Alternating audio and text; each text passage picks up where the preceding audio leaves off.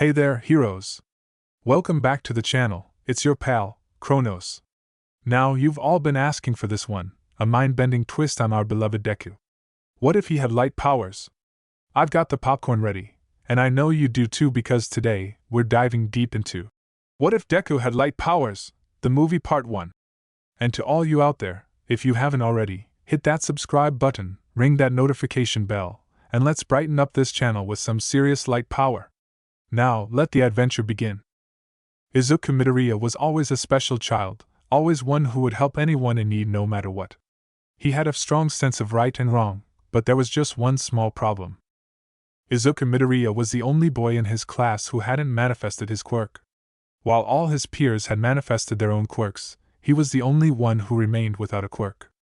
And in a society that thrived with everyone having quirks and individuality, Izuku was inevitably going to be labeled quirkless. Or so he thought. With Izuku, he'd always known that not everyone was born equal. He'd known this ever since his classmates had unlocked their quirks, but still he had his own determination and beliefs. And so as he now stood before his childhood friend Katsuki Bakugo aka Kaken, and his two cronies, behind him lying on the ground was their recent bully victim. "That was mean, Kaken! You made him cry. I won't let you hurt him anymore." Izuku knew it was useless. Ever since Kaken had got his quirk, their relationship had become strained. Kaken had become a bully, and sometimes his attitude became downright villainous. But now none of that mattered. Even though the boy behind him had a means to protect himself, it proved fruitless. And so Izuku had already moved in front of the boy, acting as a shield for the injured child. Katsuki laughed and punched his palm, creating a miniature explosion. "You playing a hero, Deku? You don't even have a quirk." He said nothing. Kaken had made sure to remind him of it every day. He and his so-called friends had no qualms with beating him down despite his handicap. Today was no different, he thought, bracing himself for the inevitable. In another world he would have kept quiet and taken the beating quietly, but this was a different world. "A hero would never use his quirk to hurt someone innocent," he whispered, his tone laced with conviction. Katsuki reared his fist back. "You should really learn your place, Deku!" And this was where everything became different, the moment Bakugo got close. Izuku's entire body glowed with power, a golden aura that seemed to move to protect its user from harm. It formed a flimsy barrier in front of Izuku, and as soon as Bakugo's fist made contact, it pushed back. The resulting clash sent both kids flying away. The last sight that Izuku saw was Bakugo's cronies looking at him in fear, and the kid he had saved looking at him with the same look he would give when he saw a hero, and this would completely change his future. Doctor's office. "Well, it seems as though young Izuku-kun does have a quirk, although it is far different than from what I've ever seen before." Both Izuku and his mother were at the hospital after the fiasco with Bakugo. As they listened to the doctor's conclusion of Izuku's new quirk. "You seem to be capable of manipulating as well as create a type of energy. Could you please summon your quirk again? There's a few tests I would like to have answered." With a nod, Izuku focused inward and searched for his power. After focusing on a warmth, he pulled the feeling upwards. As he opened his eyes, he saw the doctor staring at him in fascination. A gold sheen was covering Izuku head to toe. He noted it wasn't as strong as it was when he was facing Bakugo. As he turned to his mother, he saw that she and even the doctor seemed at peace. Then abruptly the glow receded, and almost as though they were broken from a trance, they stared at him in awe. The doctor cleared his throat as he spoke. "Well, it seems as though I was right." Seeing the confused look from both parent and child, he decided to explain as simple as possible. "Your quirk, Midoriya-kun, would be a very powerful asset to heroes. It seems you are capable of manipulating light energy, but it seems a bit different than the norm. You are capable of what is closest to magic. And I don't mean the pulling a bunny out of hat trick. You see, your energy might be capable of many feats, as its very nature seemed to affect us passively, a sense of peace. And your quirk could be manipulated to create light-based objects, as I can recount from your tale about what happened with your friend." As the doctor finished his explanation, Izuku and his mother were thrilled. Izuku was ecstatic. He could be a hero. He could become like All Might. And then the doctor spoke again. "Midoriya-kun, I would recommend that you train your quirk as much as you can. I shall make arrangements, as it is the first time we have ever encountered something as special as this." There are multiple incidents that have occurred due to the lack of experience in handling one's quirk. Hint hint, I'm sure that within a few years you'll be in harmony with your quirk. The next day. It was a good day to be alive, the sun was shining, the birds were chirping, and Bakugo was running towards Izuku to deliver a beating, or would have if the teacher hadn't restrained by the teacher. Details about Izuku's new-found quirk spread around the school within just a few hours after the incident. Most were exaggerated about where he used his quirk to punch the living daylights out of Kaken, and another where Bakugo fainted like a bitch when he saw the might of Izuku's quirk.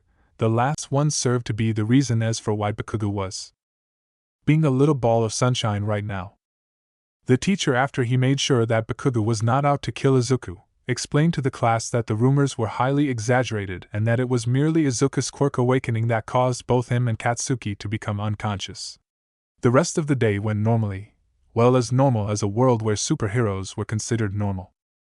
Izuku was pestered by the class to showcase his quirk, while technically, against the rules, everyone knew that they were merely guidelines to follow.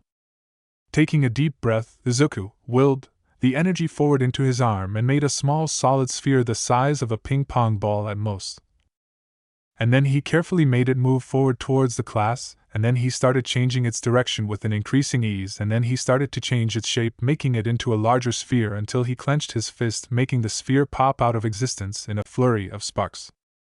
A round of applause broke out with muttering about how cool Izuku's quirk was. And through all of this Izuku broke out a small, almost hesitant smile, and his eyes were filled with tears. He'd done it. He was finally able to be a hero, and he was accepted by his peers. Time skip Izuku age 14. Izuku stared out the window as school was over. The past few years had been the best in Izuku's life. Although there it wasn't all rainbows and sunshine, it was enough for him to be happy about. After his quirk had appeared, his peers had patched up with him, some even apologizing for their behavior, well, except for Bakugo, that is. While Izuku has no anger towards Kaken, it is not the same vice versa. While Bakugo seems to stop antagonizing him like before, he still calls him Deku, but also his rival.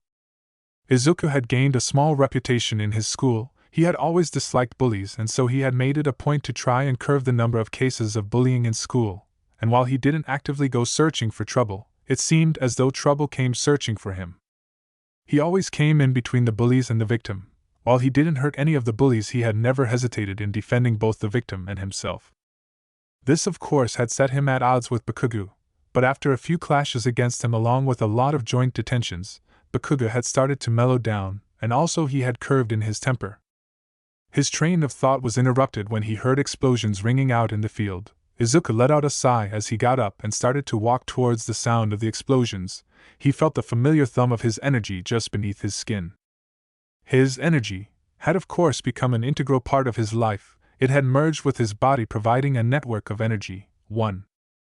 He had frequent trips to the doctor, mostly because after some time his quirk started to become activate without his knowledge, to which he found that his quirk was becoming a passively activated quirk, which in turn caused him to have a running system of energy in his body. After many tests with the doctor, he had found his energy to be capable of healing many types of injuries, which ranged from scratches to the most advanced he had healed was a victim of a car accident. He came to a stop when he found the cause of all the explosions, namely a walking ball of destruction, Bakugo Katsuki aka Kaken. He calculated the scene in front of him. A few what seemed to be delinquents on the ground, while Bakugo was trying to blow up another delinquent who seemed to have a water-based quirk. He saw one of the people on the ground get up and run towards Kaken to tackle him. Izuku raised his arm and a small rope of light extended and wrapped itself around the guy's leg, and with a pull, his face made contact with the ground, hard.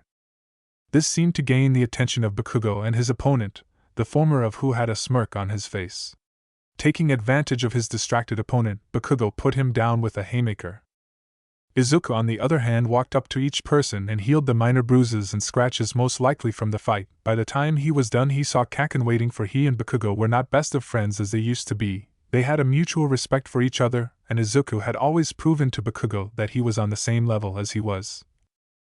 Although all of that were behind them, Bakugo had changed after the continuous fights with Izuku. He had stopped being much of a bully, but his personality had left much to be desired. And he was always able to take his frustration out on some of the idiots trying to boss around the weak. And soon enough Izuku joined him.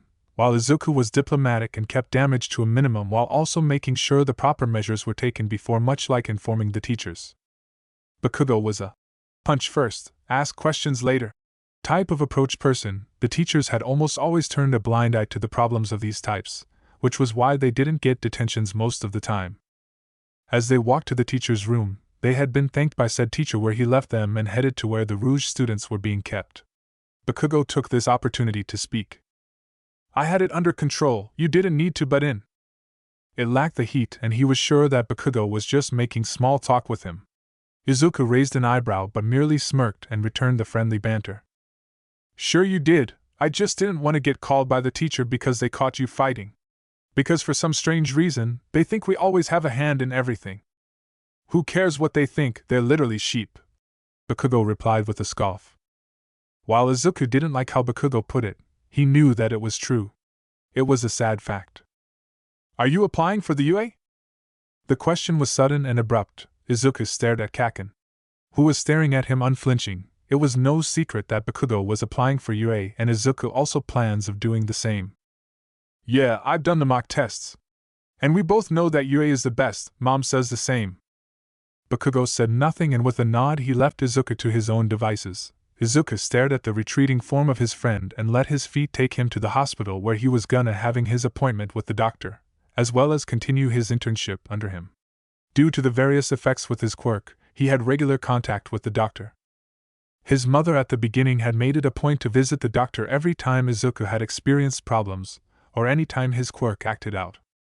Which was when Izuku had a heightened emotional state, and whenever he had a nightmare Izuku would bathe the entire room in a golden light, and his mother had become worried even after repeated assurances from both him and the doctor. Soon enough, after Izuku had turned 12 he had asked the doctor to issue an internship under him as it would let him gain a better control of his quirk. The cause had been when Izuku had witnessed a small accident, and a lady with blonde hair and 2 pigtails and a green hiyori from the crowd had healed the person to the best of her abilities and had saved his life. And with his motivation set in stone Izuku had begun his apprenticeship with the doc. The checkups were done to find whether his quirk had undergone any mutations, as had been frequent when he was young. The doctor had always prescribed him on a routine of physical exercises to keep his body healthy enough to contain his quirk. Izuku had also taken up karate as a club which had led him to have impressive physique for his age. Doctor's office. The doctor finished his checkup, and turned to Izuku who had finished buttoning up the apprentice coat to his frame. It seems as though you are in good health, Izuku-chan. Your quirk continues to amaze me. It seems as though it breaks down anything extra and fuels your reserves as well, keep energy for your body to function longer than average. Izuku gave a small smile at the doctor. He had always been able to keep his training consistent due to his quirk. Being a passive effect it had done wonders. Izuku had a physique suited for athletic individuals, a solid 5 feet 9 inches. He had to undergo rigorous training so that his body could keep up with his quirk. His body was with a coat body fat which covers powerful muscles. While not particularly evident, it was noticeable. His hair was still messy, but had an array of spikes in the front. It was the first time on record that a quirk could be stronger than the user. But Izuku hadn't complained, the pros far outweighed the cons. Izuku and the doctor went about their rounds together, and had consulted with many patients about their ailments. Izuku had a knack of understanding healing arts and procedures. It came as easy as battle arts and tactics came to him. This allowed Izuku to have an extensive amount of medical knowledge in his brain. Izuku had also practiced his abilities under supervision of the doctor to heal minor injuries, soon after which they had moved on to harder and more complex injuries, and with practice Izuku was able to do these procedures alone. Yet he had always felt inexplicably tired. He gave an awkward smile as one of the old ladies thanked him for his time. He had made many breakthroughs with his quirk, yet he had never been able to actually let loose. His training with the defensive aspects of his quirk was going well enough, but he had truly wanted to experiment. His healing capabilities were marvelous, as dubbed by the doc, as he was able to help and heal patients as well. The fact his aura allowed him to induce a sense of peace with the patient. Regarding the more offensive and supportive capabilities, he had practiced creating constructs which lead to achieve a certain level of proficiency in the art of his construction aspects. The more complex the structure, the more energy and concentration it needed. But once he was familiar with the object he was constructing, he could project it in less than a second. He could also make his projections denser by saturating it with his energy. Then was his natural aura and a small sensory field.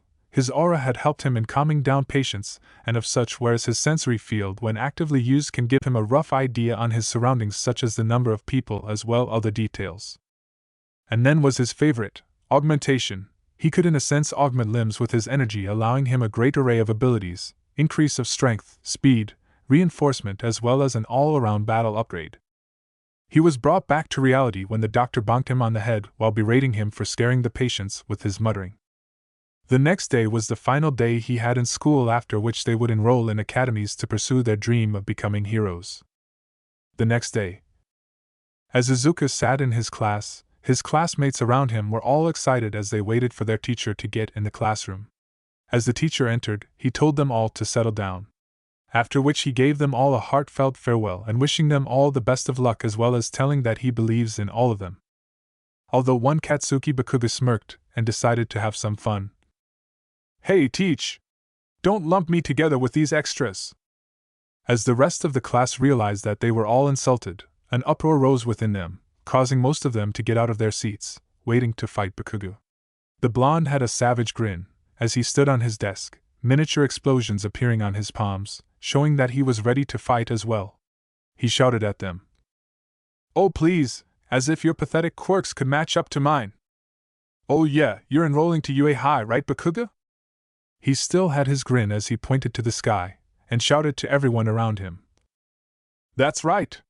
I'm gonna be the next big hero, surpassing even All Might himself. Fame and fortune, and it all starts at UA High. Ah, well then you'll have a good competition. Midoriya-kun is also enrolling to UA as well." As their teacher told everyone that, they all immediately turned their heads toward Izuku, who, while used to the stares, was still a bit embarrassed, which was given away by his wife's eyes as well as the small blush on his face. Then, everyone broke into a conversation. "Oh yeah, Midoriya is not that hard to believe, I mean. Midoriya has a really powerful quirk. I heard that he managed to stop a lot of delinquents. And his quirk is even capable of healing and other cool stuff." Izuku turned his head towards Bakugo, who was giving him a look of anticipation. Even though Bakugo acknowledges that he has a powerful quirk, he believes that his own explosion quirk is better. "Well, I wish everyone the best of luck, and so let's begin with our final day." After classes ended, Izuku was walked towards his home with a beat in his step.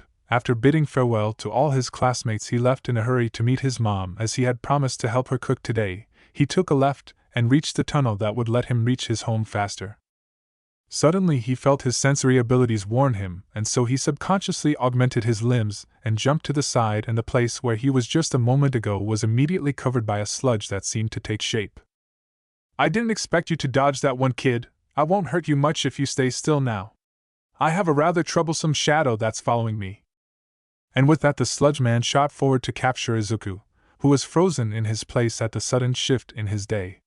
Suddenly, he snapped back to his senses when his energy burst from his form, erecting a shield that halted the villain's advance. Izuku's eyes sharpened, and suddenly more energy burst from his form and transformed into golden weapons and shot towards the villain. He aimed to stall and not to injure, but was surprised when the villain laughed as all the constructs passed through him. "I'm in liquid form!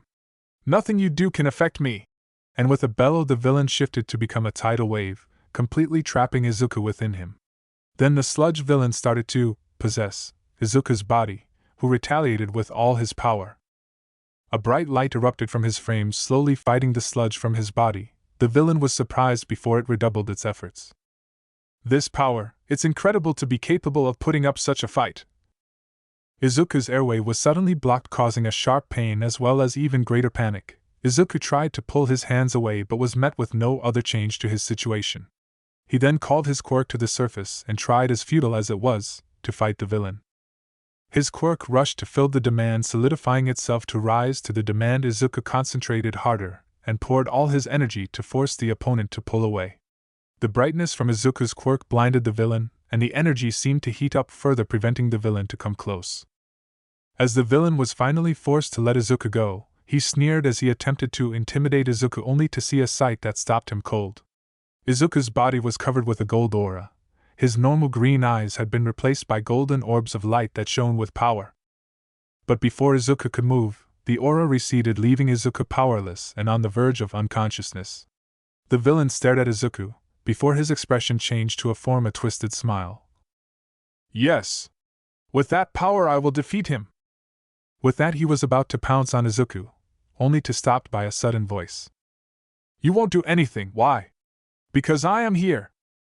And so the last thing Izuku saw before he slipped to unconsciousness was All Might rearing his arm back. Aftermath. As Izuku was beginning to come back to senses, feeling like someone was shaking him. As he opened his eyes, he realized that he was actually looking at All Might himself. He was shocked at first, and then he screamed, scooting a few feet away from the hero. All Might simply laughed. Ha ha! Are you alright, kid? Gave me a scare for a second. The poor boy was speechless, as he was meeting his idol for the first time. He was unable to form an actual sentence, but his mind was overloaded with multiple thoughts. In his current state, he simply asked All Might. Hold on. Could why you signed this? As he pulled out his notebook, he realized that All Might had already signed his signature on it. After continuously thanking All Might for it, he saw that All Might was coughing a bit, and he turned away from Izuku. Izuku's sudden medical experience kicked in and ran to All Might and grabbed him. The latter, who didn't notice in his desperation to get away, jumped high into the skies. When All Might felt something tugging at his legs, and saw that Izuku was on him, he said, Kid, I know that you're a fan and all, but could you let go? I prefer that I don't get killed. Oh yeah. As the two landed on top of a building, Izuku finally let go, taking in deep breaths, while All Might was looking at the city. After a few moments, All Might said, Oh shit. All Might, are you what the All Might? You're smoking. Oh and dash. Suddenly, All Might disappeared into a heavy cloud of smoke, shocking Izuku. As the smoke cleared up, Izuku was now looking at an incredibly thin man, wearing All Might's clothing. The boy was beyond shocked, seeing that his idol had turned into. A cough and a stream of blood interrupted his thoughts. Are you bleeding? It's no problem. You can't say that when you're losing this much blood. The hero simply sighed, and had both him and Izuku sit on the floor and told him. Izuku immediately started using his quirk to lessen the blood flowing out and started using his quirk to try and find out what was wrong, all while the hero simply stared at him, feeling inexplicably calm, yet he could feel the energy slowly taking away his exhaustion. After a few silent minutes, it was Izuku who broke the silence. All Might, what happened? I was trying to diagnose your condition with my quirk. I know I shouldn't have without your permission, but I suddenly went with the flow. I got the feedback from my quirk. All Might, you have severe internal damage. Could you please tell me what happened? All Might stared at the form of Izuku. He could see the emotions dancing in his eyes. He felt touched at the care expressed by the boy, and so he lifted his shirt up, and Izuku saw heavy scarring all over his left side. It made him sick just looking at the wound. All Might told him. It was 5 years ago. I had fought an extremely powerful villain. He managed to destroy half of my respiratory system and the whole of my stomach. Izuku covered his mouth with his hands to stop the gasp coming. All Might, if he noticed, didn't bother, and continued. I've been able to hold my hero form for only a few hours. No way. Yes, I know it's hard to believe, but that is the truth. I continue to fight crime because I cannot let the symbol of peace be daunted by evil. As a pro, a pro must always be willing to risk their life. Izuku gulped. He could feel the weight carried in those words. Izuku contemplated the information, his mind going into overdrive. It explained why there was only limited amount of footage of All Might the past few years. It then struck him at how taxing the injury was causing All Might. What's your name, young man? Izuku turned to All Might, who was giving him a kind smile. It's Midoriya Izuku, sir. Well, Midoriya, I must ask of you to keep this new information a secret. You mustn't mention it, even by accident. Izuku nodded, and whatever Izuku wanted to say was washed out by an explosion that took place a few blocks away from them. Both of them looked at each other, and suddenly rushed down the building and to the place where the explosion took place, only for them to have their blood run cold.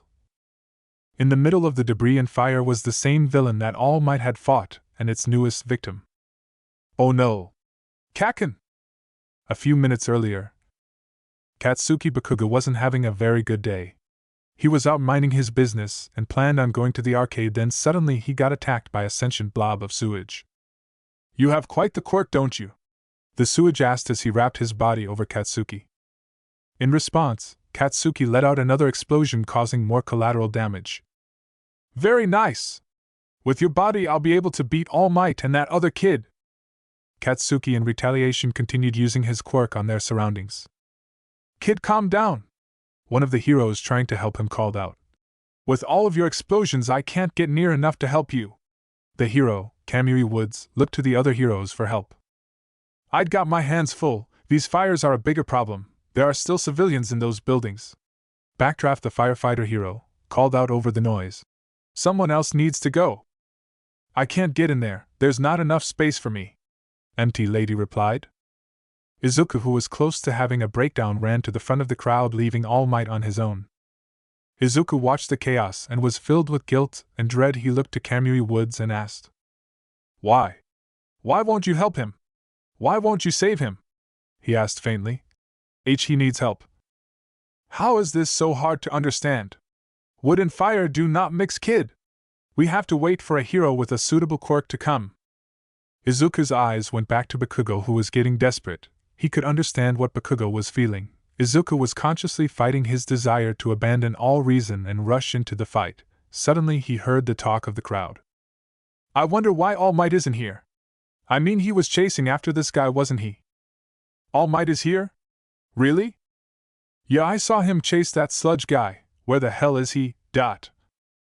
Izuku's eyes filled with tears. He was sure exactly what happened. All Might must have dropped it while midair. Izuku felt the guilt.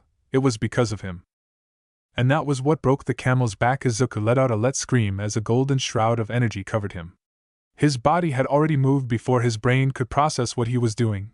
His quirk enhanced his speed, fueled by his adrenaline, let him make a beeline straight towards the villain and Bakugo. His body working overdrive to evade the debris and explosions. The screams by the hero and the crowd seemed distant, but it caught the attention of the villain. You! I'll kill you! The villain screamed out before he shot a ball of sludge towards Izuku, who retaliated by conjuring a barrier, and without slowing down, Izuku channeled his energy to form a ball of energy which shot towards the eye of the villain, stunning him for a few seconds. Kaken! Izuku ran up to his childhood friend and ripped the villain's sludge off of his face. He then used his quirk to scrape off the sludge from Bakugo. What the hell are you doing here, Izuku? It's just... You looked like you needed help. All Might, who was enthralled by the sheer courage and determination of the child whom he met just minutes ago, suddenly felt disgusted with himself. He couldn't stand by and watch this destruction continue. His body slowly began to let off steam. The sludge man tried knocking Izuku away, but suddenly all of Izuku's energy lashed out and created a barrier which separated both Izuku and Bakugo from the villain. Izuku wobbled to his feet, holding Bakugo up. He felt almost all his energy leave as the villain reformed. He could see the anger in the villain's eyes. In a last-ditch attempt, Izuku used his energy and augmented his strength and threw Bakugo onto the crowd, where he was caught by Kamui Woods. You! The villain sneered, his body expanding. I'll kill you! As Izuku waited to be devoured by the villain, he thought about how much more he wanted to accomplish in his life, but he had a small smile on his face. At least Kaken is safe. Just before he was about to be devoured, a burst of wind shot by him. When he looked up, he saw All Might in his hero form bleeding from his mouth. I really am pathetic, aren't I? To have to make a child step up and pick up my slack. We'll have to remedy that. All Might turned to the villain and ripped his arm away and reared it back. Izuku could feel the weight behind the punch, and with a roar, All Might screamed. Detroit, smash! As his right fist made contact with the sludge villain, a wall of air so solid blew the villain away, as well as causing the heroes to shield the civilians from the force that followed the punch. Everyone had trouble to stand straight as a testament to the power backed behind the punch. Slowly, drip by drip, rain started to fall from the skies, ending the fight and slowly extinguishing all the remaining fires. After the fight, as Izuku walked home after being checked on by the medics, he was in a way happy, even though he came close to losing his life. The heroes had come to him personally and told what he did was foolish, but also told him what he did was the mark of a true hero. It also had nothing to do with the fact that Empty Lady gave him a kiss on the cheek for his bravery. Nope, not at all. Bakugo was still unconscious and was taken to the hospital, and so he was midway through the trek towards him home when suddenly, "I am here! All Might! I thought you were being surrounded by the reporters?" "That was no problem, because I am all blarg." As he turned back to actual form, coughing up blood, shocking Izuku. After that little commotion, he looked at Izuku again, and told him, "Kid, I just want to say thank you, and to give you an offer." "What do you mean?" "I saw you run head first into danger, while I just stood there among the crowd, watching it all. Even when the pro-heroes stood still, you young Midoriya-kun, you ran towards certain death, and you won. The pros themselves congratulated you, and it's as they said. Every hero, all had one thing in common: their bodies moved on their own, without a single thought." Izuku, hearing all that coming from his idol's mouth, went on his knees, overwhelmed and feeling tears coming out of his eyes. As he looked at All Might once more, he told the boy, "That is why you'll be the one to inherit my power. One for all." "What?" All Might burst out laughing when he saw Izuku's confused face. "What's that face for? I'm asking you, if you want to inherit my power." Izuku looked confused. "You really doubt me that much?" Izuku panicked and tried to deny it, saying that he actually believed him, but he was cut off by All Might. "I have many secrets, but I never lie." All Might then held out his right hand and let his palm glow slightly as he continued. "I have the ability to stockpile and transfer my power. That's the quirk I inherited. It's called One for All." Izuku was shocked. He'd never heard of a quirk that could be transferred from one person to another, and why was it being offered to him of all people? "But why me?" All Might smiled at Izuku and pointed at him. "I've been searching for a successor for a long while now, and back there, you were more heroic than anyone else. You had also shown me that even in the face of evil someone will step up to stop it. And that person today was you." Izuku choked back a sob. His idol was praising him and had just told him his greatest secrets. "And so, young Midoriya, I ask of you, will you inherit my power? Will you be the successor of One for All?" Izuku knew this was a no-brainer. He'd just been told All Might's greatest secret and been offered his power because he was seen as worthy. Izuku stared resolutely at All Might and answered with conviction, "Yes, sir. I accept." All Might beamed at his response. "Excellent. Now I want you come to Dagoba Municipal Beach tomorrow at 9 a.m. to start your training, so make sure you get your rest tonight." Municipal Beach. All Might sat on a fridge in his normal form, waiting for Izuku to turn up to his first day of intense training. He didn't have to wait long, as he heard footsteps not too far away from where he was sitting, and when he saw a mop of green messy hair, he knew it was Izuku. "Midoriya, my boy! You have showed up for your training!" All Might jumped down to meet Izuku. For the first time since All Might met Izuku, which wasn't that long, he properly got a look at him. Standing a respectable 5 feet 9 inches, wearing a white tracksuit with a black stripe running down the arms, his jacket was left open showing a plain black t-shirt. 1. He also seemed to have prior physical training, as he could see some muscles on his body. As All Might finished his analysis of his new apprentice and successor, he looked into Izuku's eyes to find no sense of doubt or fear. "Now, young Midoriya, I know you already have a quirk, but it doesn't seem to be of the normal kind."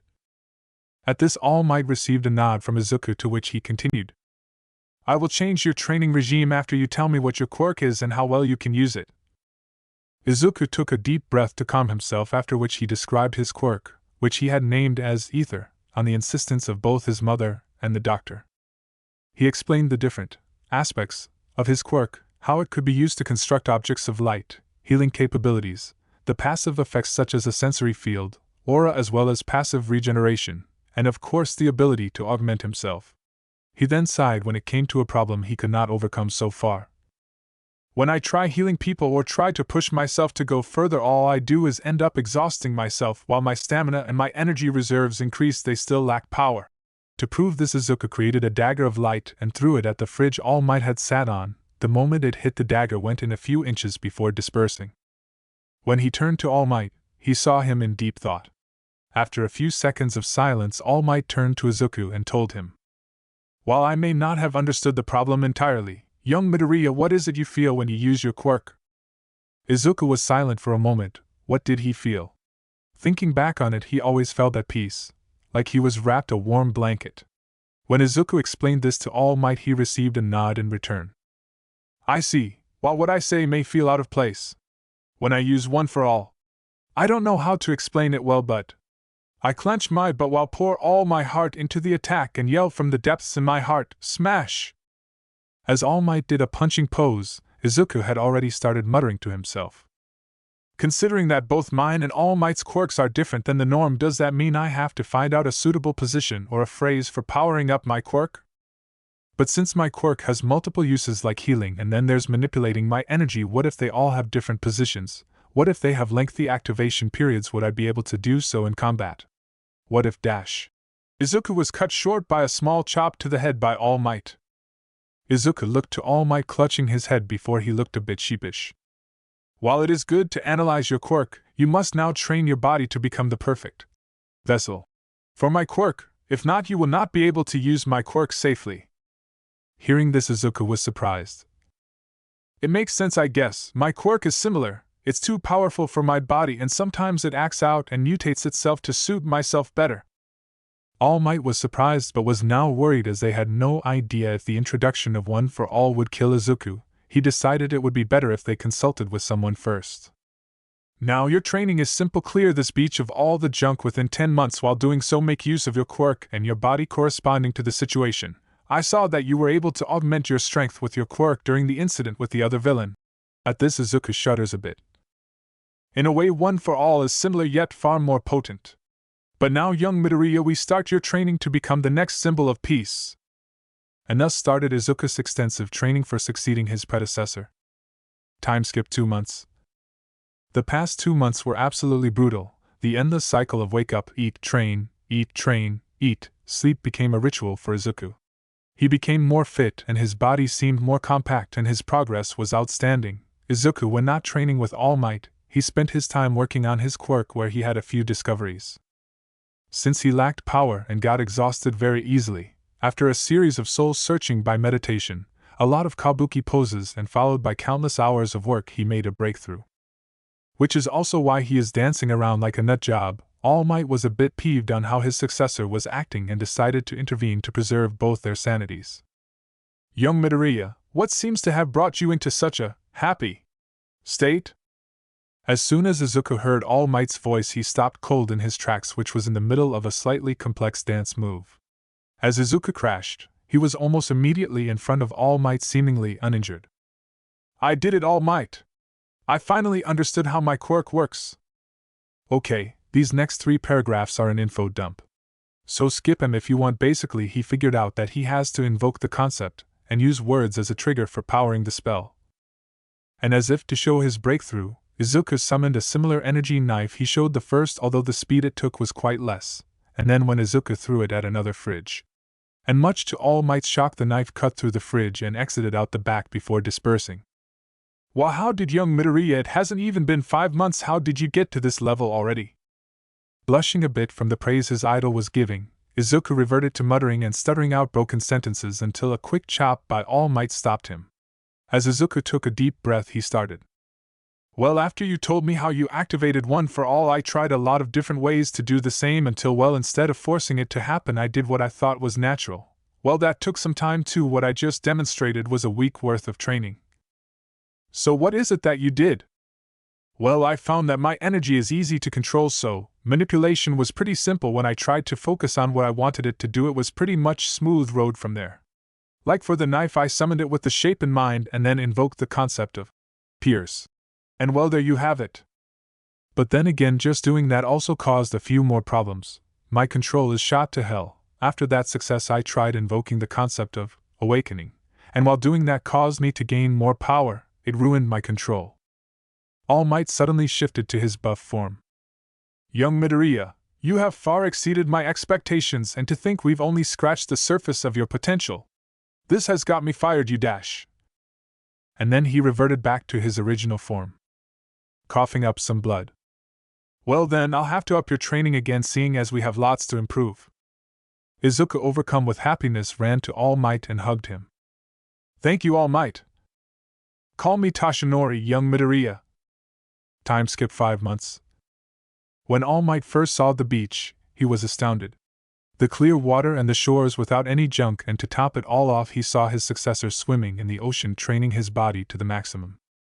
He did all of this in 7 months. His control over his own quirk was astounding. He was able to create moves which were modified from other heroes to the things he had seen from his games and even his own original techniques.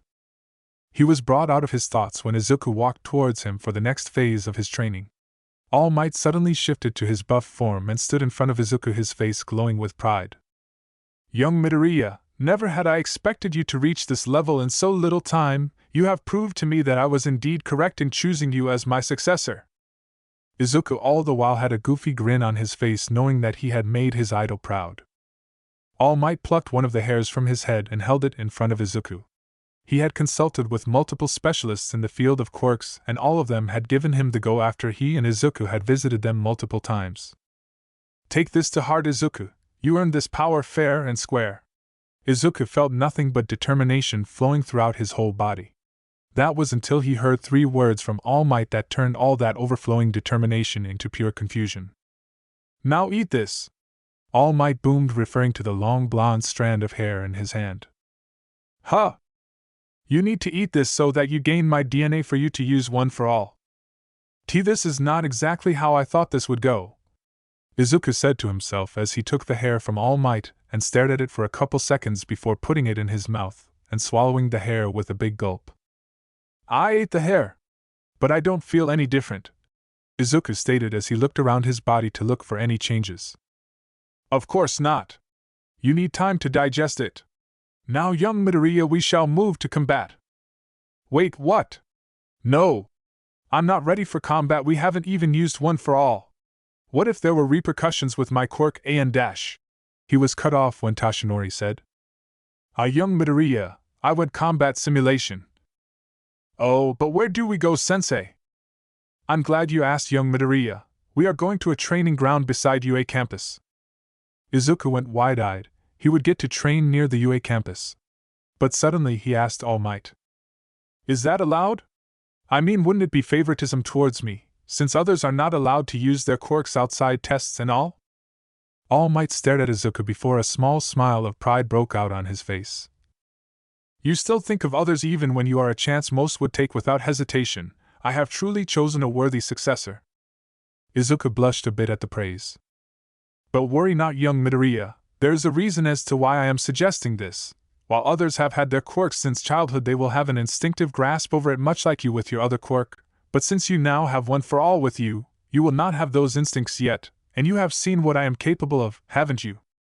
At this he received a nod from Izuku. Izuku understood what All Might was trying to say. He wouldn't have control over his quirk, which may cause damage not only to him but to those around him as well.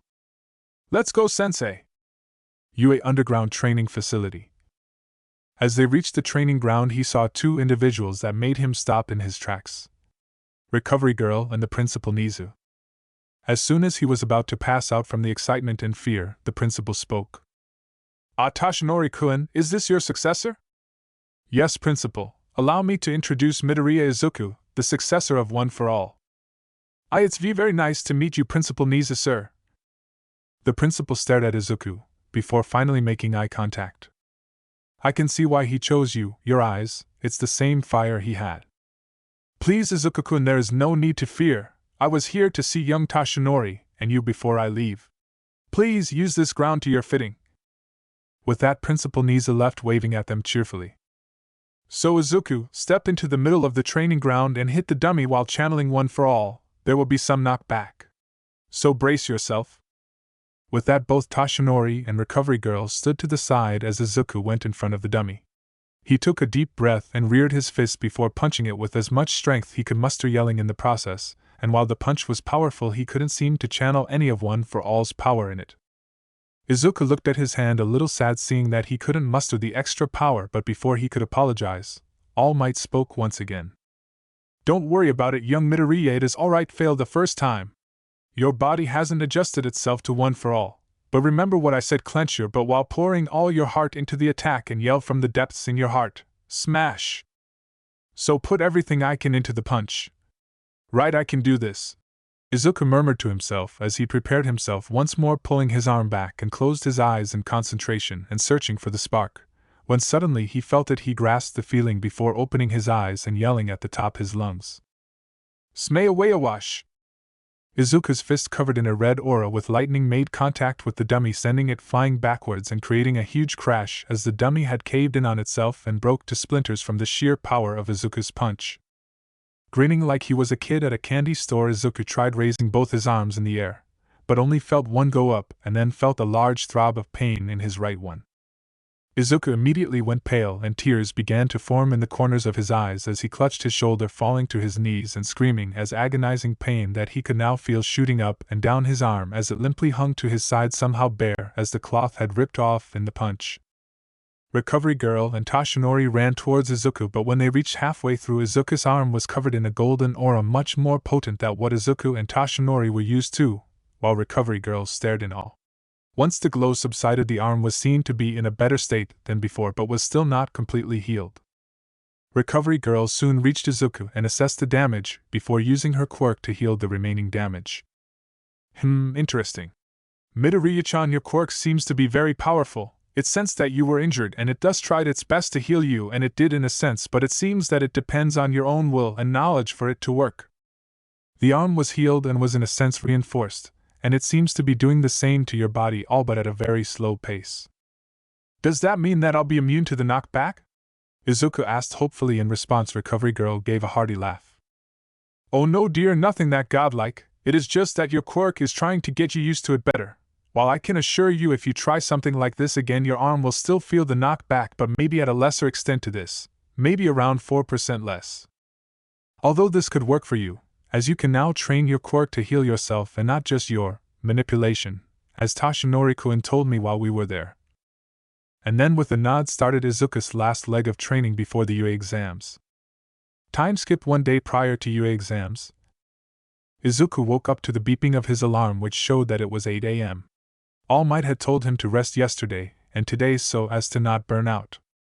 When he went downstairs for breakfast, he saw his mom making breakfast. She hadn't changed much over the years, which means she didn't grow short or chubby, as she didn't have to stress over much about Izuku. Thank you, Marinette. As Izuku greeted his mom and sat at the table, he thought about how much progress he made these 10 months with All Might, especially the last 2 months. He understood how his original quirk worked, and he went further beyond by creating moves which would help him in various situations where he may need to restrain, knock out, as well, which would help him fight in different scenarios. It may also help that he took a lot of ideas from his manga collection. He able to reduce the knockback of one for all by limiting how much energy he would flood a part of his body. He did so by using his energy reserves as a dam, letting only what he needed to go out. While it wasn't a perfect solution, as it tended to leave him winded, as well as the fact of needing energy every time he wanted to use one for all left him in a pinch. But it served useful for whenever he wanted to surprise or finish of his opponents in one go. His healing powers and his energy attacks were of course his primary mode of fighting. He learned multiple tactics and attacks by discussing with All Might, and by watching too many anime too. He had found that reading legends and trying to recreate them had a better success rate for some reason. Izuku, you're muttering again, his mother admonished him as she flicked his forehead. Izuku had the decency to look sheepish. His mother simply smiled. His mother was a constant in his life, always going out of her way and supporting him in whatever he did. She would always be there to pick him up from school after karate club, or would cheer him up whenever he felt down. He was sure that she was the best mother in the world. As they talked about random things, Izuku noticed that it was 10 a.m., wherein he left to his room after thanking his mother for the food. Once in his room, he took out his notebook where he wrote ideas for tactics and attacks. He was currently working on a large-scale attack as well as a binding spell to detain villains with extreme strength. He gave a small smile before flipping the pages. Chains of Heaven, Light's Law? Oh, that flower shield maybe? Nah, I should practice the construct barrage attack. And so Izuku went into making plans and studying his material for tomorrow's exam. UA campus. And the first step to my dream of becoming a hero, Izuku thought as he walked through the front gates of UA, only a little bit out of breath from the rush across Tokyo. Izuku was wearing a set of clothes consisting of a set of tracks and an open black jacket with a white muscle shirt. 3. As he was halfway through, he was met with a voice he hasn't heard in months. You finally reached it? Bakugo asked Izuku. Yup, you been practicing? Sure have, I aced the mock test. So did I, although I wonder if we'll meet anyone we know here?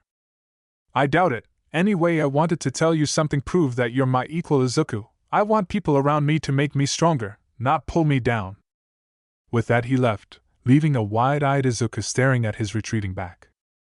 Thankfully it was short-lived, as he felt a tap on his shoulder and was met with the confused/excited smile of a girl. And then Izuku heard her speak. It'd be sad if you just stare at the building while the exam already starts in a few minutes. So let's go on, any? Izuku was in shock. A girl was talking to him. Oh no! He wasn't talking back. Suddenly, subconsciously, he activated his quirk, bringing him back to normal. Yeah, thanks for that, Oh, my name is Uraraka Ochako. Nice to meet you. My name's Midoriya Izuku. Let's go. And then Uraraka-san. When the two of them headed into the UA building, they were told to head to one of the main halls so that they could commence the written part of the exam. Izuku was well prepared for the written exam, which consisted of stuff he was quite familiar with or he could answer with using his analysis, obsession, of heroes and the stories which All Might told him. Sure, the odd question here and there threw him for a loop, but by the end Izuku was sure he had done well above his peers. Izuku was paying attention to present Mick's opening speech about the practical part of the exam, where he explained the rules and how the exam itself was going to be conducted. There was a student who he guessed was a sticker for the rules, given how he went on about how there was a fault in the information, while simultaneously using exaggerated hand gestures. Present Mike quelled his doubts as well as giving the class a final piece of advice, which was to ignore the 0-point robot. Practical exam area. The old man that was driving the bus said that everyone had to get out. When Izuku got out of the bus, he was taken aback by the sheer size of the test arena, as it was literally the size of a city. Izuku scouted the competition. With Bakugo in another test site, he had a look at his fellow examiners. While most didn't catch his attention, there were some who did, the first being Uraraka-san, who was taking deep breaths. He momentarily wondered what her quirk was, then was the kid who interrupted the practical speech. Of course, a lot of them were looking at him as well, this white muscle t-shirt doing little to hide his physique, and his height added to the mix with his black jacket served to deter people from him. And begin! Everyone turned around to where Present Mike was and looked in confusion as his voice boomed across the large amount of land to each test site. What's wrong? There are no countdowns in a real fight. Run, run, run! Izuku thought about it for a brief second, and it made sense not having a countdown. As he looked towards the front entrance of the test site, he saw that everyone else was running towards it with pure determination. Izuku, seeing that everyone got a head start, knew that he would have to pick up slack. He channeled ether towards the soles of his feet, and after gathering and storing it, he released it all at once, shooting him forward. 1. Izuku then further augmented his body by releasing the restraints on his energy. As his speed was being boosted, he quickly reached the middle of the group. Knowing that it would be foolish to go with the group, Izuku shot towards a building and used another burst of ether to allow him to reach the roof of the building. He saw that there were pockets of robots everywhere, but then he saw the group fighting for points in a cluster at the center. With his quirk helping him remain calm, he looked to a large building he guessed was the hospital. The big red cross gave it away. He saw that there were a lot of robots there. Izuku shot towards the hospital and created multiple sword constructs and shot them towards the unsuspecting robots. Catching 4 of them off guard, he mentally tallied 6 points, seeing as he got 2 2-pointers and 2 1-pointers. Sensing the intruder among them, the rest of the robots converged at his position. Izuku channeled his ether to create a dome where he caught a 3-pointers, using them much like a chain ball. He grew it at a cluster that was coming to him from his side. An explosion that gave him another 10 points, totaling him up to 14. He suddenly felt his instincts forcing him to duck, and duck he did, as not even a sec later a clawed arm was passing through where his head was.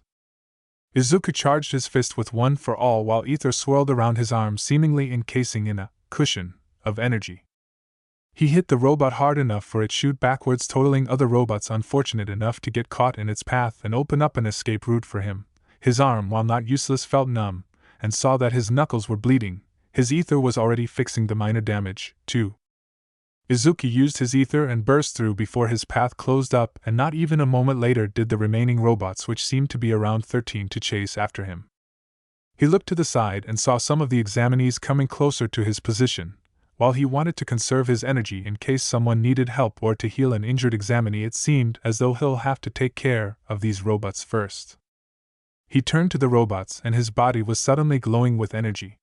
Izuku pointed his palms to the group of robots and shouted, "Heaven's light, blade dance!" His ether formed thin blades flew towards the robots and cleaved them straight through. Izuku let out a sigh of exertion.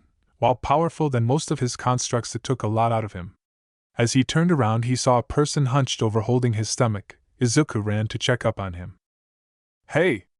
Are you alright there?" "Huh! Who are you?" "And to answer your question, I just overused my quirk, that's all," he said with a haughty tone and a very foreign accent. "Let me see, I'll numb the pain for you." Izuku raised his arm at the person's general direction and let his ether numb the pain which was centered around his stomach. Teacher's meeting room. Well, it seems we have a very talented generation. I see everyone having diverse techniques to help take in points, said a voice.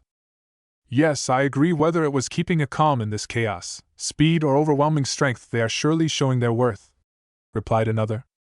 And then there is him, Izuku Midoriya, is it? His very quirk is amazing, and not to mention his tactics as well as his actions this far. I wonder why was he not recommended to UA instead of taking the exam? He surely has the caliber. I don't know how to answer that, but let's give these young ones their final test, shall we? Test area. Merci. We make a good team, me and you. Perhaps we should dash. Whatever he wanted to say was drowned out by an explosion that occurred in the center of the city. As the smoke cloud subsided, Izuku saw a colossal-sized green robot emerge from where the explosion happened, causing everyone to start running in fear. Izuku, on the other hand, was thinking differently. The sudden appearance of the robot may have caused injuries to the candidates. While there may have been precautions taken, nothing must be foolproof. Izuku ignored what the blonde was about to say and had already started going to the robot's area using his ether reserves. He was met with interference from the other robots. He quickly created a lance of ether and threw it at the robots. It went through 2 of them before exploding, catching another 3 in it. He further increased the ether being channeled while making sure to have enough in reserve for him to use. He reached to a site of absolute pandemonium. People were rushing to get away from the 0-pointer. A complete lack of sense was evident. He knew he'd have to do something. Izuku gathered his aura and let it spread through the area while simultaneously running towards people who were trapped under large pieces of concrete, and helped them by lifting it off them.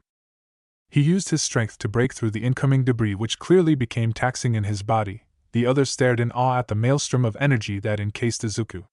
After saving a handful of people, Izuku looked around to see if anyone else. Izuku froze on the spot there. Trapped underneath a large amount of concrete that could have possibly crushed and broken her leg was Uraraka, who was trying to crawl away from the now quickly approaching robot. As soon as his brain registered the scene in front of him, it was as though his body moved on autopilot. Throwing away all sense of reason and logic, Izuku forced himself beyond his limits, flooding his legs with ether, creating the mentally dubbed ether burst. It created shockwaves when he jumped towards the massive robot. The shockwaves cleared off the screen of smoke and dust. This, of course, gave the spectators a clear view of what was supposed to be unbelievable. All the while, Izuku smiled at the similarities of what happened then with Bakugo, and now his body moved on his own, lacking the ether to reduce the knockback of One for All. Not that he cared. Izuku reared his arm back and channeled the undulated power of One for All into his fist, and then he shouted out, "Smamish!" Izuku felt the impact for a brief moment, then saw the damage of what he did. The robot was breaking apart into nothing but scrap metal that was coming apart piece by piece, and it was now a few feet in the air because of how much power he used to hit the thing. Everyone was staring at the pure destructive power that he possessed with shock and awe. They didn't even bother to run away from the now scattering debris, as they didn't know how to comprehend the whole situation. Uraraka looked up in amazement at what power Izuku had before seeing that he wasn't slowing down. While everyone else in Test Site B was staring at the shattered remains of the 0-point robot, Izuku began to feel the pain hitting his body in one blow. Izuku's quirk was working overtime to heal his arm, but knowing that surfing the fall was on the top of his to-do list, he diverted as much as power he could to create a platform beneath him.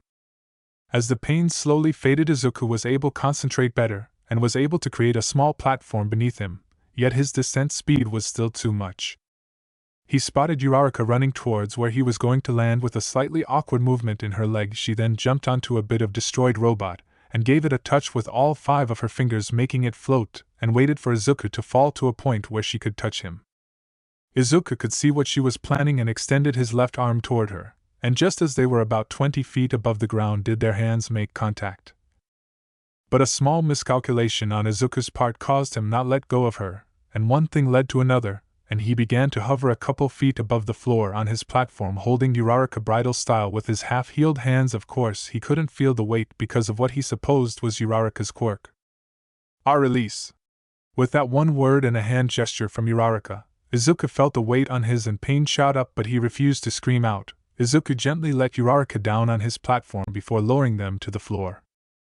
Izuku turned his head with a blush on his cheeks and looked over at Uraraka, who also had a blush, and tried thanking her as she did the same, before covering her mouth and throwing up due to the weakness of her quirk.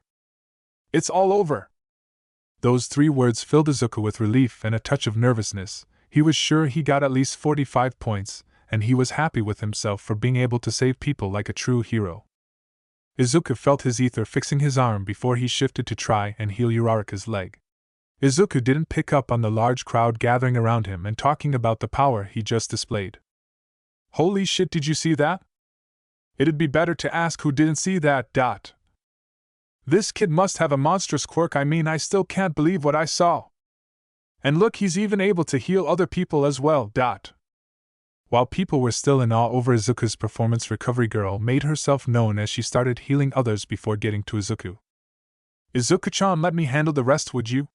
Recovery Girl asked, which got responded with a nod from Izuku and him holding his right arm up to her. Recovery Girl bent down slightly and puckered her lips before they extended towards Izuku's arm. The moment the two came into contact with each other, Izuku's arm was consumed with a faint green aura with a touch of gold. After which she did the same with Uraraka. As people started leaving, both Izuku and Uraraka were close to each other and went on to have small talk till the end of the bus journey, after which they promised to keep in touch after exchanging numbers. Meeting room. Wheel, I must admit that was truly fascinating. In first place we have examined number 2234, Izuku Midoriya, scoring 54 villain points along with a whooping 80 rescue points, making him a true prodigy. Also, it's been a while since we had someone take down the 0-pointer. Not to mention the way he put others before himself, as well how he went on to rake up points while still helping others along the way. We may have the greatest generation too. In second place we have examinee 2233 Katsuki Bakugo with 77 villain points and 10 rescue points, not to mention the recommendation we received on some candidates, don't you think, Principal? Yes, it does. And it will be our duty to raise them the best we can. Now then, dismissed, but Toshinori-kun, please stay for a moment.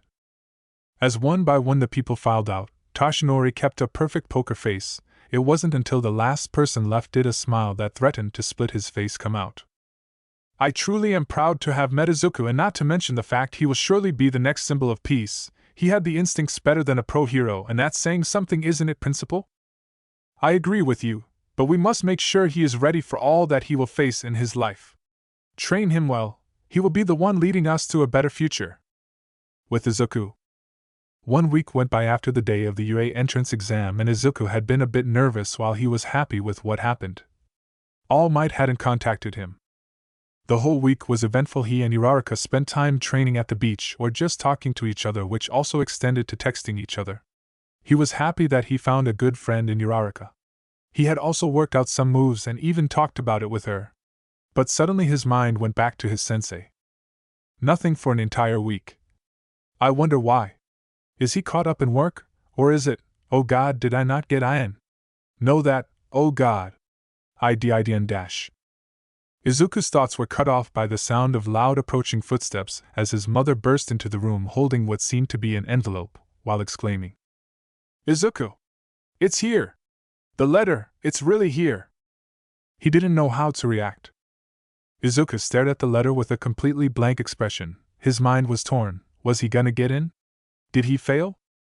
As he walked towards his mother and thanked her before taking the letter from her hands, Taking a deep breath, he removed the seal and opened the letter. Suddenly a small clinking noise echoed through the room as he and his mother saw a small metal device landed on his desk with a small light blinking on it. "What is dash?" Not even able to finish his sentence, the device shot up a beam of light that became a projection of All Might. Izuku shouted in disbelief as he fell backwards off his chair as the projection kept playing, while Izuku's face went from that of shock to one of trepidation. "This is a projection!" The holographic All Might exclaimed as he looked directly at the camera. Wait, what? I thought this was from UA." Questioning why he was seeing All Might on a recording device from UA. Now you're probably thinking, why is All Might on this? The answer is simple. I am in town to teach the next generation of heroes at UA High. That explanation alone made Izuku and Inko go wide-eyed as he now ignored the argument that went on between All Might and one of the cameramen telling him to get on with it. The holographic All Mights went down a little bit as he turned to the camera, now looking directly at Izuku. "Young Midoriya, I must say, even though you aren't a student in UA yet, you already embody its motto. Go beyond, plus ultra. You were ranked first in the entire exam. Not only that, you made my colleagues acknowledge your strength, they called you a prodigy. You see, we had a separate system of points as well, and you, young Midoriya, had received 54 villain points and 80 rescue points." All Might boomed out at the loudest Izuku had heard him, while he just looked up in shock as happy tears began to fall. I can't believe it." Izuku tried to speak out. He was brought into a gentle hug by Inko, who was proud of her son. "You've made it, young Midoriya, and you have made me proud. This will be your hero academia." Those words filled Izuku with nothing but pure, unadulterated joy. As the projection finished, Izuku couldn't help but hug his mother back. His mother simply smiled and kissed his forehead before telling him that she always believed in him. He heard his phone go off, showing that Uraraka was calling him as they both talked about how they got in, and Uraraka congratulated him on taking first place, to which he thanked her, without stuttering. They both agreed to meet up in front of school before they see which class they were assigned to. UA begins. Izuku had spent his days refining his control over his quirks. All Might had told him of the many methods which would help his body adapt faster. Recover Girl had taken a liking to Izuku over the due course of when he was at the training ground and had taken over his teaching in the medical field. But he still spent time at the hospital under the doctor. He and Uraraka had formed a good bond over the month, and he was looking forward to meeting her again. The train from his home station to the UA1 took 40 minutes. He met a few former classmates he encountered who congratulated him on getting into UA.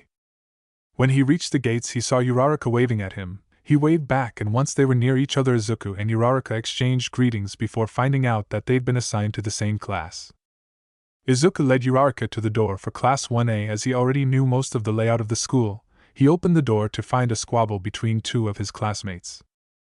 "Take your feet off that desk!" Tenya shouted.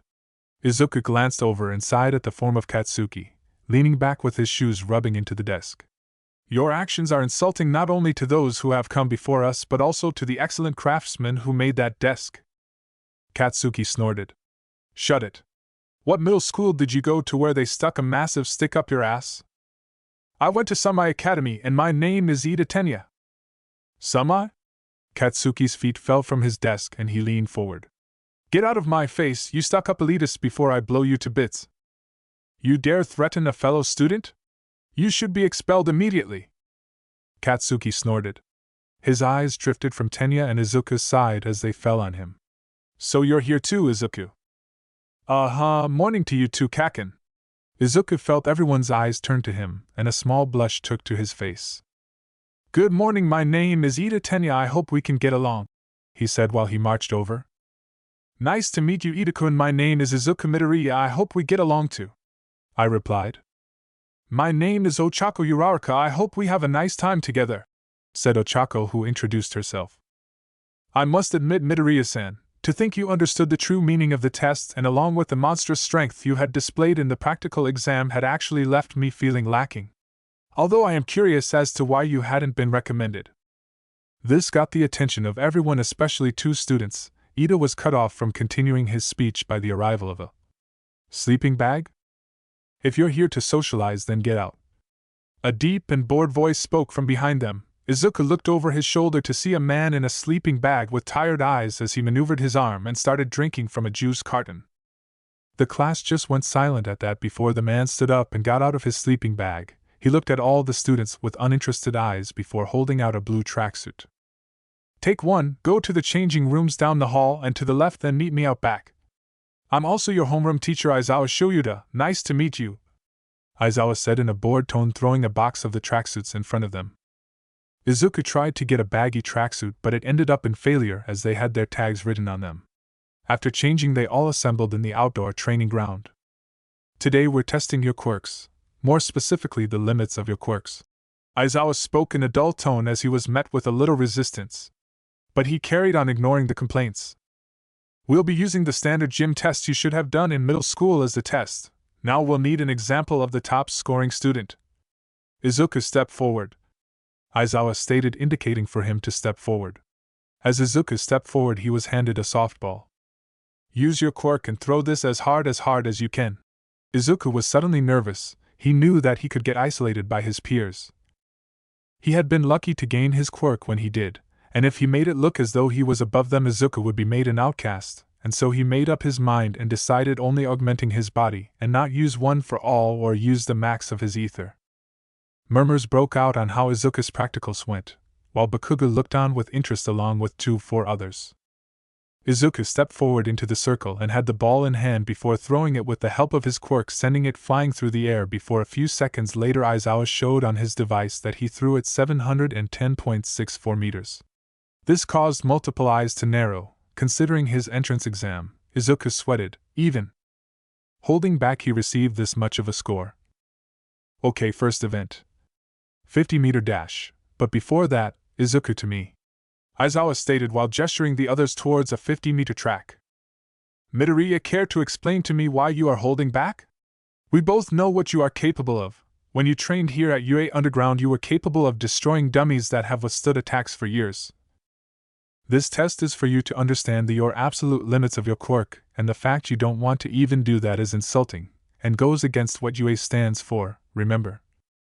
Go beyond, plus ultra, Aizawa said as the cloth around his neck shifted to let him see the yellow goggles around his neck. Eraserhead. I'm sorry, I didn't dash. Izuku started but was interrupted by Aizawa. These people are gonna be your trusted allies and comrades for 3 years and further. You've got to learn to trust them, and beyond that they may even become your trusted friends in the long run, so grow a spine and put yourself to the limits, Aizawa stated with an annoyed sigh. Thank you, Aizawa-sensei.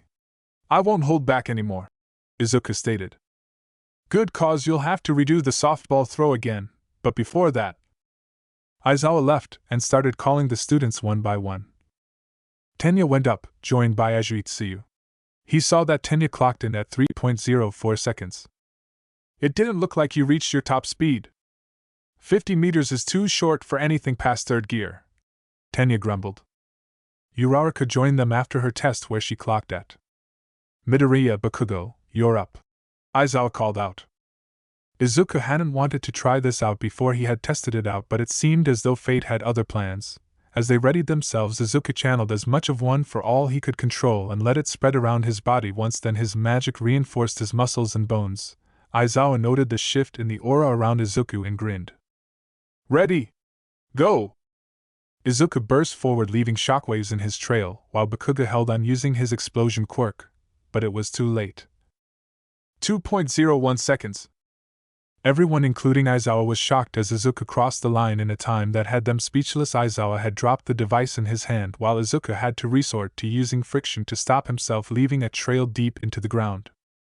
Aizawa quickly recovered from his shock and just told them to do the grip strength test, and handed them the machine, which Izuku gripped with as much strength he could muster while keeping one for all augmented by his magic, but that was more than enough to destroy the machine. This continued for all the other events, wherein he had dominated most of the events with Momo and Todoroki, and him exchanging the top 3 positions in most of them. The softball throw was the second to last test for Izuku, as he also decided to really test his limits, and flooded his hand with more magic while keeping one for all in harmony. Doing so, of course, had unexpected effects. First, the ball reached a distance of 2.83 kilometers. Second, the backlash caused those near to him to fall onto their butts. Third, Izuku sorta destroyed half of his tracksuit.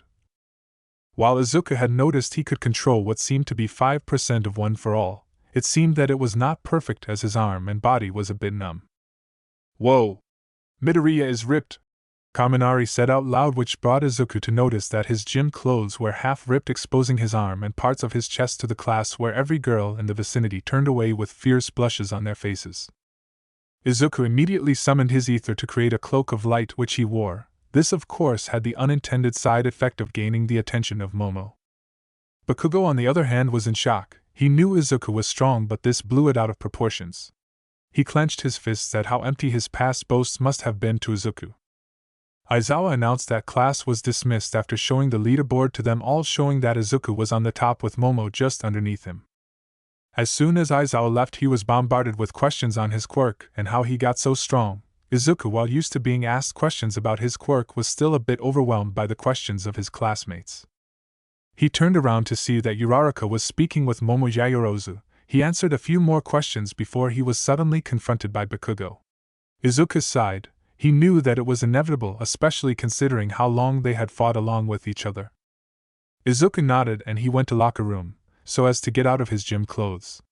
Bakugo went alongside him, and soon enough everyone was headed to the locker rooms. "Care to explain why you never busted out those moves before?"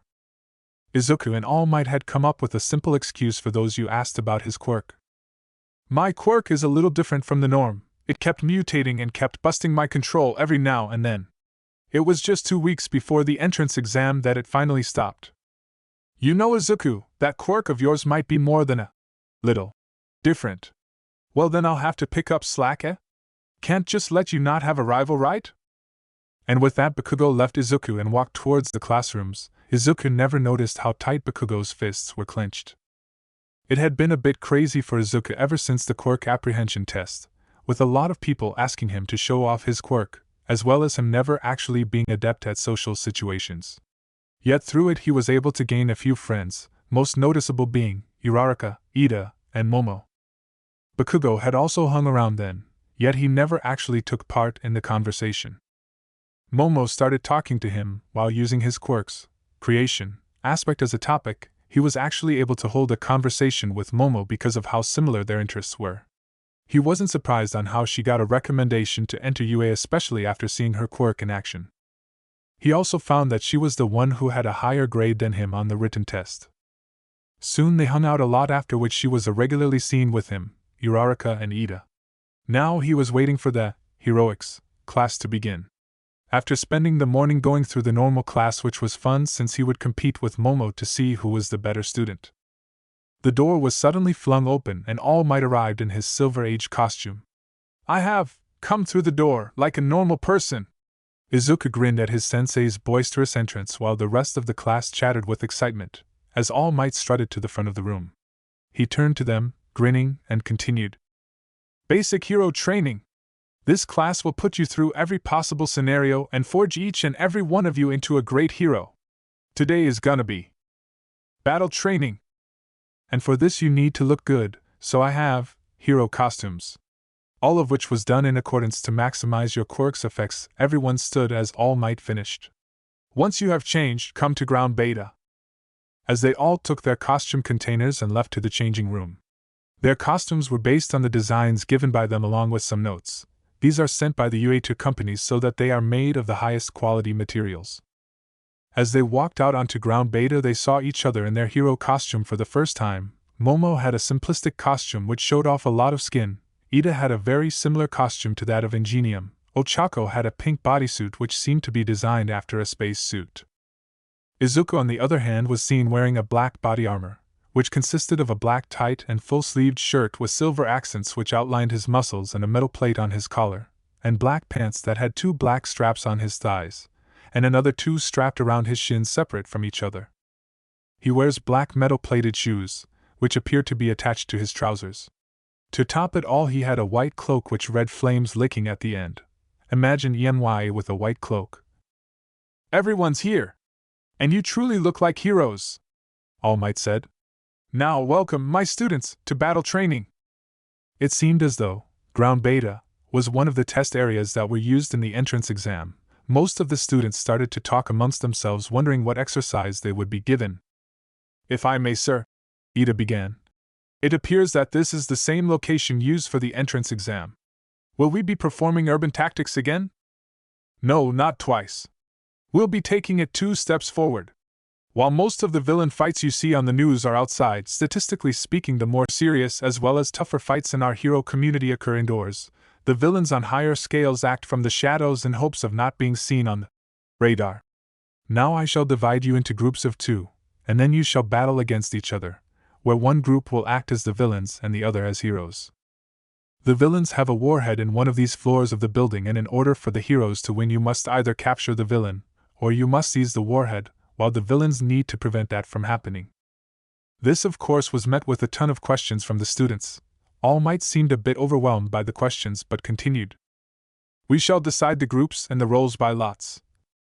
Same as canon, except Momo is teamed with Izuku instead.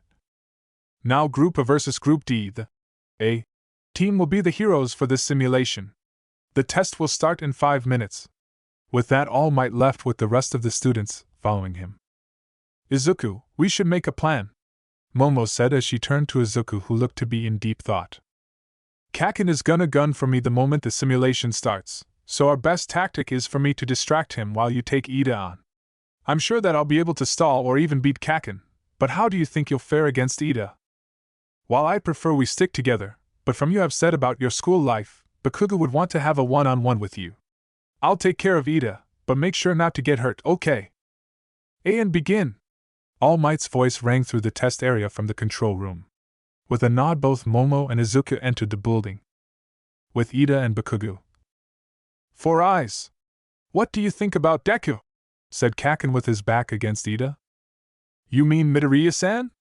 Well, he is very friendly. He seems to have extensive knowledge of heroes and their quirks. While at first he is a bit awkward, he'll ease into it after some time, and his quirk is very powerful and versatile." "Is that enough?" replied Ida. "Yeah, that sounds like Deku. All right, stay here, I'm going after him," he stated while having a rather resigned expression on his face. "Wait, Bakugo. We are supposed to work as a team, remember? If we don't, they will overpower us for sure. The pure destructive power of Midoriya's quirk is mind-boggling." Katsuki didn't bother replying, he simply walked out determined to settle his mind on his thoughts on Izuku. With Izuku and Momo. As they both entered the building, Izuku placed his hands against the wall of the building. Momo was confused as to what he was planning as she reached out to shake him. His body suddenly released a wave of light that seemed to extend everywhere. After 10 seconds, Izuku clutched his head as if in pain. Momo was concerned about him and helped him up. After receiving a thanks from him, she asked, "What was that about?" "Okay, not much time to explain. It was a bastardized version of a sonar. The feedback hurt. The weapon and Ida are on the 5th floor, and Bakugo is searching for us since I saw him on the 3rd floor stairs coming downwards." Izuku felt his headache reside a bit, but it was still present. "Momo, the moment me and him start combat, I want you to gun for the warhead. Be alert, Ida is faster than you, so get your weapons ready before attacking him." "Okay, I'll Kadash." "Izuku." Izuku turned to see Kaken running towards him, an explosion charging up in his hands. Out of the corner of his eye he saw Momo tensing for a fight. He looked back and saw that Kaken was just a few feet away from him. Augmenting his limbs with Aether, Izuku rushed to intercept Bakugo head-on. Both Momo and Bakugo are clearly surprised by the tactic. Bakugo thrust his arm, planning on nailing Izuku in the face as he released his explosion quirk again. Izuku, as if already knew his move, ducked and placed an open palm on his stomach before his energy thrust him away. Not giving him time to recover, Izuku blurred towards Bakugo and took them both to another hallway, leaving Momo a clear shot to the stairs. With Izuku and Bakugo. As both Izuku and Bakugo engaged each other in combat, with Izuku using his knowledge of close combat to keep Bakugo from using his quirk, finally needing distance, Izuku cut Bakugo's right swing with a massive uppercut. Both of them didn't look too banged up, with Bakugo having just a few bruises and with Izuku's clothes being a bit singed and his face having a nasty bruise when Bakugo switched moves, surprising him. Izuku had been trying to subdue Katsuki, but it seemed as though today he was a man on a mission. As they both stood up, with a couple of meters between them, Bakugo's gauntlets suddenly glowed red. Bakugo looked at Izuku, and rather than having a face of anger that Izuku anticipated, it was actually a visage of determination. "You know, Izuku, back in school I always thought that the rest of them were extras, that I was undisputed. We used to hang out together, and after a while I started becoming a bit arrogant in my power. I thought everyone would just drag me down. So I challenged each and everyone there, and as I beat everyone with no sweat, you of all people gain a quirk and knock me out. You refused all my challenges after that, or someone always got in between. So let's end it here and now. Show me that you can actually give me a challenge." With that, Bakugo raised his right arm, and a pin much like that which you see on grenades became visible, as he explained that these gauntlets store up the nitroglycerin to let him create a big enough explosion.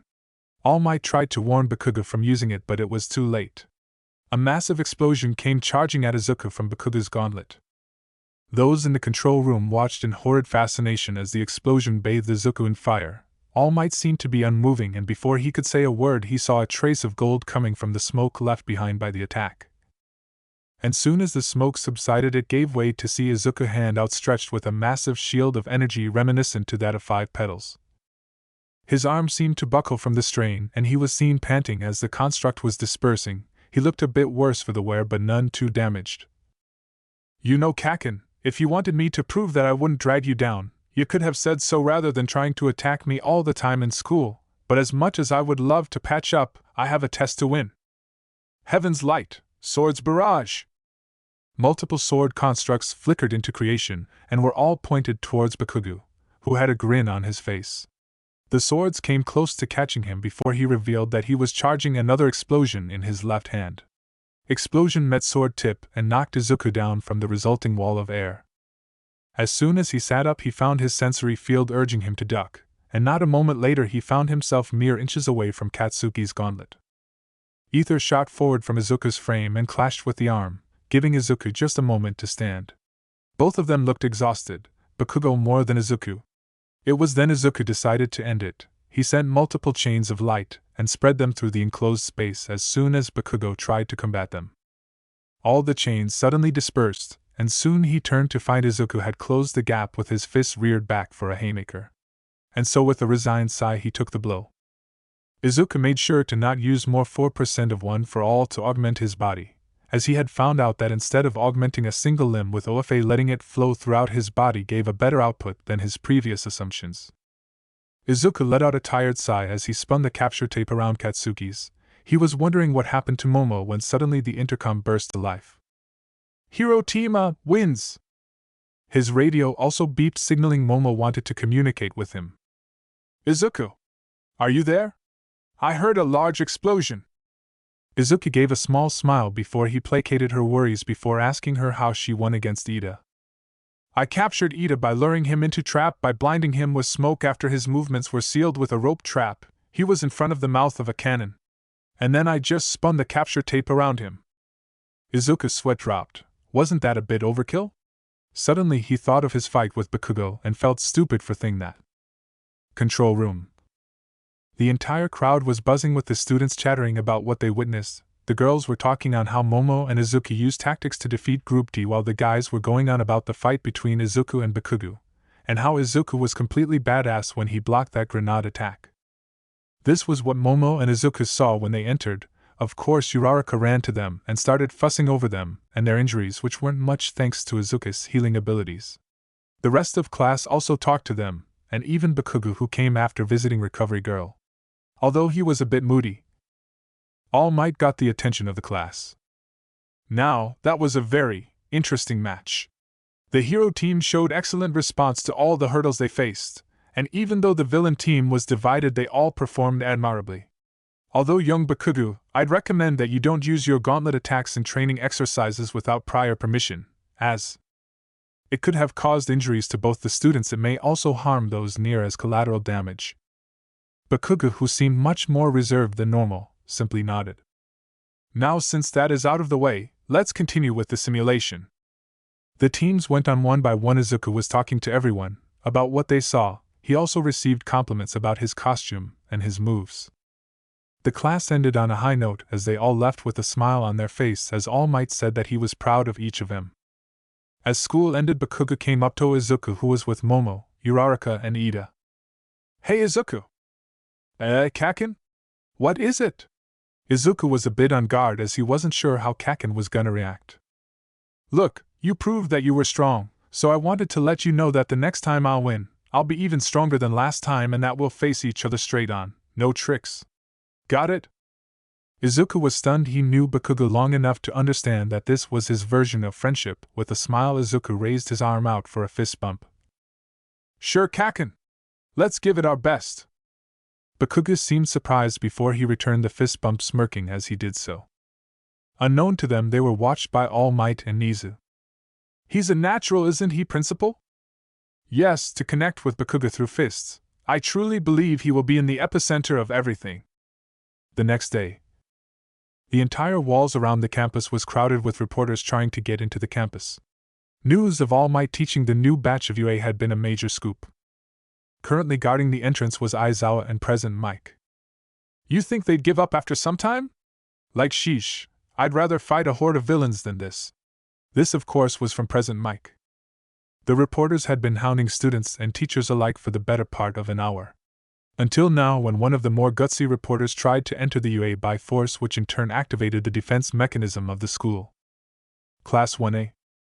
Izuku and the gang were together talking about how they have been spending the day. Uraraka was by Izuku and was recalling how she had once used her quirk to make her bag lighter so she could carry it easier, blah blah. Ida was with Bakugo, who had mellowed out, berating him on disrespecting the desks. Momo was on the other side of Izuku and was reading through one of his notebooks, while Izuku himself was content just listening to Uraraka's story while answering Momo's questions. The door opened to reveal their homeroom teacher Aizawa-sensei, who had a rather bored expression on his face. Now then, I'm here to inform you of something very important.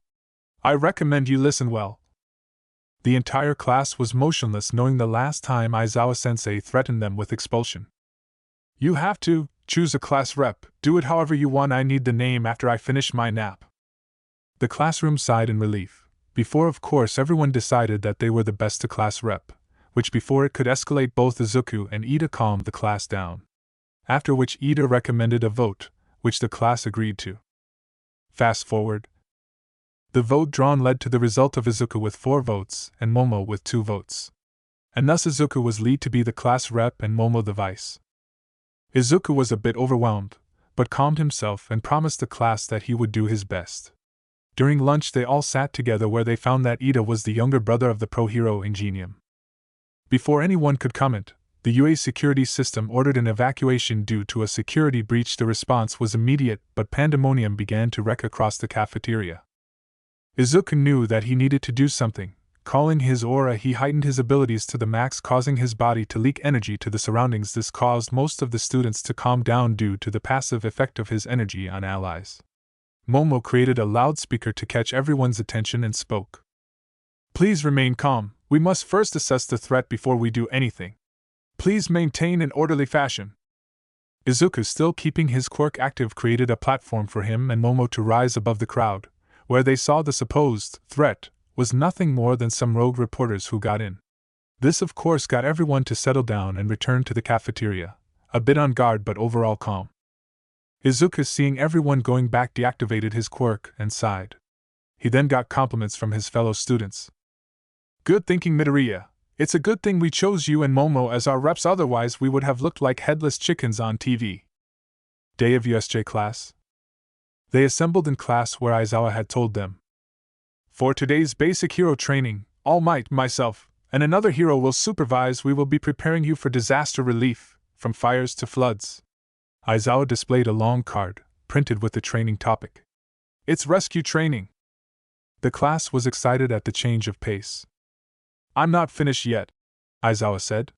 He pressed a button and the wall opened, revealing their packaged costumes. You all have the option to wear your uniform or your workout clothes. Some of you have uniforms not suitable for today's training, but it's not my decision. The facility will be at is off campus, so we'll take a bus there. I'll take questions when we arrive. Class 1A strolled out to the bus bay, all dressed in their costumes. Izuku was with Momo, trying to get everyone's attention so that they could board the bus. Line up, guys! After a few attempts, the class was soon in an orderly line and boarded the bus. He followed, near the back, and sat on the sideways seats near the front, with Momo and Ida on each side and Uraraka, Tsuyu and Bakugo on the other. The bus turned on and departed UA for the off-campus complex for rescue training. Midoriya, why is it that when you say the names of your moves they get stronger than normal, and you seem to have get drained too? Tsuyu said after a few minutes. Oh, that a pretty good question, Ajui-san? Call me Tsuyu, she responded. You come to think about it, when we saw the tapes from battle training, where your sword things, well, they seemed faster and more solid-like. Kirishima grinned and continued. And your quirk is awesome. You can do a lot with that, unlike my hardening quirk. His arms stretched out and soft skin turned into a hard, crystalline material. It's great for fighting, but it doesn't look terribly cool. Izuku, though, thought he should say something. Your hardening quirk is pretty cool, Kirishima. It's definitely a good quirk for going pro. You really think so, Midoriya? Kirishima asked. Having a strong quirk isn't all it takes to be a pro. Don't forget that you need to be popular too. Yeah, I mean, your hardening quirk makes better than a lot of people close combat-wise, and you're pretty sturdy for damage too. Mine is a bit different. The words I say sorta unlock something in my quirk. It's like I'm shaping my quirk to a concept. I can do a lot more, but my quirk usually cause a lot of AoE damage, and I haven't fully mastered them. Although it's pretty strong and cool, you, Todoroki and Bakugo are pretty much levels above us. Izuku blushed at the praise. Yeah, but Bakugo is unhinged. He'll never be popular, Tsuyu said, leaping right off of Kirishima's statement. Katsuki leapt to his feet, shouting. What did you say, frog girl? Tsuyu pointed at his reaction as if it proved her point. You know, Bakugo, Denki began. It's pretty sad that barely 2 weeks in and we all know that your personality is worse than a backed-up sewer. LOL, I love this sentence from the anime. Stop it, all of you, we're here, Aizawa called back as the bus stopped. They followed him out of the bus and into the massive complex they were parked in front of. Inside were 6 zones, each with their own hazards. The class looked around the building in awe. Looks like there are zones for floods, landslides, conflagrations, earthquakes, and more. Exactly, their mystery teacher said, joining Class 1A. I've been waiting for you guys. This facility is home to nearly every disaster and accident you can imagine. I built it myself, and I call it the Unforeseen Simulation Joint. Or for short U.S.J. Their mystery teacher was stocky, wearing a white space suit with a black dome and yellow boots. Or Universal Studios Japan, everyone thought. You're the space hero, 13, Izuku said as he recognized the pro hero from TV. Onto his side, Uraraka did a dance at meeting her, one of her favorite heroes. Hey 13, Aizawa said. Where's All Might? I thought he was meeting us here. About that, Eraserhead. It seems he overworked himself today during his morning commute. 13 held up 3 fingers and Izuku understood what she meant. Izuku felt guilty that he hadn't been of any use to All Might since he inherited One for All. It was illogical, but he couldn't help it. That man is the height of irresponsibility, Aizawa complained. He turned to his students, saying, If he isn't here, then he isn't. Let's get started. Before we do so, 13 cut in. There are some things I want to talk about before we start. As many of you know, my quirk is called Black Hole. It can consume and destroy anything. While I use it to save people in disasters, it can easily kill. I can guess there are some here that have similar abilities, dangerous and even lethal. In our superpowered society, the usage of quirks is heavily restricted, monitored, and regulated. While it appears stable, all it takes is one mistake with a powerful quirk for many people to die, even if you plan to use it for good reasons. I've been told a little about your previous classwork using quirks.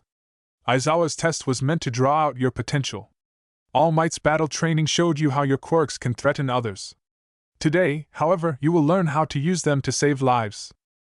Your powers are not meant to harm others, and I hope that when you leave today, you will understand what it means to help people.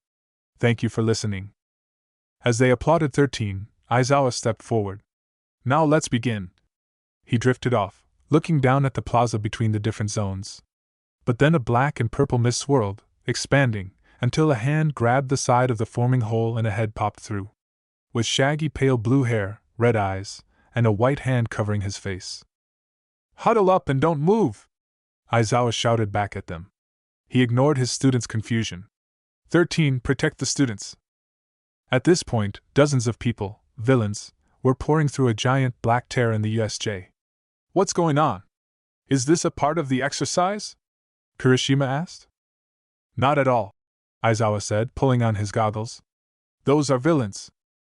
A figure emerged from the mist, formed from the same black and purple wisps. 13 and Eraserhead, where is All Might? All Might is supposed to be here. So that was you scum. That day the press somehow got on campus. The man with the hand stuck to his face stepped forward. Well? Where is he? We've brought a lot of people so we could play together. All Might, the symbol of peace. Where is he here? His attention turned to the students standing behind Aizawa. I wonder if some dead kids will bring him here.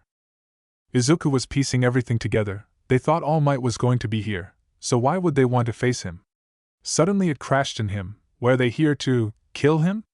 Izuku activated his quirk on instinct. He knew that he needed to keep everyone safe here. He was the reason All Might couldn't make it, so he had to step up. This place is far from campus and we're the only ones here, Shoto said. Without the sensors activating, nobody at UA knows about what's happening here. They're here to kill All Might, Izuku said, causing the rest of the students to pale. As the final villain exited the black-purple mist, it appeared to be nothing more than a brute. Its brain was exposed, it was bulky, and seemed too incapable of rational thought, but somehow Izuku's very being wanted to be as far away from it as possible. His body felt primal fear staring at them. He turned to the rest of the class. He knew that it was useless unless they escape. That possibility was out the window as he felt the lockdown procedures activating. He felt one for all and ether within him. Almost immediately he had made a choice. 13. Aizawa shouted over any potential panic. Evacuate the facility and try making contact with the school. One of the villains must be jamming the sensors in our communications. There's a good chance one of their electric types is the cause. Kaminari. Try to use your signal to contact UA. Denki nodded. Sensei, you can't mean to fight them all alone, Izuku said. You can't erase all of their quirks. Your fighting style is much better suited towards erasure and a quick disabling move. Fighting so many won't. No good hero is a one-trick pony, Midoriya, Aizawa said, calm as ever. Izuku stared at his sensei. He knew that even with the years of experience and training under his sensei's belt, this fight wouldn't be one he could shrug off. Finally, he decided to trust in his sensei, but a small request first. Sensei, could you please give your hand? Aizawa looked perplexed, but considering the situation, he needed to buy them time, and Izuku can't be stubborn now without good reason. He raised his arm. Izuku aimed his arm at him, and suddenly Aizawa felt like he was in his prime, all his exhaustion from the night patrols leaving him. He stared at Izuku, astonishment clearly seen on his face. Seeing his face, Izuku simply said, Warrior's Blessing. My quirk is primarily suited for supplementary type situations like this, and I thought you would like the power-up. Aizawa simply chuckled. His scarf released its tight bonds around his shoulders. 13. Protect my students. And Izuku, you never cease to surprise me. With that, he flicked his scarf out and leapt down the staircase. While Izuku wanted to help Aizawa take down the multitude of villains, he followed 13 and the others towards the exit. They were only a dozen meters from the doors when the black mist appeared before them. Terrible yellow eyes glowered from the black and purple fog. I'm sorry, but I cannot allow you to leave, it said, shocking them. We are the League of Villains. Forgive our intrusion, but we've come here to UA High to kill All Might, the symbol of peace. To fight an entire league dedicated to killing All Might, this was not how today was supposed to go. Izuku had his quirk passively activated, ready to lash out at a moment's notice. We were under the impression that All Might would be here today, the smoke villain continued. It appears the schedule was revised. That is no matter. My role remains unchanged. While 13 prepared his quirk, Katsuki and Kirishima took the initiative and jumped past the pro-hero to engage the villain. They both threw a devastating punch, hitting the villain simultaneously. You seriously thought we'd stay still until you finished your monologue? Kirishima grinned as he brandished his arm. The mist villain reformed, revealing a long metal collar and a simple black and white suit beneath the smoke his body formed. That was close. Though you may be students, you are still the best of the best. 13 shouted. Get back, you two! The villain expanded. Thick, dark fog began to overtake the young heroes. I'll send you all with my comrades, the villain said, seeing that he possessed a warping quirk. He saw some of his classmates being warped away. Izuku started his counterattack. Battle Arts, Exorcism. A blast of concentrated ether exploded from Izuku's body, deterring the expanding most from coming closer. Shoto, seeing his chance, reacted by sending ice spears as the villain. Retreating backwards, this gave the students breathing space. 13, seizing the opportunity, told Ida, who he noticed was a relative to Ingenium, to run and get back up. Before Ida could deny the plan, Izuku laid a hand on his shoulder. Looking at his friend's face, he saw nothing but trust in them. With a nod, Ida activated his quirk. You must be stupid to talk about your strategy in front of the enemy. With that, he expanded again, trying to catch all of the students again, but 13 activated his quirk, immobilizing and drawing the villain in towards his quirk. Ida, seeing the chance, ran towards the door. While you may have a very strong quirk, you are a rescued hero, which means you lack battle instincts. Before anyone could move, a warp gate opened behind 13, which caused damage to his entire back. Almost immediately, the villain flew towards Ida, who was already near the door, trying to pry it open. Just as he was about to reach Ida, an ice wall blocked his path, and the moment he stopped, he was face to face with the Bakugo, who immediately aimed an explosion towards the villain's visible armor. Knowing that he couldn't risk getting caught with the blow, he warped himself to the air. And almost immediately he was assaulted with golden swords that seemed come in from all directions. As he saw from the corner of his eye, he saw the door was forced open and his captive had escaped. He was broken from his thoughts when he was locked together with chains of light and thrown towards the forested area. With Izuku let out a breath of relief. While it wasn't a great victory, it provided him time to group up with his classmates and hopefully heal 13. Izuku looked around and saw that he had been able to save Uraraka, Shoto, Momo, Bakugo, Mineta, Mina and Tsuyu. His mind quickly flew through all the different combat possibilities, with each having a rather low success rate. He cursed himself for being a reason as to why Toshinori-sensei was incapacitated. He quickly broke his train of thought and focused on healing 13 as much as he could. Prayer of healing. Which admittedly wasn't a lot. He saw everyone grouped besides him. It was Momo who broke the silence. How is he, Izuku? Can you heal him?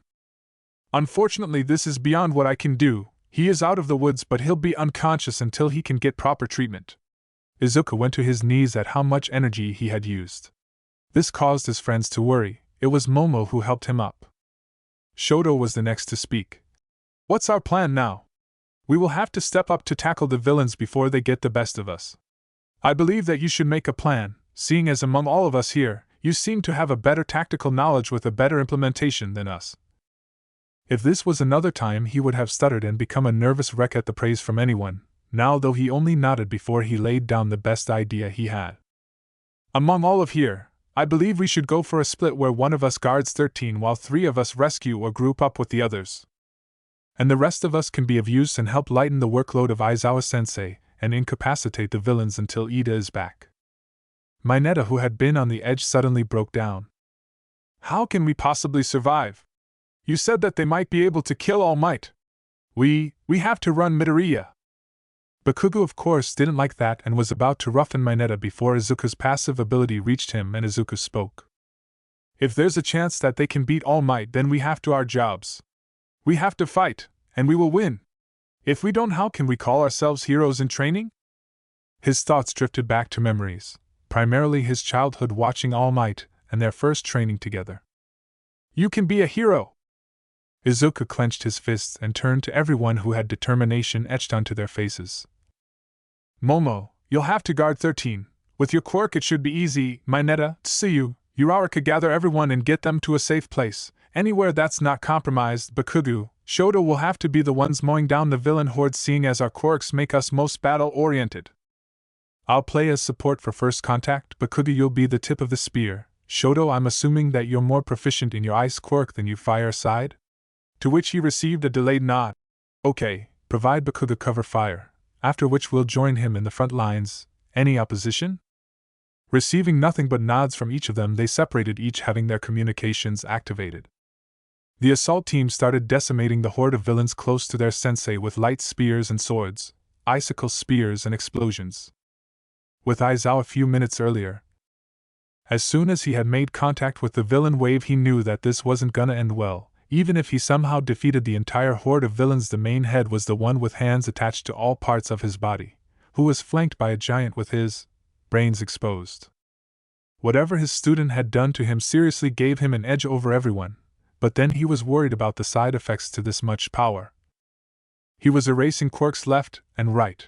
While they lacked in quality, the number of villains was meant to make him get tired rather quickly, but it seemed much slower than in comparison.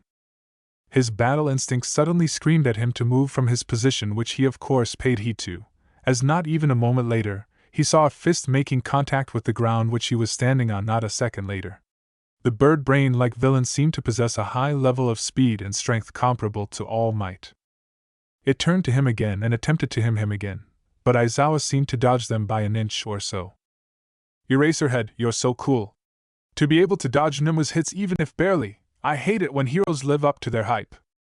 Aizawa on the other hand noticed that the only reason he was actually able to dodge the blows was because he wasn't tired much, and also due to the fact that Warrior's Blessing was still active. Knowing he couldn't keep dodging forever, especially since the rest of the villains were surrounding them, he quickly jumped back farther and used his scarf to catch a villain by surprise and threw it at the giant, granting him a few more seconds. He saw from the corner of his eye that the mist villain had returned, and seemed to be in a bit of pain as he saw numerous scratches on his armor.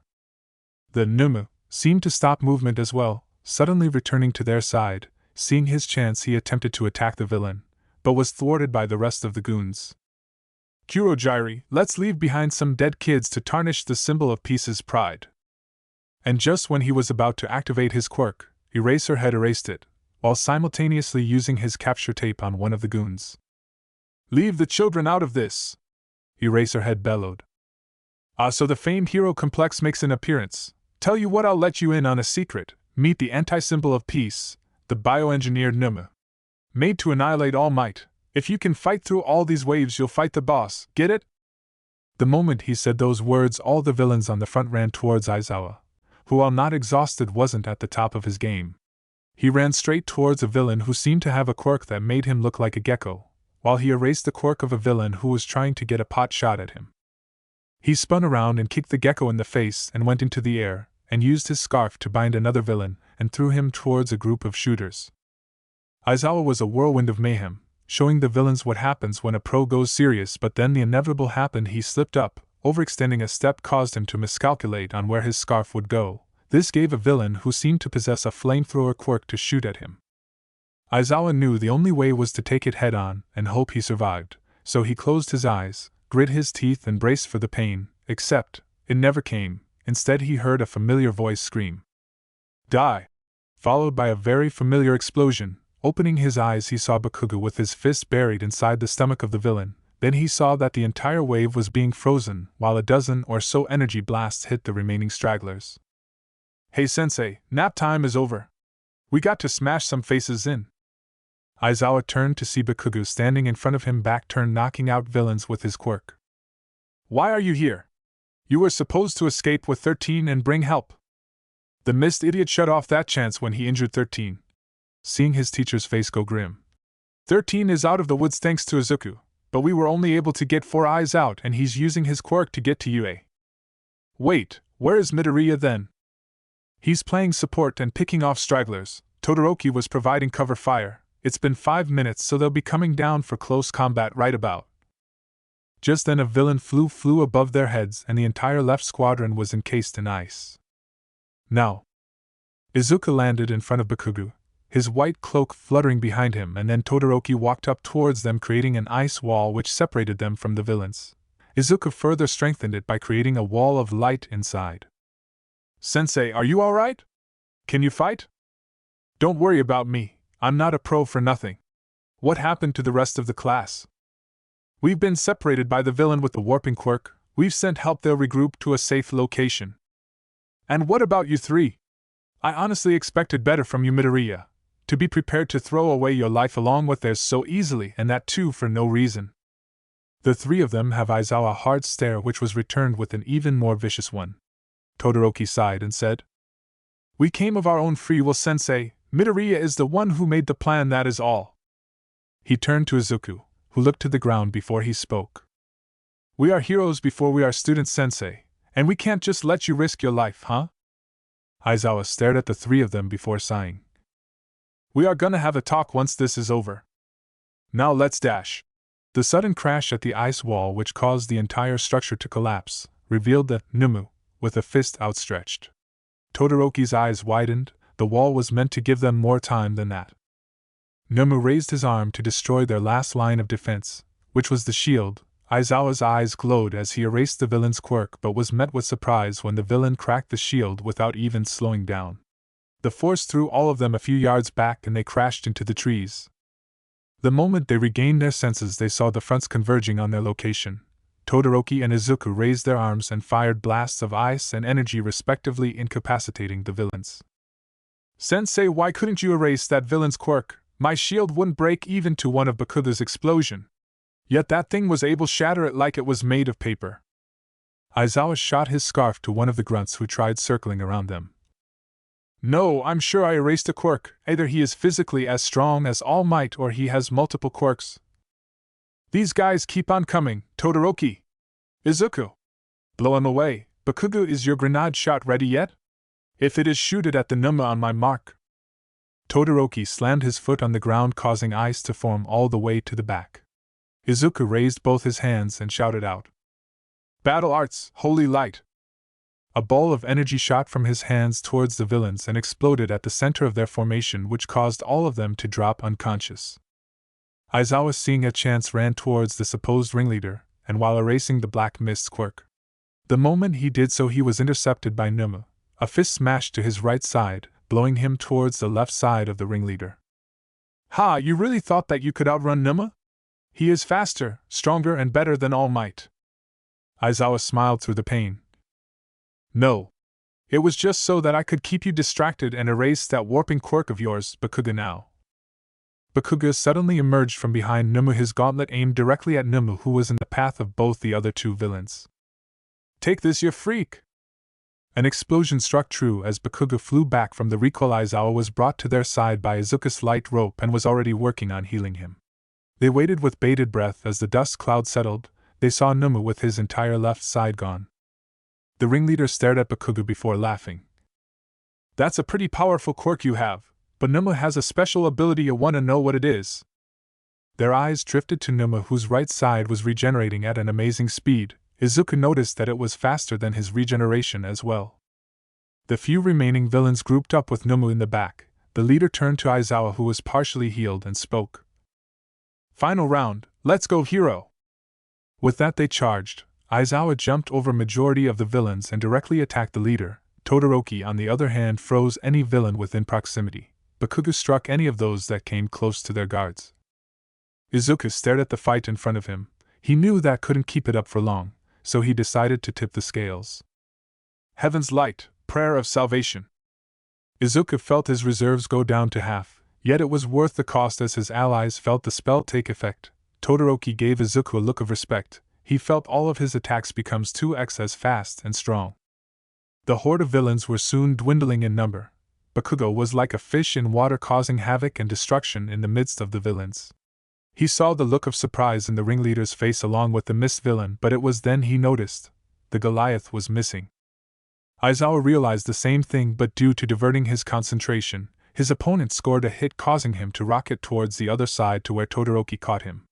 Even though Izuku's magic tried to heal him, it was of no use as Aizawa was losing consciousness and a lot of blood. Izuku could see that he was barely hanging on. Gee, get out of here, yo, you guys can't take them on alone. Izuku ignored everything else and poured as much as ether he could into his next spell. Heaven's light, white art of healing, desperate prayer. A blinding light erupted from his hands to Aizawa, encasing him in magic, slowly healing him. Though he lost consciousness, he was now away from death's door. Izuku, on the other hand, felt his magic reserves drop to near zero. Seems you have a healer in your party, and it seems he is pretty high level. Good, I wouldn't like this to end so soon, especially since Kurogiri took so much time rounding up the kids. Izuku and Todoroki's eyes widened, while Bakuga's narrowed. And as soon as he finished saying those words, a warp gate opened to the right of all of them, and out came all of their classmates. Most were unconscious, and they looked as though they had fought back. Then he saw Momo and Uraraka come out with a partially healed 13. It seemed as though they were the most injured. Momo and Uraraka must have put up an even more violent fight, seeing as they looked to have the most injuries save for 13. Izuku had to restrain himself from rushing over to them. Kurogiri appeared behind the villain leader. His armor was broken in a few places, and his eyes glowing with irritation. Some of these kids should know when to give up. Those little twerps were putting up such a fight. Shirigaraki, why are we wasting time? Just kill them with your disintegration and be done with it. If the pros get here, we won't be able to escape without casualties. You worry too much, Kurogiri. Remember that we've set enough distractions around the city in case something like this happened. Sensei was right in doing so too. I've found an interesting group of enemy players. Izuku knew that in this situation it was next to hopeless. Their teachers were out of commission, their friends held hostage, and both Todoroki and Kaken along with himself were on their last legs. He watched the two villains interact with each other. He could do nothing as his exhaustion was keeping him from moving. Numa, kill those boys. With the healer out of commission, it should be easy enough for you, and make sure it's slow and painful. A shrill sound escaped the mouth of the beast as it slowly walked towards the three of them, Izuku's body filled with dread. There was no way that they could win. Even distractions wouldn't work on it, seeing if it is comparable to All Might, then it could crush them all in a single blow. Todoroki did not seem to share Izuku's idea though, as a large amount of ice rushed towards Numa, who dodged back and continued evading as the ice followed him. Izuku, it would be best for you to recover while we deal with the villain. Take Aizawa-sensei towards the rest of them. I'll provide cover for you. Bakuga, make sure he reaches there. Bakuga scowled before giving a reluctant nod. Izuku carried him towards the rest of the class, who were slowly waking up. Todoroki summoned 3 walls of ice to cover them from the enemy, although he was worried at how long he could hold out until the villain decided to get serious. As Izuku reached the class, he laid Aizawa near 13 and turned to Uraraka and Momo. They stared at him, fear clear in their eyes. Izuku couldn't blame them. The villains had thought about this attack very clearly. The distractions must be simultaneous attacks on the city.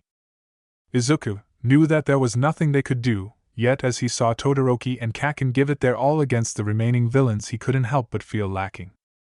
They were giving it their all to keep them safe, while he was here licking his wounds.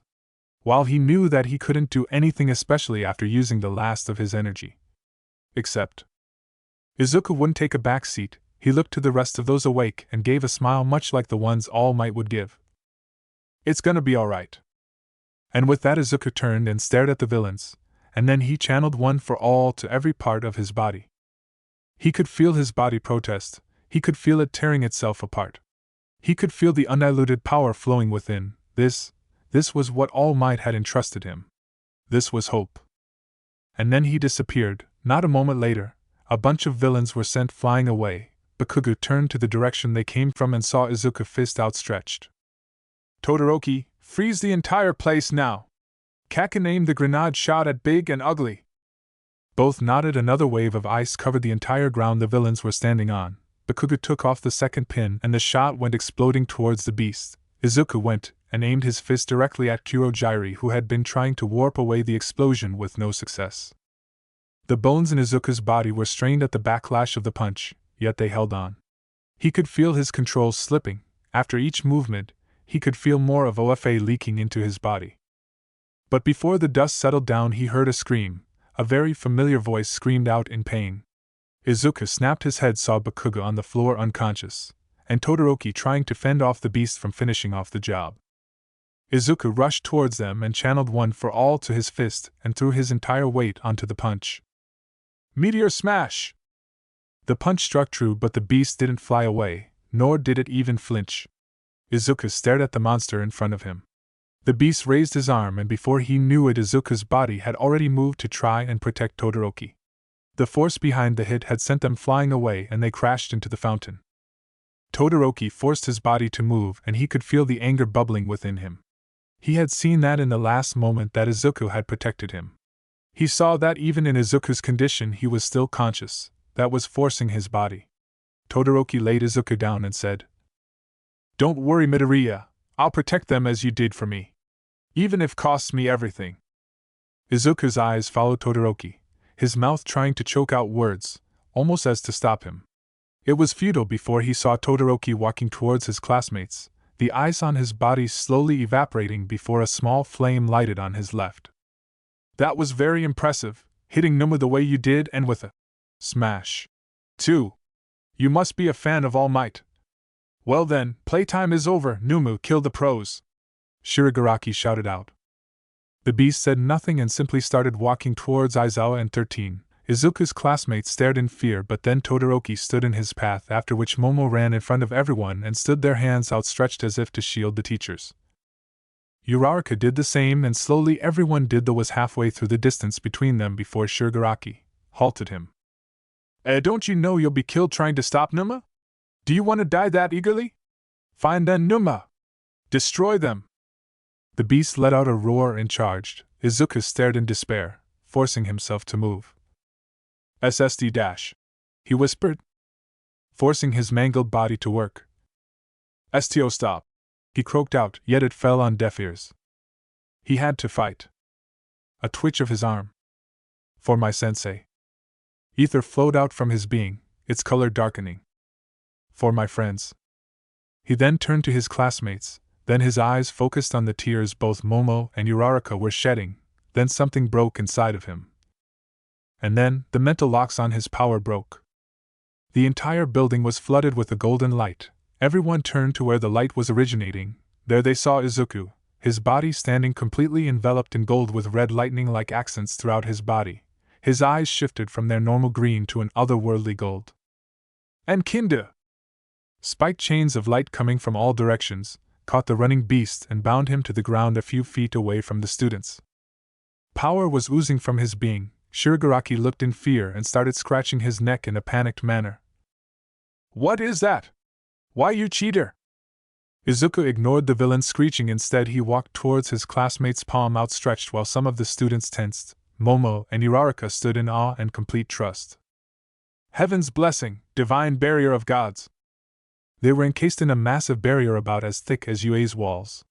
Izuku stared at the bound villain who had broken out of some chains, quickly summoning 2 ropes of light. He brought Todoroki and Bakugo inside the barrier, before raising his arm at the villain. Battle arts, downpour of heavenly swords.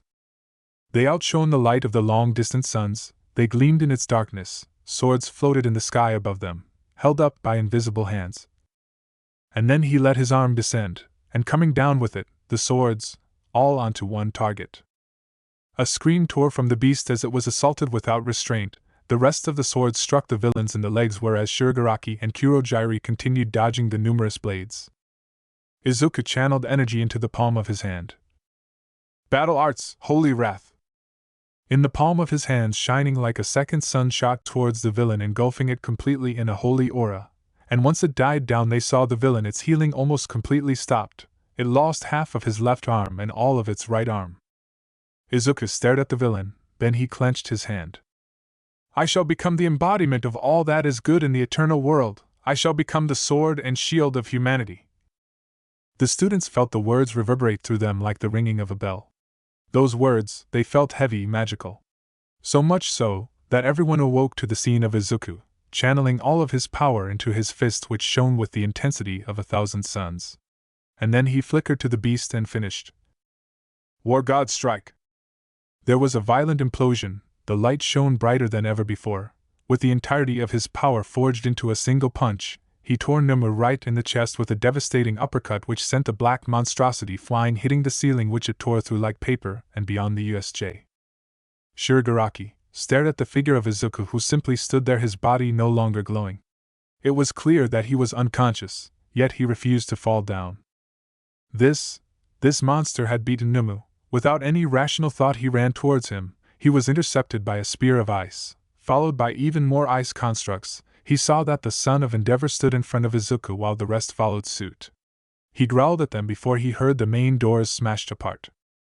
A tall figure, muscular and blonde, emerged from the ensuing cloud of dust, and then a gunshot tore through the USJ. The bullet hit Shigaraki's hand. The pro-heroes stood, a bit roughed up, and all of them had rage in their visages. The most fear-inducing was All Might, staring at the form of Izuku in his classmate's arms, unmoving. Then he stared at the villains, but before he could even move, Kurojairi warped himself in front of the injured Shigaraki and warped away, their plan a failure, and their weapon lost. As the pros watched the leaders of the invasion warped away, they grit their teeth in frustration. They looked around the USJ and found it to be much like a battlefield. villains decorated the floor, deep trenches left behind by blasts, ice structures were spotted in different places. But what caught their eyes was the hole on the roof, which meant that the thing hurtling away when they came here broke through the roof of the USJ, which was thick enough to withstand a small bomb dropping on it. They divided themselves into groups and rushed to the kids to see if any were injured. A burst of wind alerted them that All Might was now near his students along with Recovery Girl. The scene All Might reached to was one filled with dread. Izuku had his head on Uraraka's lap and Momo was trying and failing to wake him up. All of the kids had tears in their eyes, while Aizawa looked on in a mix of pride and horror. Recovery Girl walked forward, the students parted to give her space, each of them pleading her to help. She stopped in front of Izuku where the girls with tears in their eyes let Izuku's head softly onto a pillow Momo had created. As she looked at Izuku's form, she assessed the damage. His entire hero suit was barely hanging together, the cloak was reduced to a few pieces of cloth stuck to his left shoulder, the body armor was reduced to just covering a bit of his chest. As for injuries, his right arm was broken, entire body seemed to be damaged from the inside, which meant he channeled a staggering of his full power without any restraint through his entire body. And then it seemed as though his skin was burnt. Actually, now that she thought about it, it seemed as though he completely depleted himself or any energy, which meant his healing factor was completely negated. Recovery Girl knew what she had to do. She turned to the students and asked, "While I don't know what he's done to himself, I can heal him up, but he lacks any energy or stamina inside him. My quirk would kill him in this condition. Now I ask that one of you volunteer to become a battery for me to heal Izuku. There will be a risk of overdoing it, so please choose wisely." Whatever she expected, it certainly wasn't all the kids jumping to offer what little energy had to help save Izuku. She smiled before telling them to put a hand on her shoulder and do the same until the end. Momo and Uraraka shot to both of Recovery Girl's shoulder, and the rest rushed over and did the same on theirs. Recovery Girl channeled the combined energy towards Izuku and saw that he became healed, his bones mended back, the skin flaked up and fell off, revealing new pinkish skin, and then she diverted the energy to his entire body, letting it soak up within him, causing his quirk to latch on and activate so as to help Izuku. This went on until Izuku simply looked asleep and not like a dead man. Recovery Girl cut off the connection and told the kids they could let go, which they did, although some of them immediately went to their knees as it must have taken a lot out of them. Time skipped 6 days later. Tashinori stared at the form of Izuku. While he was healed physically, it seemed as though it would take some time for him to wake up. All the other kids only had some cuts and bruises. The only other threatening injury was 13, and he too would soon recover, as it seemed Izuku had done some healing immediately after 13 was struck. And along with Aizawa and Bakugo. Aizawa had a checkup and found that he was mostly alright other than some bruising in his ribs, which of course he refused to believe as he was struck by the Numu, and was almost sure his entire chest collapsed. A fight almost broke off until the partly injured Todoroki explained on how Izuku used his remaining energy to heal him. This of course made both the doctors and the heroes wide-eyed, as seeing that even Recovery Girl would need the stamina of at least 20 people to get Aizawa healed. Before anyone could ridicule Todoroki's claims, Recovery Girl herself stated that Izuku was indeed capable of such feats, as his work in the hospital when he was a kid testified to those claims. Aizawa didn't say a word after that and just simply went out, but visiting every 6 hours or so to check up on Izuku. It was the first time Tashinori had seen Aizawa anything like this. Todoroki and Bakugo were fine other than a few broken bones which were fixed by Recovery Girl. They did express concern over Izuku in their own way, which was basically inquiring where he is and asked to be notified when he was awake. His mom was informed of what happened and she came rushing to the hospital, frantic to see her son. Those first wails had haunted Tashinori ever since. He had told that Izuku did what had to because of his absence during their class. Yet, to his surprise, Inko had said that Izuku wouldn't want her to blame anyone, that if anyone was in need of saving, Izuku wouldn't even hesitate to put himself in harm's way. After that she left, leaving a stunned Tashinori. Then of course were his most frequent visitors, his classmates, and at the top were Momo and Uraraka, who spent any time they had in the hospital. It seemed as though he was already a heartthrob. Tashinori half-heartedly joked to himself. He thought about the accounts he had heard from the students when questioned about the incident. While most of them were separated at the beginning, it seemed Izuku had taken command of the remaining students and had them rescue the other students while he, Bakugo and Todoroki assisted Aizawa. Then of course after Izuku proved his worth, things went downhill. The villain with the warping quirk, Kurogiri, he remembered, captured all of them and was about to slaughter them before Izuku truly went beyond his limits. From what Izuku's friends had said, he was on his last legs from defending them along with Todoroki and Bakugo, but then he was suddenly covered in red lighting. He knew from that account that after all of his ether was depleted, Izuku had channeled pure OFA throughout his body. Then he learned that, after which he proceeded to decimate the villain who he heard was built to from the ground up to destroy him. This of course had froze the blood of all who heard it. It also served to increase the respect towards Izuku, with most of the pros leaving get well cards as well as keep an eye out for him. Toshinori had never been more proud at Izuku than he had right now, but truthfully, he wished none of this ever happened.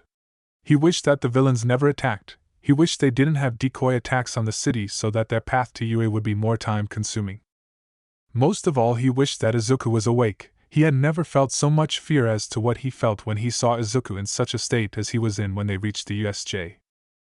Recovery Girl explained that Izuku had forcefully removed any instinctual barrier he had placed on his quirks, but this had caused his body to act only to subconscious commands.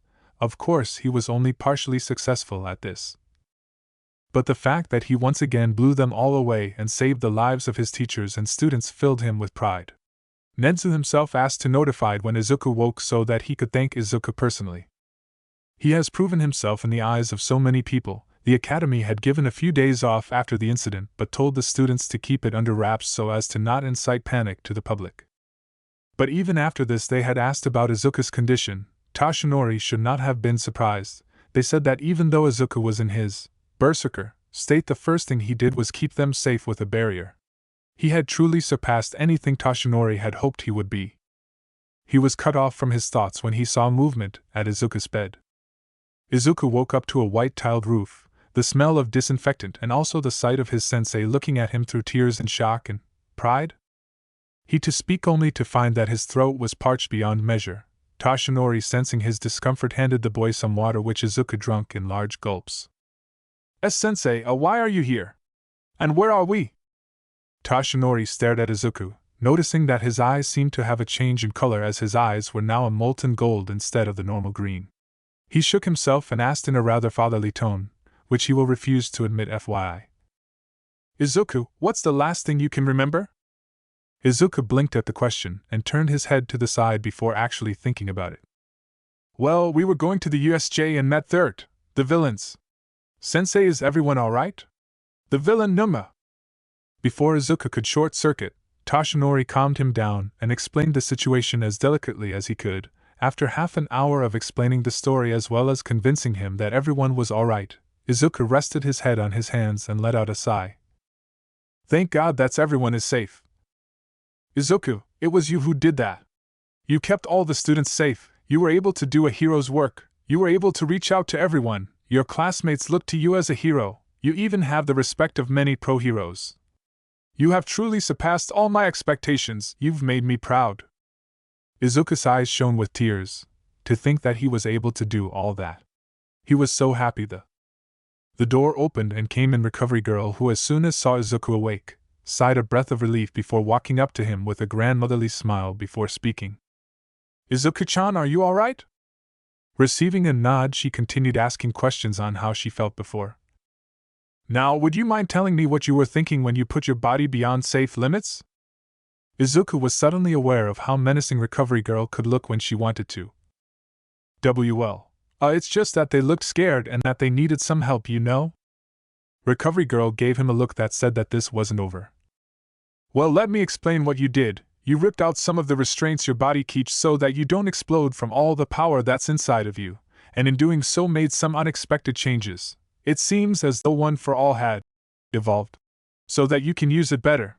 It can now augment not only your physique, but now your ether. And there is a matter on what happened to your body when that happened. It seemed as though your body released so much potent energy that it literally burned your skin off. And due to your healing, you were literally in a cycle of causing damage to your body and healing it. This of course made problems. You were literally empty of energy. It was thanks to your classmates that there are no permanent damages. They lent me their stamina so that I could heal you. Now I recommend that you do not overexert yourself for the next few days, even though you're physically in perfect condition. Also, your new eye color suits you. Izuku, thanked recovery girl who left to inform the principal, was suddenly thinking on two things she said. First, he was alright only thanks to his classmates. This of course caused a warm feeling to envelop his heart. Second, what change in eye color? He found out when he was handed a mirror by his sensei. Instead of the green eyes he was accustomed to, it was now a molten gold. He suddenly noticed the numerous "Get well soon" cards on the desk, some from his classmates and the rest were heroes. This of course caused him much happiness. The principal entered the room with Aizawa on tow. He clumsily bowed his head in respect, but the principal waved it off. "Now, Midoriya-kun, I must admit you truly have a heart of gold. We saw your state after the incident and heard accounts of what happened. And you see, most of them were centered on you. In such a dangerous situation you were able to rise above the rest and took the bull by the horns. I dare say that if you weren't there, the villains would have won. And then there's one part of the entire thing that happened that truly struck me. You see, at the end, even after you expended all your energy, the beast was able to overpower you. But then you did something incredible. You see, in the face of danger you displayed the most important aspect of a hero." The principal stared into Izuku's eyes. "Because what else defines a hero than self-sacrifice?" The principal walked to the door and turned before he bowed, shocking all three of them. "So I thank you, Midoriya, for saving my students' lives even though you are one yourself. I hope you get well soon." The door closed, leaving the three people behind, stunned. Aizawa was the first to snap out of it. He coughed into his hand, grabbing their attention. "Midoriya Izuku, what you did was not only incredibly reckless." Izuku recoiled at Aizawa's tone, before Aizawa sighed. "But also very heroic. You saved not only the students' lives but you saved mine. I was pretty sure that would have been my last fight, but you in the middle of the battle healed me to an extent that no one would believe unless they were there to see it. So, thank you, Izuku. I believe you have the most potential I have ever seen." With a nod to both of them, Aizawa left. Toshinori was giddy right now. "Well then, Izuku, it seems you have earned Aizawa's respect. Congratulations. Now you should get your rest. Classes start the day after, and I'm sure your mother would love to have you home tomorrow." 2 days later, Izuku sat in class surrounded by his classmates, who were asking so many questions at once that he couldn't help but feel overwhelmed. He thought about the things that happened over the past 2 days. The moment he reached home, his mother hugged him so hard that he thought that she also had won for all, and then proceeded to bawl out and berate him for not thinking of his mother when he went and risked his life. Then a few hours later, around noon, he received calls from Ida, Momo, and Uraraka. While he was able to quell Ida's worries, it wasn't so simple to get the girls to believe him. And then he spent the next 2 hours hearing the girls scolding him through their tears, after which they demanded that they spend time together after school, which he agreed to, not wanting to incur their wrath again. Then, the moment he entered the academy, he was the subject to many whispers, and then it was mayhem when he entered the class, as all of his classmates were waiting for him to enter. Which led to the current predicament. It was only when Ida came in and demanded that he not feel suffocated did Izuku finally get breathing space. After receiving a chorus of apologies, an awkward silence took place. Fumikage was the first to break it. "First of all, I guess this is common for all of us. Thank you for protecting us, Midoriya. You too, Todoroki, Bakugo. If you guys weren't there, we would have been finished." Kirishima took the initiative and asked the next question. "Midoriya, what actually happened at the end? I mean, we were prepared to be the final line of defense against that thing, and then suddenly you go beast mode and send that guy flying away like the finishing move in a video game." The entire class nodded in agreement. Izuku broke out in sweat, not knowing how to answer that question. But then he remembered how that they were the reason that he was still alive, so he decided to tell them as much as he could without breaking his promise to All Might. At the end, everyone was looking at him. Well, Bakugo and Todoroki looked in respect, but the rest of them did. They heard the door open to show their homeroom teacher in all his glory. After a short speech on how proud he was on how each of them handled themselves, he went into business, which was the UA Sports Festival, which due to obvious reasons was scheduled a month and a half later rather than at the end of this month as planned. He went on to explain that they should take this opportunity to train as much as possible. "Should we really be having the sports festival? I mean, especially after that attack?" Mineta of course asked, scared out of his mind. "The UA Sports Festival is crucial for anyone who plans to go pro. 1 chance a year, and 3 chances in all. The eyes of the world will be on UA, and as such many will be watching you. This is the chance for you kids to get scouted by the pros. Momo further explained the importance of making an impact on the pros if they wanted to go above the level of sidekicks which most people won't qualify for. Now, class is dismissed. With that, the entire class started discussing their plans for the month as well as the preparation for UA. Momo, Uraraka and Ida were with Izuku planning on where they should go after school. Then as soon as it was lunchtime, Izuku was hauled away by All Might to the teacher's lounge. Sensei, why are we here? A confused Midoriya asked Toshinori, who was preparing tea. Izuku, the sports festival coming up will be your official debut to the world. You already have a name for yourself among the higher-ups. Your entrance scores were the highest we had in generations, and there's the fact that you were able to defeat that Nima guy. This will your perfect launch pad to being the next symbol of peace. Toshinori stared at Izuku with determination. The villains have realized that my time as the symbol of peace is coming to an end. Not today or tomorrow, but in the near future. That means you must be prepared to take up my mantle. You have already exceeded any expectations I had of you in the past months. You have all that it takes to be a better symbol than I ever could.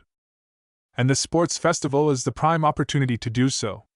Those who know of what you've accomplished will be watching you closely, including many of the elite. Izuku's eyes bulged out at the claim. Every evening meet me where we used to train starting tonight. It's my goal to see you that you are ready for the sports festival. And even beyond that, your main rivals will of course be young Bakugo and Todoroki. As Class 1A packed to go home, they heard sounds of something akin to a mob beyond their door. They all stared at the door, curious. Izuku, having an idea on what was happening, opened the door, and like he expected, a large crowd was gathered, their phones out and eyes focused. Bakugo came to his side. "Get out of my way, extras," Bakugo shouted. "If you're hoping to scope out the competition, go somewhere else. You won't learn shit from us." The crowd grumbled yet stayed still. While it's true that most of them came to get a look, a tall boy near the back said. He made his way forward. "You're humble, for a kid in the hero course." Izuku, sensing the tension, decided to defuse the situation. "I'm sorry, but while it's strategic to scout the competition, you are blocking our way." "And who are you?" It was Kaminari who answered. "That's our class rep you're talking to." The other teen raised an eye. "Oh. So you're Midoriya Izuku, huh? You don't look like much." This of course sent the crowd into murmurs. Kirishima walked forward, preparing to give him a smackdown before he was interrupted by Bakugo. "You should put your money where your mouth is." The teen scoffed before turning his back to them. "Well, I should say this, while they were merely scouting the competition. I'm here to give you a declaration of war. So you better bring your A game to the festival." "Looks like the sports festival is going to be fun," Bakugo said. "If everyone's aiming for the top, then I'll just have to prove that I'm better than all of you." It had been a week since Izuku's training had begun for the UA Sports Festival. All Might had taken it upon himself to make sure he would be prepared for anything that he would face. He had also tested how much Izuku could do when pushed to the limits. The spar between them was one to see Izuku while losing had made All Might work up a sweat until he decided to get serious, and then proceeded to beat Izuku to the ground. Well, they were able to find out Izuku could control about 15% of One for All, which is a staggering increase from the 5% he could a month back. They also found that his ether had upped his body to handle the damage he endured almost regularly. He also began to work One for All into this magic, which seemed to act like an amplifier to what he could do. All Might had given him a day off since he said he had to meet up with someone who could teach Izuku better than he ever could. Of course, Izuku had argued, saying that he was at the level he was only because of Toshinori. Which of course had made Toshinori proud that his student thought so much of him. And so we find Izuku, Momo, Uraraka and Ida at the local burger place. "You know, Izuku, I'm pretty sure you don't even have to train. You could fight us all off with one hand tied behind your back," Uraraka grumbled. Momo and Ida seemed to agree with her, which sent Izuku to chuckle a bit awkwardly. "Yeah, Izuku, I mean the only challenge you have are maybe Todoroki and Bakugo. Even then I'm pretty sure that you could still win," Momo said. "Yes, I agree with what they say, Midoriya. You three are leagues above where we are." Ida added his 2 cents. Izuku's sweat dropped at how they had placed him on such a big pedestal. He looked at the three who had become his best friends, With a nod, he promised himself to make sure that he helped them as much as he could. You know, guys, the reason I'm this strong is because I know the best ways to use my quirk and maximize my capabilities with it. Once he had their attention, he turned to Ida. Ida, your quirk is Engine, which gives you super speed, so my advice is to develop a fighting style revolving around using your speed to overwhelm your opponent with your speed and by scoring well-timed hits, or a fighting style which uses your speed to evade all of your opponent's strikes and then when he is exhausted finish him off. And you could increase the damage of your strikes by timing the activation of your quirk so that your kicks would literally hit at unblockable speeds. Ida seemed stupefied that Izuku gave him such good advice, especially when this could be used against Izuku himself. Uraraka, your quirk is special mostly because if your limit, which seems to be 3 tons, is crossed, you could potentially be able to lift anything. And I'd say that if you practice hand-to-hand combat along with increasing your speed so that you could touch someone faster to activate your quirk. There is also the fact that you could use the weightlessness of the objects like ammo to throw at your opponent. Speed will get you far, and I'm pretty sure that you're very flexible, so why not parkour? Uraraka listened in rapt attention to every word Izuku spoke and ended up blushing a bit at the end, which went unnoticed by the boys but not by Momo, who puffed her cheeks a bit. Momo, your quirk is much more complex than my quirks. Construct. Aspect. You are pretty much capable of a lot of things. You rank just below me in the quirk apprehension test, which means you are pretty much perfect physically and you are the smartest person in class. I'd recommend fighting with weapons. Swords, particularly dual-wielding, might suit you. I know that you are proficient with a bow staff too. The best thing you should do is push past your physical limits. Practice reducing the time it takes for you to create anything, and my best advice for you is this. If you ever come across an opponent you can't beat, imagine a weapon that can. FSN reference.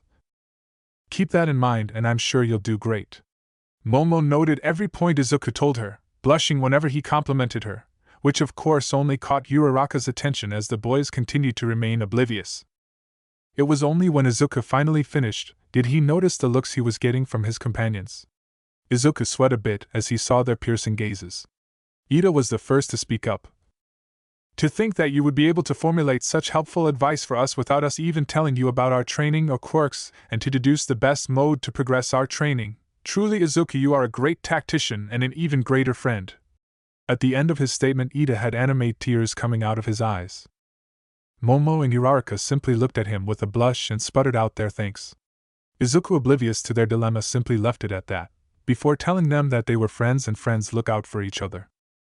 They then agreed that there would be no more talks of training for the rest of the day, and they will use this day to have fun before having to throw themselves into training. They finished their lunch before going to the arcade, where they challenged each other in games, where they found Ida to be great at dancing, and they also found Momo was as good a marksman as Izuku, and Uraraka having quite a good reflex too. They continued go to places such as the park, simply enjoying the day without having any worries. Soon it was about to be nighttime, and time for them to depart. Ida left to his family's office, which was nearby. Momo said that she was getting picked up by her driver and suggested that she could drop them, which was politely declined by both Uraraka and Izuku.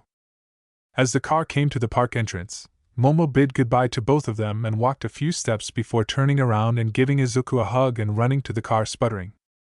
Izuku was of course surprised by the gesture and thinking nothing of it hugged her back, and of course Uraraka was giving a death glare at the retreating car, while gritting her teeth while cursing about having the first move taken from her.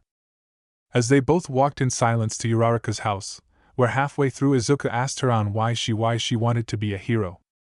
She responded a bit shamefully that she wanted to be a hero so that she could get rich and let her parents lead an easy life, as she explained the situation to Izuku, instead of a disapproving look she expected to receive. Izuku told her that her goal was noble no matter what anyone said, and that among all of them he felt that she was the most grounded. They stood in front of her apartment with Izuku giving her a bright smile. Izuku was then subjected to another scenario where Uraraka hugged him and ran towards her home yelling that she was happy that he believed in her. Training ground 2 weeks later. 2 blurs were seen in the underground training ground at UA, engaged in close combat. Then suddenly the larger blur was bathed in gold and overpowered the smaller blur, that is until it suddenly vanished from view and appeared behind the golden one. A kick to back of the larger one sent it flying towards the walls where it crashed into it. But before the smoke could settle, there was a burst of red and gold before the blur was in front of a short old man wearing an old superhero costume. With another bout of combat, it was now he who was the one sent flying, but was back into the fight without even stopping. Toshinori watched on as his mentor duked it out with his student. While Izuku had the upper hand against his mentor physically, Gran Torino's quick thinking and experience gave Izuku a very hard time. He introduced them 2 weeks ago for the sole purpose of Izuku getting a challenge as well as for him to gain experience with a sparring partner who wasn't All Might. It worked out pretty well. By Torino's prediction, Izuku should be able to reach 25% before the UA Sports Festival. There was one last collision and Toshinori's old mentor was tossed back. Izuku stood in the middle of the ground, wearing a sleeveless version of his hero costume, archer's clothes from Fate minus the Shroud of Martin. He was breathing heavily, and had a few bruises which were fast healing. He walked up to Gran Torino and initiated his healing abilities, his golden color eyes gaining a bit more shine in them. "You picked a good apprentice, Toshinori," Torino said, relishing the feeling his non-aching back. "Fighting him is giving me a good chance to work these muscles. He's a genius at this. He also has an instinctual control over one for all now. Which is good, and not to mention his other quirk. Ever since that first beatdown I gave him, he's kept on improving." Izuku walked up to both of them, his eyes returning to their usual molten gold. While exhausted, he had a smile in his face. "Sensei, how'd I do?" "You reminded me of myself, Izuku, but you are more capable than what I could ever do," Toshinori said. "You were able to give my sensei a run for his money, which means you should have a great chance in the festival. But your power won't help you if you get overconfident and underestimate your opponents. And not to mention that you have to keep an eye out for any villains that may attack you at your weakest," Gran Torino said. "I'd say you're ready right now and there's still a week left, but keep the other mode as a last resort. While it does make you more powerful, the resemblance to your other transformation at the USJ would cause too much problems." "I agree," Toshinori said. "Keep to the moves you've remastered and your new ones, especially that air jump and speed skill. And most importantly, make sure you have fun." "I'll make you proud, All Might," Izuku said, his eyes glowing with determination. "Well then, Izuku, I think it's time we made the finishing touches on your entire moveset and your fighting style, shouldn't we?" With that, Toshinori turned into his All Might form and jumped to the middle of the ground, getting Izuku to do the same. Izuku grinned as he closed his eyes, and the moment he opened them the color was now a bright gold filled with power. "Let's go, Wild Sensei!" In a burst of magic he already covered half the distance between them, hand outstretched. Time skip night before festival. Izuku let out a sigh as he rested on the couch. He had been told to rest for the day so as to be at his best tomorrow. He had talked to his friends and they all have him good news, as they said they had improved leaps and bounds compared to their level a month ago. They had also made a lot of breakthroughs that each promised would surprise him. Izuku had also told them that his training was fruitful as well. They had agreed to meet up at the stadium together so that they could have a familiar face to calm their nerves. Izuku thought about the competition, and the hero course was a mix of diverse and powerful quirks. In his research on the past UA festivals, it always followed the same structure. A qualifier, a team event, and then one-on-one fights. The qualifiers are basically an every man for himself event, which would mean that everyone would be put against each other. In the team event, he had already told his friends if they were willing to team up with him. This of course got Momo scolding him about how that they would always have Izuku's back. Ida and Uraraka agreed too, and the one-on-ones were pretty self-explanatory. Izuku stared at the ceiling, listening to some music so as to distract him from all the pressure. UA Stadium. The sports festival stadium, resembling the old Olympic Stadium in pretty much every detail, was built to house over 1,000 spectators. While the third-year competition is traditionally the most popular, the USJ attack had drawn the public's attention to the first-year competition. It has also caused an increase in security, including a higher number of pro heroes in attendance than usual. Izuku leaned back in his chair, watching his classmates trying to keep themselves busy.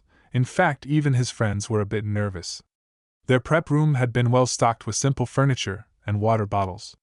He took a deep breath to calm himself. It wasn't rational to get worried now. He would have to prove himself in the festival. "Midoriya," Todoroki said. The heterochromatic boy stood in front of Izuku's chair. "I look forward to facing you in this tournament. You have proved that you are truly strong at the USJ. While I know it wasn't a conscious effort, the fact that you have that much power serves to showcase your chance at number one. Isn't that right? I guess you're right, most of us, including myself, are aiming for number one. We'll settle it at the festival, won't we? Izuku said, a grin on his face.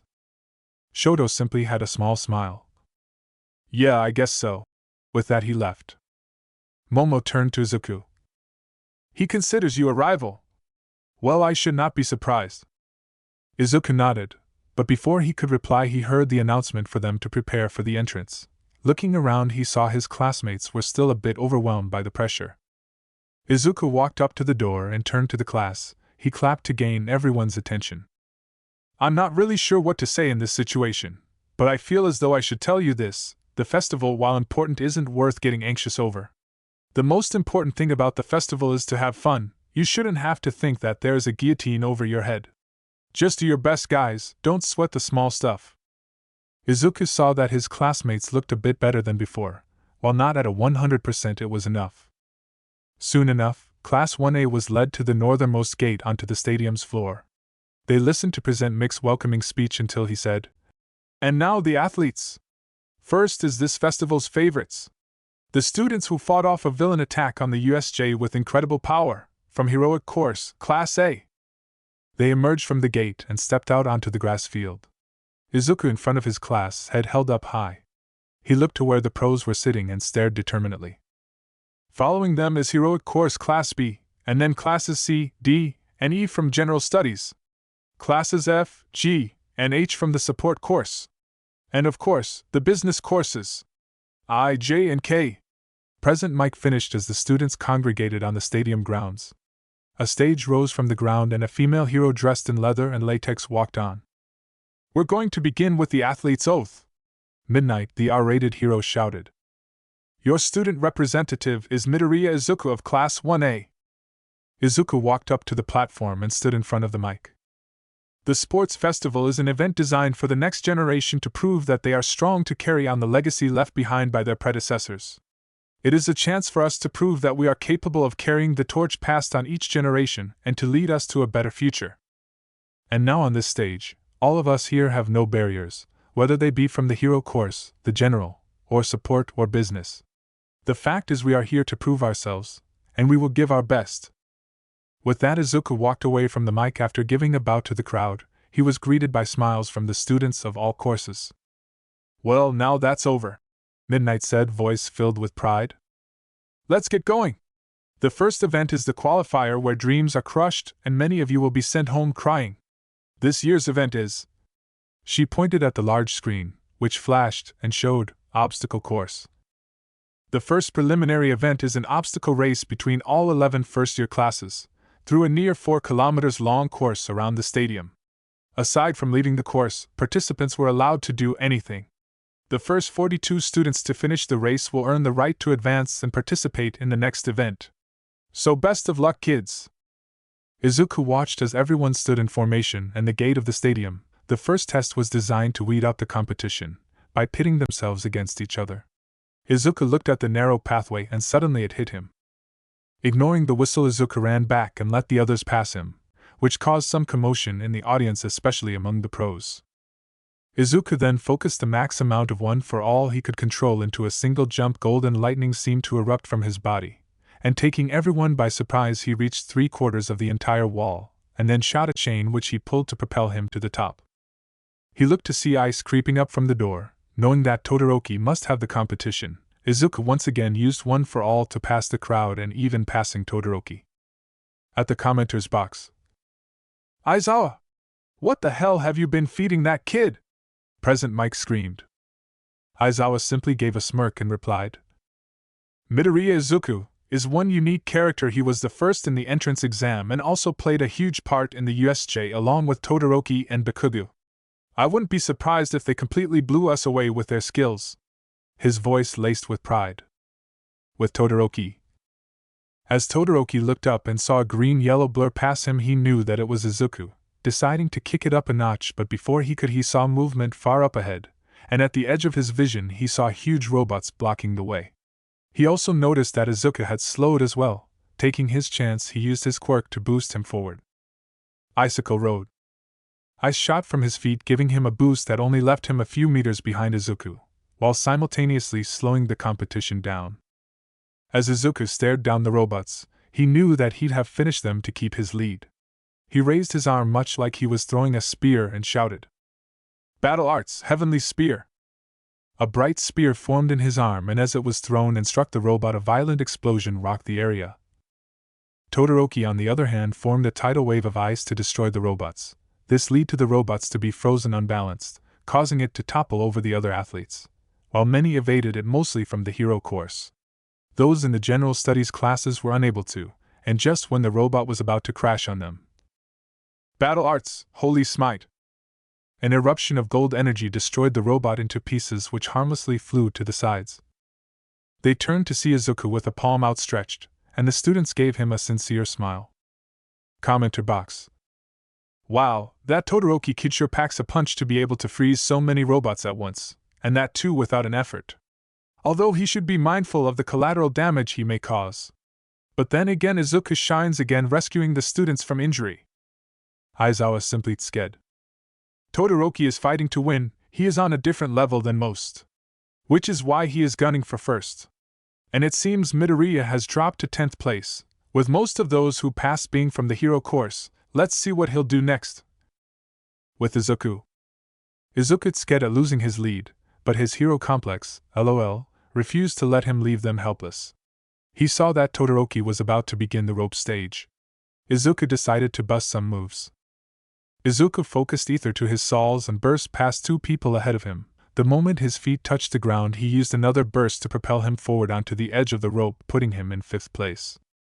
He saw that Todoroki and Bikugo were head-to-head but seemed too intent on sabotaging each other, while trying to evade the mines. With barely a kilometer between them and 1st place, Izuku knew he'd have to do something drastic. Flooding his legs with OFA, he ran to the minefield, and a few feet from the minefield he used ether to give him a major boost, putting him in the air past both Todoroki and Bikugo, who saw the threat and stopped trying to sabotage each other. Izuku, knowing that they would overtake him easily, decided to seal that chance off. He aimed his hand at the ground a few feet away from both of them and said, "Battle Arts, Sword Barrage!" Multiple swords struck the area in front of Bikugo and Todoroki, blocking their progress. Izuku, seeing his chance, shot a chain at one of trees outside of the minefield and pulled himself, channeling his magic. With just a 100 m between him and victory, Izuku ran with his body augmented by his magic. Todoroki and Bikugo boosted their speed to catch up to him, but it was all for naught as Izuku claimed 1st place. As the final contestants finally arrived, Midnight announced the final results. Now, the first 42 to reach the stadium shall move on to the next round. Don't worry if you didn't pass, there is always next time. But for the rest of you, your next event is a cavalry battle. This caused confusion in most of the students, as they had no idea how they could divide themselves into teams. Midnight, as though sensing the confusion, explained. Participants are to form teams with a maximum of 4 people, and then form a horse configuration. The objective is to swipe other teams' headbands while protecting your own, and each person received points based on their performance in the previous competition. The value of a team's headband would be the sum of the points each person on the team had.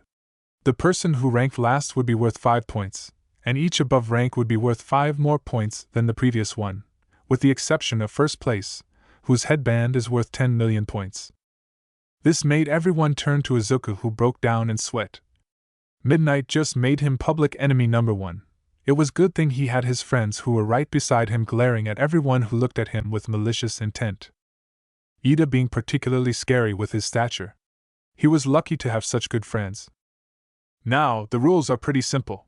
The one to wear the headband must be the rider, and they are not allowed to equip it in any areas below their neck. Should the team lose their headband or crumble as a horse configuration, they will still not be eliminated. Participants are allowed to use their quirks, but should they attack with malicious intention of harming another participant, they'll be forced out of the game. Now you have 15 minutes to form your teams. Get going, kids! Izuku turned to his friends, and with a nod they went to a secluded portion of the field. After which they assessed the situation. It was Momo to start the discussion. Izuku, the only thing we should do in this situation is make sure we don't lose our headband. It guarantees us a position in the next event no matter what happens. The rest of them gave a nod. Uraraka was next to contribute. Everyone will be gunning for us, so we'll need to be really careful. I can use my quirk to make us weightless. That way we need less energy than the others. Ida was next. Although, I must express concern over one thing. The moment our movement is limited or disrupted, we are sure to be in a tight spot. The one who comes to mind is Todoroki. With his ice quirk, he might pull another trick like he did at the qualifier. Izuku then finalized their battle strategy, with them having the largest amount of points as Ida 6th position, Momo 8th position, Uraraka 12th position. They trained their speed, and before Mineta could attach himself on Momo's back, he was wrapped up in a blanket created by her. Now, Ida will be on the front, will be relying on his speed to get us out of any bad situation. Momo, you'll be creating things that can slow other down along with defense. Uraraka, you'll have to use your quirk a lot in this event, since it's most useful for us right now. With a nod, they got into position. Midnight then announced. And now, those who have formed your teams, please get into position. The event begins in 3, 2, 1, go. The moment the event started, 3 teams gunned for Izuku, Todoroki's team consisting of him, Kaminari, Ojiro, and Fumikichi. And then was Team Hagakure and one from Class 1B. The rider of 1B turned his hand to steel and reached out to grab Izuku's headband, but was quickly forced backwards when Momo created a staff that shot towards his hand. Uraraka quickly used her quirk on everyone on their team except Ida, who activated his quirk and raced away just before the position they were in was covered in ice. Ida was right. Todoroki plans to restrict our movement. He'll be the most dangerous combatant here, Momo said. Actually, talking about dangerous, where is Bakugo? Almost as soon as Uraraka uttered the words, the sound of explosions caused them to look to the right, where Team Bakugo, same as in canon, came rocketing towards them. Izuku, sensing the danger, created a chain for them to change their direction. Ida! Drift! Izuku used 5% of 1 for all to augment his strength, so when Ida drifted, Uraraka and Momo are basically standing on his legs using zero gravity whenever he uses engine. The turn wasn't as smooth as he wanted it to be, but it worked out in the end. The next few minutes were complete mayhem as team after team tried to attack and take Izuku's headband, each of which was defended against by Izuku's barriers and Momo's creations. Although there were close calls, such as when Bakugo literally jumped out the formation and used his quirk to fly towards them.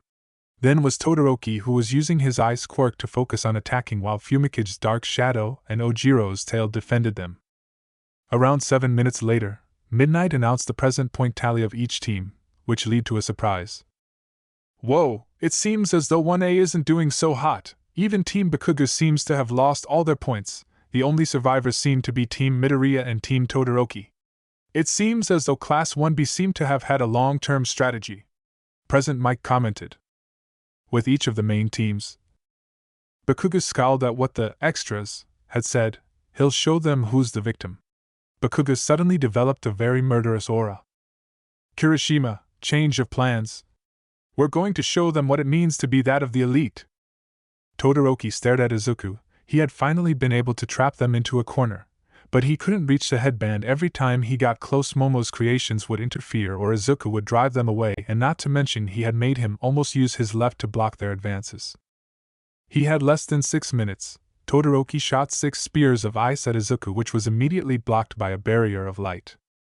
But that was enough time for his team to cover the distance, creating an ice spear. He aimed it downwards as a medium for him to freeze the ground. The plan succeeded partly as he was able to freeze most of the teams and rushed to take their headbands.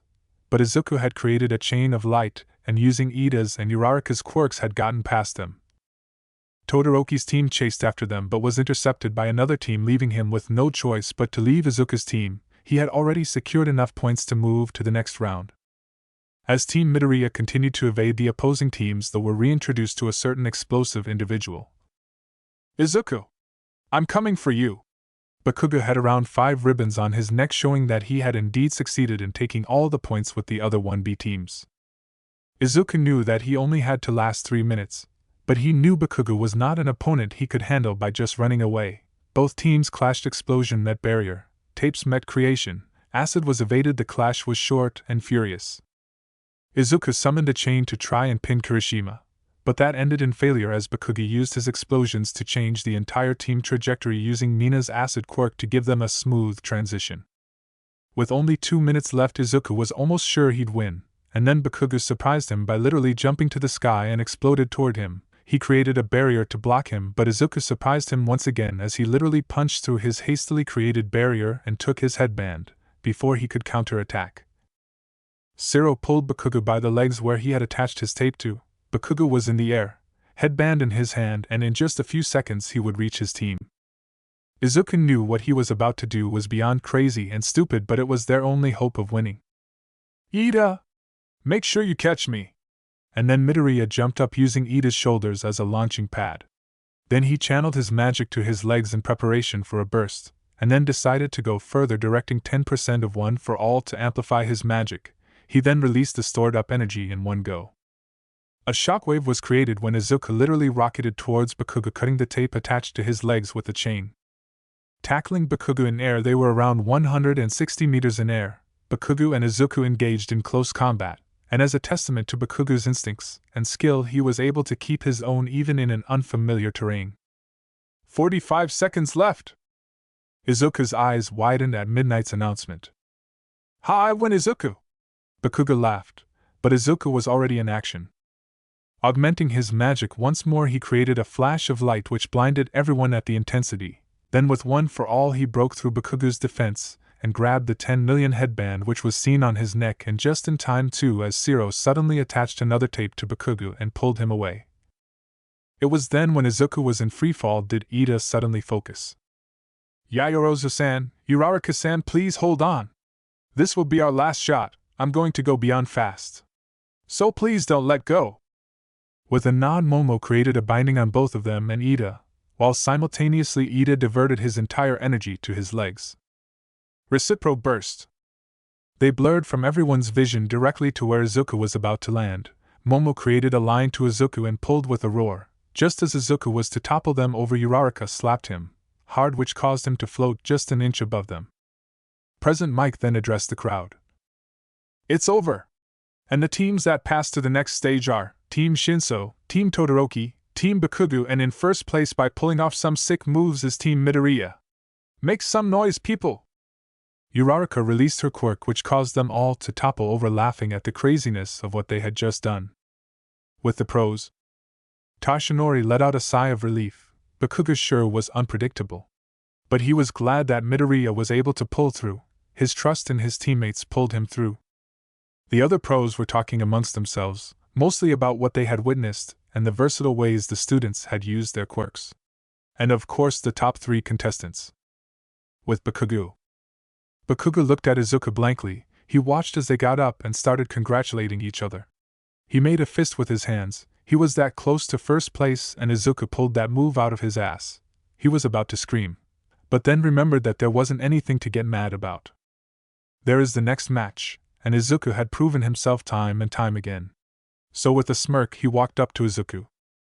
Izuku sobered when he saw Kaken near him. He didn't know what to expect. Was it a threat, or was he gonna cause a scene here?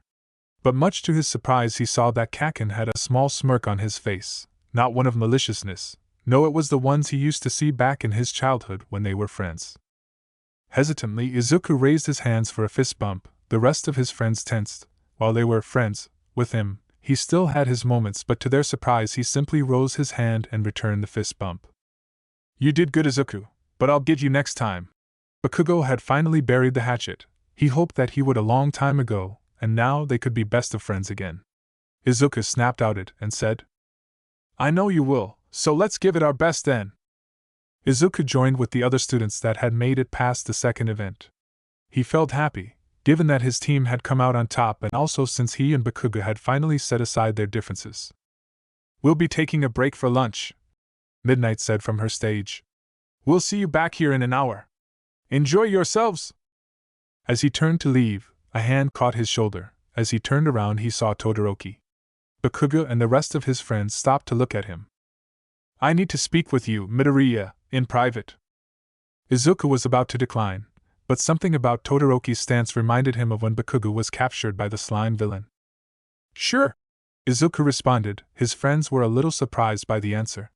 Izuku turned to the others and said that he'd be back. Izuku and Todoroki walked to the student and faculty gate and left the stadium. A moment passed before Todoroki spoke. I'm sure you're wondering why I brought you out here to talk. Yeah, that's one of them, but before that I want to ask you just one thing. Are you planning on never using your left? Todoroki looked surprised but then sighed. I forgot that you not only have incredible physical powers but your mental strength is on par with Yaoyorozu. Shuto raised his left arm and stared at it. I was overpowered by you. When we fought together at the USJ, you completely understood the situation. You were like a pro. You had saved my life from that final blow. I was born to surpass All Might. Yet when you came into the picture everything changed. All Might has taken an interest in you, and there is a connection between you two. With a clenched fist, he locked gaze with Izuku. Izuku, when I said I was made to surpass All Might, I wasn't joking. You understand, don't you? Izuku finally connected the dots and whispered softly. Quirk marriages. Exactly, I was always meant to help my father surpass the #1 hero. Shuto paused and glanced outside. My father has only one concern, growing stronger. While he's gone all out and becoming a famous hero, he's considered All Might little more than a roadblock towards his goals. Even so, he could never win. My father had both money and power, so he was able to win over my mother's relatives over. And so he was able to take her quirk. From the moment my quirk manifested, he started training me. It was harsh and brutal. My mother, she tried to stop him, but she had already served her purpose. She hates my flames, and when she saw me using it, she threw boiling water on the left side of my face. Todoroki paused as he reached the end. I won't use my left side, and when I rise to the top without using it, I will have one, and denied him everything. Shuto paused and turned away, walking to the direction of the cafeteria. Just so you know, reaching the top includes defeating you, Izuku. Izuku watched Shuto begin to walk away. You won't be able to beat me, Todoroki, not if you just use half of your power. Todoroki paused and looked at Izuku, rage evident on his face, but before he could say a word, Izuku continued. My whole life was pretty simple. I was another kid with a quirk, a powerful quirk, but it was just that. Throughout my life I had people support me and help me. You didn't have that, and I think that's why we are different. I will be #1 because a lot of people have placed their trust in me and I won't disappoint them. Todoroki, even if you got your flames from your father, it doesn't mean that it isn't yours. It's your quirk as well. You can do whatever you want with it. Todoroki's eyes widened. Suddenly he felt that he saw a figure of All Might standing behind Izuku. So in our next fight, I'm going to save you! Izuku's eyes glowed a bright gold. In those eyes Todoroki saw the determination, he saw conviction, and he saw power. The power for Izuku to keep that promise. Todoroki, not trusting his words, simply nodded and left. Izuku stared at the retreating figure of Todoroki, and once he was out of sight, he turned to the gate and said, Never thought you'd be one to eavesdrop, Kaken. And from the gate Bakugo walked out and stood beside Izuku.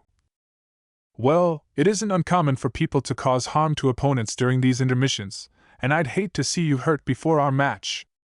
With that, both them had small smirks and left to the cafeteria. Time skip.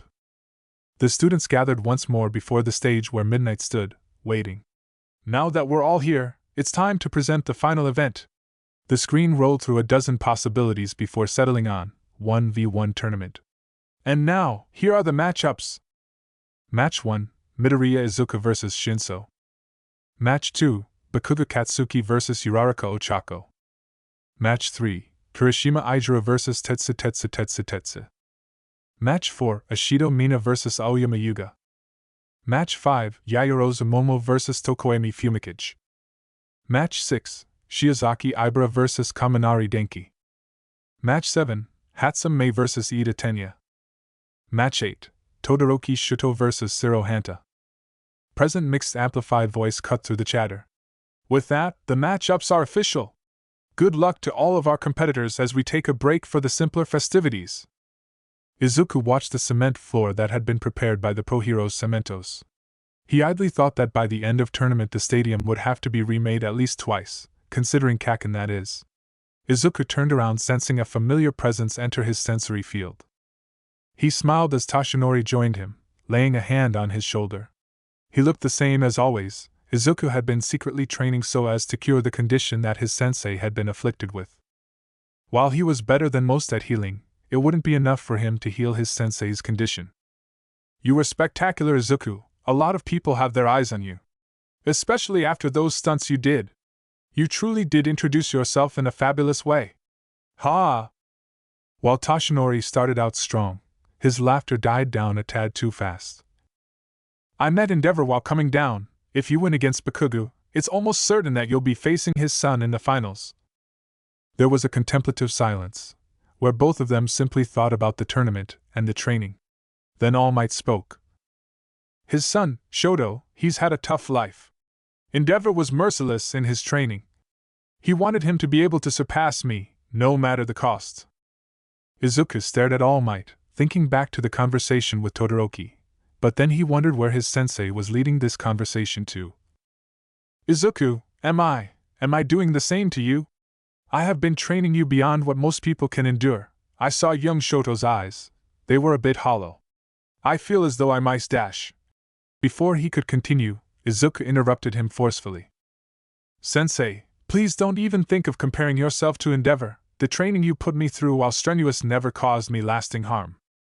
And you were very careful with my training, going as far as to get a training ground and asking Recovery Girl to be with me in case I overdid it. And don't worry, Sensei. I'll save Todoroki, because he is my friend. Toshinori stared at Izuku, truly glad that he had met Izuku on that fateful day. He felt proud. But before Toshinori could speak, he heard the next announcement. Now for the event you've been waiting for, the tournament. President Mike shouted. Well, I guess that's your cue, Izuku. And remember, you're already a hero in my eyes. With that, Toshinori left, and a bright smile took its place on Izuku. First we have Class 1A's president, the one whose top position has remained undisputed, the kid whose light shines brighter than the sun, Midoriya Izuku. Taking a deep breath, Izuku stepped out into the stadium as the crowd cheered and clapped. After which President Mike said, versus the dark horse of the competition, the only kid from General Studies, Shinso Hitoshi. Shinso entered from the opposite gate, a smirk on his face. As he entered the stage, Izuku was on high alert. His teammates said nothing other than the fact that they don't remember anything of the second event. The last thing they remembered was talking to Shinso, which means that his quirk may have to be something like memory alteration. Or Mimer. His thoughts were cut off when Shinso suddenly spoke. You know, I actually didn't want to fight you much. You seem like a guy who doesn't look down on the rest of us. But then again, that might just be an act. Midnight suddenly shouted. Let the match begin. Izuku was about to reply, but then suddenly something felt off. His mind tried piecing together everything he knew, but there were still pieces missing. He decided fishing for information will be the best course of action. It's not an AC dash. That was as far as Izuku reached before he felt his consciousness ripped away from the pilot seat. Shinso smirked. Ha, right. Now do me a favor and go out of bounds. Izuku's body obeyed Shinso's command and started walking towards the exit of the stage. With the main characters, Bakugo and Todoroki narrowed their eyes at what just happened, suddenly understanding the effect of Shinso's quirk. The entire class stared at the form of Izuku, who was starting to reach the edge of the arena, and started yelling at him to try and failed to gain his attention. Toshinori felt his heart stop as he watched his student about to walk out of the stage. He knew that Izuku would blame himself for falling for the trap. Uraraka and Momo were at the front of the spectator seats, and then they shouted his name together, desperation evident in their voice. And almost as if he heard them, there was a loud explosion of dust from the ground which pushed Izuku at the very last moment. With Izuku a few moments earlier, Izuku tried and failed to gain control his body. He tried everything ranging from channeling all his ether and one for all, but it seemed that they were out of reach for him. He even tried to use his other mode he gained when he finished training with Gran Torino. But nothing seemed to work. Just as he was about to drown in despair, he heard his classmates screaming at him. He saw he remembered all the training with his sensei, and as a final push he heard Momo and Uraraka scream his name, their tone laced with concern. And then it happened.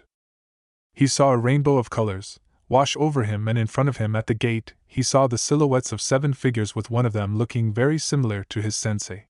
His mind, suddenly clear of any fog, instinctively activated one for all. His fingers felt the brunt of an uncontrolled burst of energy which stopped him an inch from the line. He gripped his injured fingers as he felt his ether try to heal the damage. It was the first time in a while he actually felt the kickback of one for all. He turned to Shinso, who was shaking in frustration. "How did you break out of my quirk?" Izuku took a deep breath as he felt his injury getting healed. Shinso had a very dangerous quirk, but it seems as though a shock to the body can release the victim. He looked towards Shinso, who was walking closer. Izuku himself walked towards the center, but listening to what Shinso was shouting about. He could see that Shinso had a tough time. His eyes looked very different than anyone in their generation. Even Shoto had a spark in his eyes. "You were born with a perfect quirk, while I was always 3 steps behind because of mine. Everyone kept avoiding me because of it. And you can achieve your dreams with your quirk, while I could never have a chance at becoming a hero. Which is why you'll never understand what I feel." Shinso was in front of Izuku, aiming a punch to his face. But Izuku simply dodged the punch and sidestepped to get past Shinso before he raised his arm and channeled 8% of one for all and flicked his finger. A violent rush of air so solid hit Shinso which sent him flying from the stage. But before he could crash to the ground, he was caught by a golden rope, extending from Izuku's arm. Izuku ignored Midnight announcing him as the winner. He gently placed Shinso on the ground. He had a face of defeat, as if the only chance he had was put out before the crowd was cheering as the fight ended. Izuku knew that whatever he said wouldn't be what Shinso would want to hear, but still he should let Shinso know that he would be there to help. "Shinso, there really is nothing I can say to you, but I believe in your dream." Shinso's eyes widened at that. Before he heard some of the pros say the same, he turned around to see that those among the general studies cheering him on. For the first time, he felt accepted. He turned to Izuku, who simply stood there, hand outstretched. Shinso smirked and gave Izuku a handshake. "You better win, Izuku, I'll accept nothing less." Izuku nodded, and with that Midnight announced the next fight, between Uraraka and Bakugo. Like I said, won't be doing other fights, so just a summary. The fight between Uraraka and Bakugo was pretty intense. Uraraka had shown she truly had mastery over her quirk, as she had used her quirk to give her a boost whenever Bakugo got close. She had coordinated a very good plan, but failed to account for Bakugo's pure destructive power. Izuku noted that it was similar to his grenade shot, but the recoil had hurt Bakugo, not as much as One for All's recoil, but still it up there. Uraraka was quickly brought to Recovery Girl, and everyone including Bakugo was there with her. Ida's match with Mei had turned out to be nothing more than a marketing show, which of course caused Ida to become very ashamed that he had fallen for it. Momo's fight with Ojiro was actually very entertaining, as Momo had truly stepped up her game.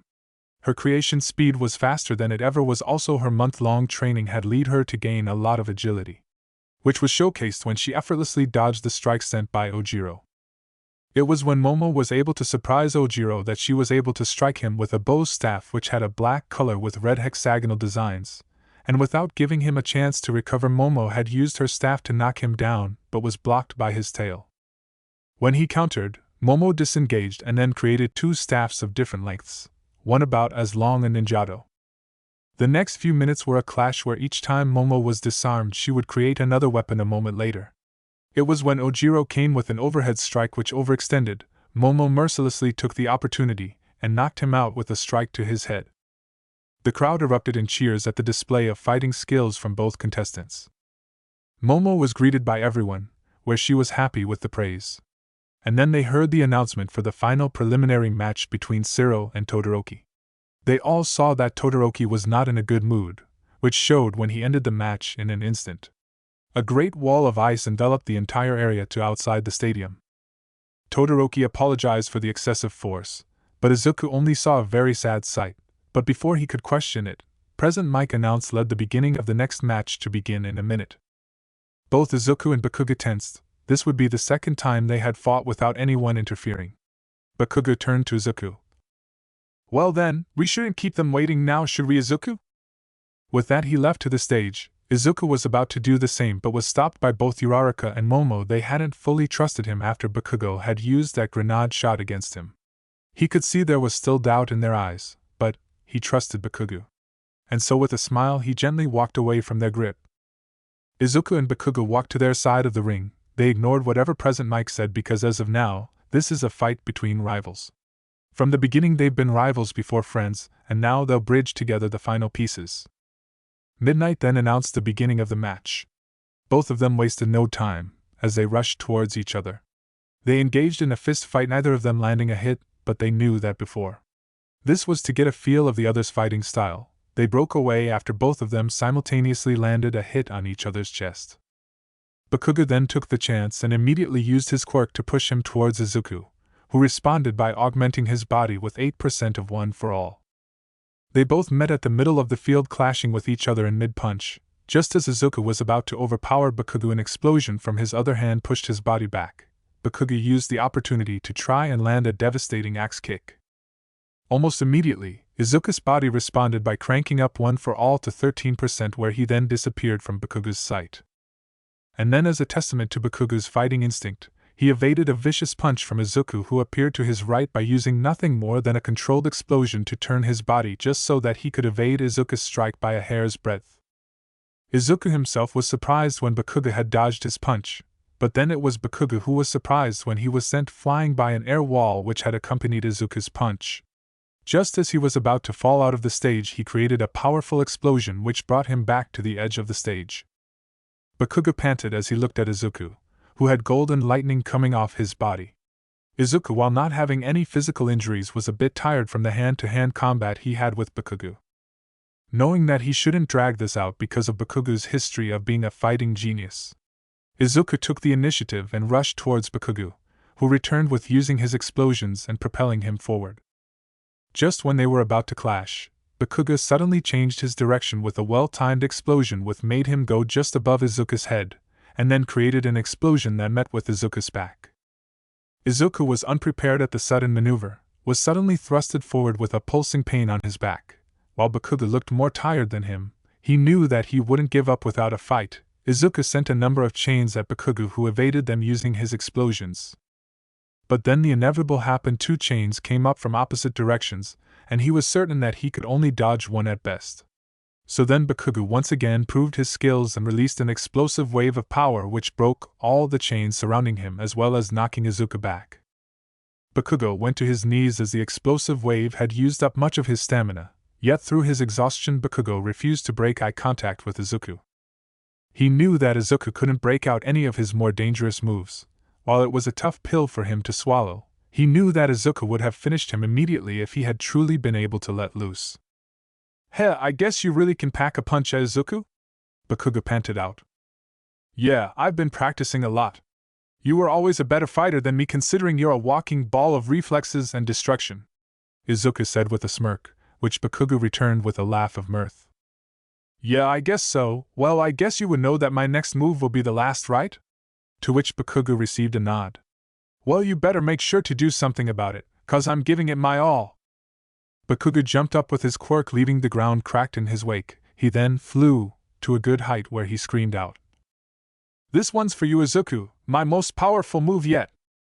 Orbital drop!" Midnight and Cementos were about to interfere when they saw Bakugo becoming engulfed in flames and coming down at incredible speed and power. But before they could, a look from Izuku made them pause, and then he spoke. "I'll handle this, Midnight-san, Cementos-san." His words were not shouted, yet it carried to them. His friends stared in slight fear as Bakugo descended. Izuku, on the other hand, simply stared at the oncoming tornado of destruction and raised his right arm. "I've been practicing these moves, especially for you, Kaken. I'll show you that I'm capable of beating you." Light poured from Izuku's hand at an amazing pace, forming 7 focal points from which the next words he uttered caused them to activate. "Roai's!" From the 7 focal points, the light created petals from which 7 circular barriers came to life, each smaller than the first. And then Bakugo came into contact with it. The massive barrier held strong against Bakugo's attack, that is, until Bakugo poured as much power as he could into the attack. It was slow at first, but then the first barrier broke, and then the second cracked. A massive explosion took place as one more barrier broke, and when the smoke cleared, it revealed Izuku holding his right arm, which seemed to have sustained some injuries, and Bakugo unconscious on the ground. The crowd was silent as the match ended. Even present Mike and Aizawa were quiet. And then the mic crackled to life. The winner is Midoriya Izuku, who showed that amazing move in the face of danger. And Bakugo, who demonstrated his pure combat ability as well as his mastery over his quirk for someone so young. Can I get a hell yeah? Izuku walked towards Bakugo, his arms still numb from the entire event.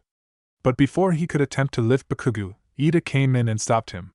Then he himself brought Bakugo to the infirmary, where recovery girls said that he would be fine other than some phantom pains in his arm and a bit of drowsiness. Ida left as recovery girl had asked him to leave, while she was healing Izuku, who had strained the muscles in his arm to the maximum. All Might entered in his buff form and had congratulated Izuku on winning his match. They talked on how the entire match was and how the next match went, where All Might informed that the stage had to be repaired after their fight, which caused Izuku to look sheepish before he was whacked on the head by recovery girl. As Izuku left the infirmary, he was greeted to the sight of Uraraka and Momo talking to each other with rather worried looks. As he made his presence known, he saw their eyes widening before they rushed towards him, asking if he was alright or if there was any lasting injury. Then he was subjected to a half-hour-long scolding from the two of them for his recklessness. Todoroki vs. Ida. The moment the match started, Ida had begun to strike Todoroki. While he knew that he was no match to Todoroki, he still wanted to try. It ended pretty fast. The moment he gave Todoroki a second to breathe, he lost. Todoroki immediately created a wall of ice, and when Ida tried to escape, Todoroki was there right behind him. He tried to activate reciprocal bursts, but then he found his legs covered in ice. Izuku watched as the match finished. Todoroki had resigned to do what he had continued to do. After his match, if it could be called that, with Sero, he seemed to have calmed down. Izuku saw that his next match was with Kirishima, who won against Ishido in a rather spectacular display. Momo vs. Fumikage. Momo knew that this match was not going to be easy, especially considering that Fumikage was a long-range fighter, and that Dark Shadow was very powerful. The moment the match began, Dark Shadow had tried to knock her out of the ring. Instead of blocking, she dodged out of the way, immediately creating two swords which she threw towards Fumikage. The time he took to evade the swords gave her enough time to create a net and a bow staff. The net was thrown towards Dark Shadow, who was caught inside of it, but then he started to claw his way out of it. Knowing she had only a few seconds at most, she created two daggers and threw them at Fumikage, and then she rushed behind them in order to end the match, but she failed to account for Dark Shadow's pure speed. Just as she was about land a strike, Dark Shadow barreled into her side, pushing her to the boundary of the stage, and just when she was about to be pushed out completely, in a feat of dexterity, she twisted herself around Dark Shadow, releasing her from the vice grip. She rushed towards Fumikage with a dozen throwing picks already formed and in mid-throw. But as she reached the halfway point, Fumikage already evaded the projectiles and Dark Shadow tackled Momo to the outside of the ring. As midnight announced the victor, Momo walked dejectedly to the spectator seats. When she reached the tunnel, she saw Izuku there. She refused to look at his eyes, in fear of seeing any disappointment. Izuku, noticing her behavior, simply held her shoulder and whispered that it was all right. Uraraka and Ida came in and cheered her up pretty quickly. The next match was between Izuku and Kirishima. He walked onto the stage as President Mike announced the start of his match. He briefly wondered about Kirishima's powers. Stronger than steel, he could take a lot of damage, and also his fighting spirit. All were the best qualities for a fighter. Midnight announced the beginning of the match, and like before, both of them charged at each other, but with both their quirks activated. Izuku was using about 4% one for all. The first blow at the center sent dust flying about. But Kirishima held firm with a grin on his face. Izuku responded with one of his own. They jumped backwards to get some space before they once again entered close combat. Izuku knew that he could win if he used his magic, but he wanted Kirishima to show his worth to the pros, and also he wanted to conserve his energy for Todoroki. Up in the commentary box, Aizawa explained the same to the crowd. The fight reached a minute mark and both of them had engaged in a fight full of power. Izuku had upped one for all to 6% to actually deal any damage to Kirishima. But then Kirishima suddenly disengaged and stood a bit away from Izuku, and said, "Well, this is it, Izuku. I'm gonna take a page from Bakugo's book and finish it with a kamikaze attack." With that, Kirishima let out a roar as his right arm hardened beyond what he had ever done and ran to Izuku, who in turn raised his arm for a smash. The moment they met, a fierce wave of air blew to the stadium and Kirishima was sent flying out of the stage, but was caught by Izuku before he could crash. The fight between Todoroki and Fumikage was a bit one-sided as Todoroki immediately sent a wave of ice to Dark Shadow which got caught in the wave, partially paralyzed. The fight ended in a pretty powerful display of Todoroki's power, nothing like what Izuku had done. And now, the match you've been waiting for. The fight for the top spot on the tournament. The match between Midoriya Izuku and Todoroki Shoto. Make some noise, people! Both Izuku and Todoroki stood opposite to each other on the stage. There was a palpable tension in the air. Even as the entire crowd cheered, the two on stage were in complete focus on their desire to win.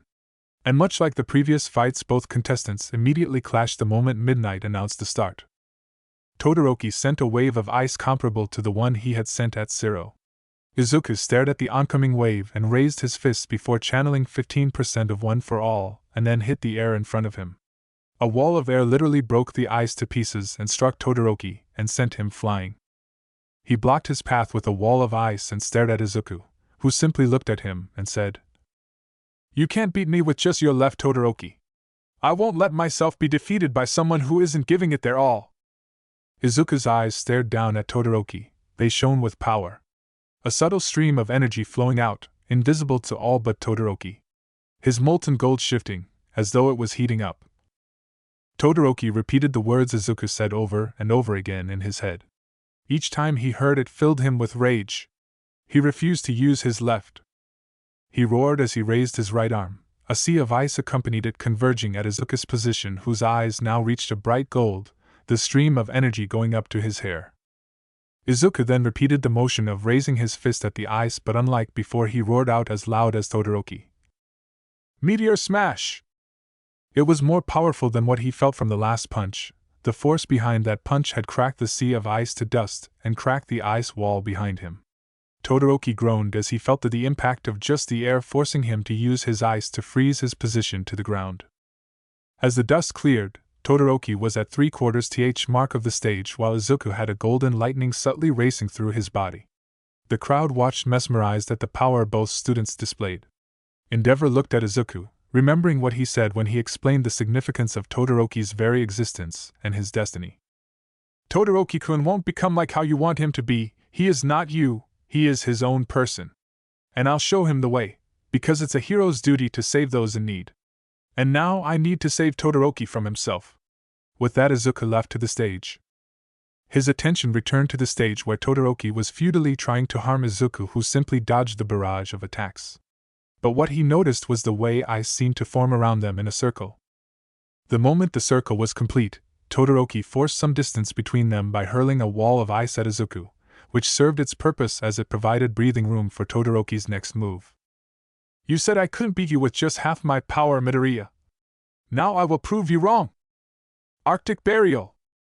From the boundaries of the circle, a sea of ice erupted to the sky and rushed towards Izuku's position. Izuku's eyes widened at the display of Todoroki's power, before his instincts forced him to respond. As Todoroki saw his attack form, he knew that it was over. And that line of thinking was immediately discarded when an overwhelming pressure formed in the area.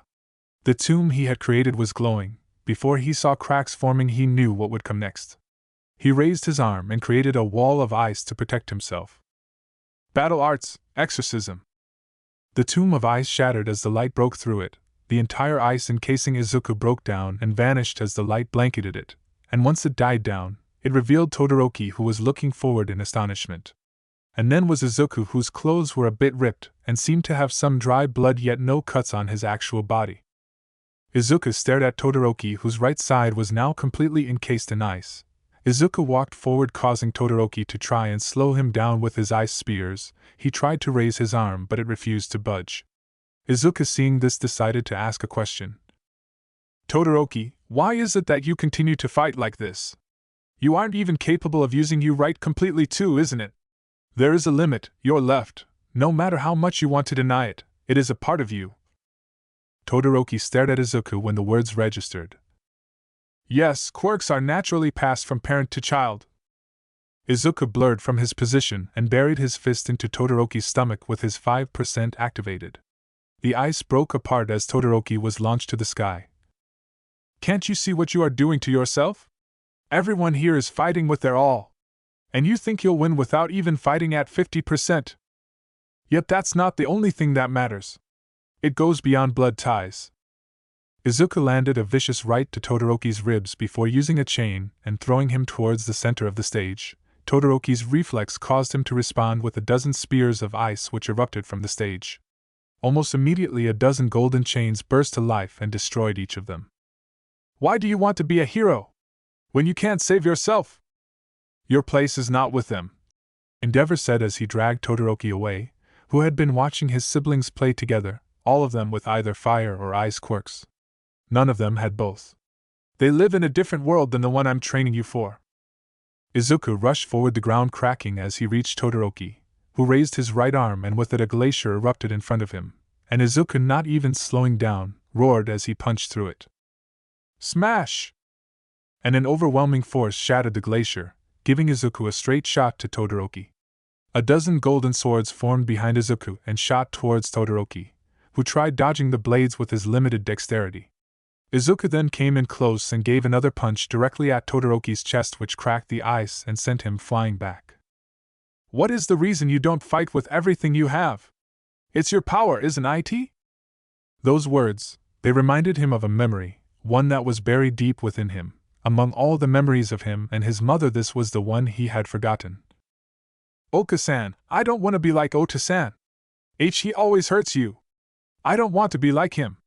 A 6-year-old Todoroki sobbed into his mother's arms, who held him gently, stroking his hair. But you want to be a hero, don't you? It's all right for you to become one. It's okay for you to be who you want to be. An unfamiliar heat grew from Todoroki's left. The ice that restricted him melted away as the fire grew to a blaze that enveloped the stage. Izuku stared at the fire in awe, before a small smile took its place on Izuku. With the main characters, Toshinori and Gran Torino looked at Izuku with a proud smile, both understanding that Izuku had managed to reach Todoroki. Even knowing the disadvantage he would receive, Izuku still saved the child. The class of 1A stared at the blaze in fascination. To see the top 2 students who fought to protect them at USJ had shown them that the level they needed to reach to stand and fight alongside with them. And for that they will train to do so. Uraraka and Momo felt worried for Izuku. Even knowing that he was more powerful than all of them did nothing to alleviate the cold grip around their chests. They understood their feelings towards him, but they also knew the feelings of each other. They may lose what they have now if they stepped out and said it to Izuku. And so they were content to let it go on like this. Bakugo stared at the flames. He had known what Izuku was trying since the end of the conversation with Todoroki. And after seeing the flames, he knew that he would have to step up his game. He was supposed to be Izuku's rival. It wouldn't do if Izuku had no one to compete with. Aizawa ignored the flames. Instead, his eyes were focused on Izuku. He knew what he had done. While Todoroki might still refuse to use it later on, he had already saved Todoroki from himself. The aspects of a hero shone brightly in him. The principal and the pros looked at both the contestants, both of whom are so similar yet so different. They both had the aptitude to become the best. The principal, knowing more than the rest, stared at Izuku, who had already succeeded in becoming a symbol to his classmates, had now secured support from the other 2 students who had as much potential as him. And so with a smile filled with hope he looked on. Endeavor stared down at both of the contestants. He saw Shoto using his left, but what had him concerned was the lack of any fear in the eyes of the other kid. There was something in those eyes, something much reminiscent of All Might. Back to the stage. I'll show you why I want to be a hero, Izuku. And I'll show you my full power. An overwhelming wave of ice was released from the ground in front of Todoroki. Northern Impact. Izuku, who was staring at Todoroki with a grin, immediately responded by augmenting his magic with One for All. Battle Arts, Holy Wrath. Those who were present at the USJ remembered the damage the move had caused to the Numa. Both attacks fought for dominance, until Todoroki used his fire side and created an orb of flames and shot it towards the middle of the wall, which caused an explosion of ice to shoot towards Izuku, who raised his arm and muttered, Heaven's Light, Holy Shield. A barrier of light rose to protect Izuku from the oncoming projectiles, and it stood firm against them. He lowered the barrier, seeing that the rain of attacks had stopped. He was on high alert, seeing as he didn't have any information on Todoroki's abilities with fire. You should know, Izuku, while I'm a bit rusty with this, I'm more powerful than I was a few minutes earlier. I'll show you my 100%. A barrage of fireballs shot towards Izuku, who didn't even twitch before his golden swords met with each attack. A bead of sweat rolled down his forehead. Ice spears shot from the ground, they met with chains of light. The flames then roared as a sea of fire came to engulf Izuku faster than the pros could react. Izuku clapped with his arms flooded with 18% one for all. And then the sea of flames were snuffed out to reveal a tired-out Todoroki. I didn't actually think you'd be able to counter that so fast, Izuku. Well, trying to not get burnt to a crisp really motivates a person. But I guess I shouldn't be a hypocrite, since you are finally giving it your all. A pressure akin to one they felt before descended on the stage. Faint wisps of golden flame started to rise from Izuku's body, each one a bit brighter and longer than the previous. Izuku's eyes started to glow with power. And then, Izuku spoke. Majestic attire, guardian of heaven.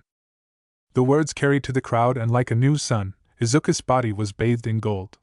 Shaping the energy as it wrapped his body in golden energy, creating a golden body armor reminiscent to his hero costume, and then 9 tails of energy came down to create a cloak. His hair, now golden, was partially levitating upwards, not so much to spike but enough so that none hindered his sight. The pressure eased off the crowd. The students at first believed it to be what Izuku had shown at USJ, but that was discarded as soon as they felt the differences. Izuku's power wasn't as potent or suffocating as they felt at the USJ, and if anything it seemed as though this was his first strive towards the power he had shown back then. The pros watched in fascination as 2 students leagues above the rest faced off. They showed the potential of the next generation.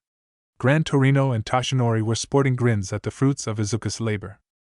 Congratulations, Shoto, you'll be facing me at my best right now. Izuku's words reverberated through the stadium. Todoroki stared at Izuku. Unlike the others, he could feel the aura pouring off Izuku. But he couldn't stop the grin that came to face. Well, then we shouldn't keep the audience waiting then, should we? The 2 combatants immediately shot off at each other. A barrage of ice spears met with their golden counterparts. A flaming fist of fire met with a fist of gold. Both combatants looked evenly matched to the crowd, but to the pros it was clear that Todoroki was losing ground. Izuku, while being better than Todoroki for now, seemed to be losing energy faster. It seemed as though he was not accustomed to his new form. But considering that without it Izuku would be a great disadvantage, they understood the situation. A bright light from the arena brought their attention back to the stage. Arena few minutes before. Izuku and Todoroki entered another bout of close combat, where Todoroki using his ice to boost his attacks and his fire to both deter Izuku and for pure offense. Izuku knew that he couldn't slip up, knowing that Todoroki would mercilessly take advantage of it. He was surprised at the power that Todoroki was showing. Even with his 18% one for all, he was sure that Todoroki would most likely use his ice to block his strike and his fire to finish him. He was envious of how Todoroki's power worked in sync while his own had reached its point of synchronization yet, and for now he could only augment one power to the other. Izuku curved his body to an awkward angle to dodge an ice spear that came too close for comfort, while simultaneously berating himself for losing track of the fight. He could see that Todoroki was nearing his limit, seeing as he had locked his fire aside for so long. His body needed to get used to it again, which was good for Izuku, seeing as he couldn't use any of his powerful moves since he wasn't sure if the stadium would be standing after he used it. And looking at Todoroki, he could feel that he was on the same boat. And Kinda! The chains of heaven flew to bind Todoroki, who responded with a barrage of ice spikes. The collision caused them both to shield their eyes. Izuku cursed. While not as powerful as the ones at USJ, it was still should have been enough to break through his ice. It was then he noticed that Todoroki was more powerful than he thought, as he could now use his right without much repercussions. Izuku decided to use his guardian attire to fight Todoroki. He shot forward at Todoroki faster than before, and punched through the wall of ice. Todoroki's eyes widened at seeing Izuku break through his guard. He used his fire to give him space by releasing more flames. But to his astonishment, Izuku smirked and disappeared from in front of him, and was now behind him with his hand coming down for an overhead strike. In a feat of superhuman reflexes and advanced control of his quirk, Todoroki created ice to unbalance him enough to dodge the attack. As Izuku's fist made contact with ice-covered ground, it caved in on itself. Both of them stared at each other. They knew that the next move would determine the winner. They both rushed to opposite sides of the stadium. Flames burst from Todoroki's left and began to compress itself onto the palm of his hand, the color turning white from the intensity and heat of the flames. On the other side, Izuku raised both his arms directed at Todoroki, and from his body the energy overflowed and was now very dense, and almost had a dark golden tint. The pros, sensing the power from the two attack, tried to stop them but was of no use as both the combatants had already finished. Todoroki was the first to release his attack. The intensity of the flames could be felt from the farthest stands, glowing white with the promise of destruction. Todoroki roared, "Chaos Flame!" A blast of fire was unleashed from Todoroki's palm and made its way towards Izuku, who was still in the same position with his eyes closed. Then the dense energy rushed to his hands, and then Izuku opened his eyes, now glowing with absolute power, yelled at the top of his lungs, "Great shining heaven!" A wave of gold clashed with the fire, both trying to assert dominance. The clash caused the entire stadium to avert their eyes, as the light and flames were too much. A fierce explosion occurred, covering the stage in smoke, a wall of air so solid it pushed everyone into their seats. Even the pros were struggling to hold their ground. As the crowd blinked to regain focus in their eyes, the dust finally began to settle, revealing a completely broken stage and Izuku, the energy gone, kneeling on the ground while Todoroki was outside of the boundary, unconscious. Midnight, who was protected by a cement wall, slowly gained her bearings after witnessing the destruction firsthand. She saw the sight of Izuku kneeling on the ground, panting as he stared at the unconscious form of Shoto. The winner of the match is Midoriya Izuku. An enormous round of applause erupted from the stage. Izuku wobbled up and gave a smile much like that of All Might and walked towards Shoto. He was then taken towards the med bay. Recovery Girl's office. Izuku watched as Recovery Girl healed Shoto. While he didn't get injured much, other than a few sore ribs and some bruising which was shared with Izuku himself. Both of them had exhausted themselves holding back. Izuku chuckled at the situation. Both of them instead pushing themselves to go beyond. They had to limit themselves so as to not cause any collateral damage. But it was a given. Both of them were still underdeveloped to control their quirks, and thus could not completely control them like pros.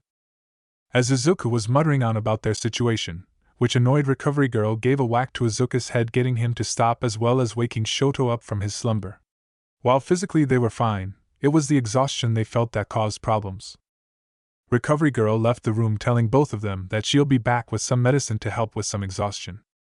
There was an awkward silence in the room as both Izuku and Shoto stared at each other, one giving a hesitant smile, while the other was having a poker face. Until Shoto spoke. "You really should stop butting your head other people's lives, Izuku. I never planned to use my flames ever again. But after that match, I don't know what to think." Izuku was silent after Shoto said his part, knowing that it was now up to Shoto himself to come to terms with himself. But then Izuku smiled at Shoto's words. "Can't do that, Shoto. It's a hero's job to butt their heads into things where they don't belong." Both of them had a small smile on their face as they sat in a now comfortable silence. Recovery Girl came back with SE meds that replenished their energy at a moderately faster pace. They were hauled onto the stage as they were awarded their medals. Izuku grinned at All Might, who gave him a thumbs up and a bright smile. Todoroki looked at his father with a poker face as Endeavor looked back with a rather smug grin.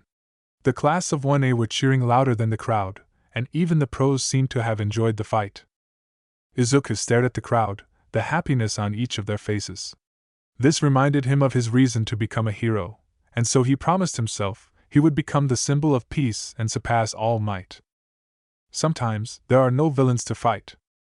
Sometimes the thing that's hurting you comes from inside of you. Shoto paused as he stood in front of the door to his mother's room.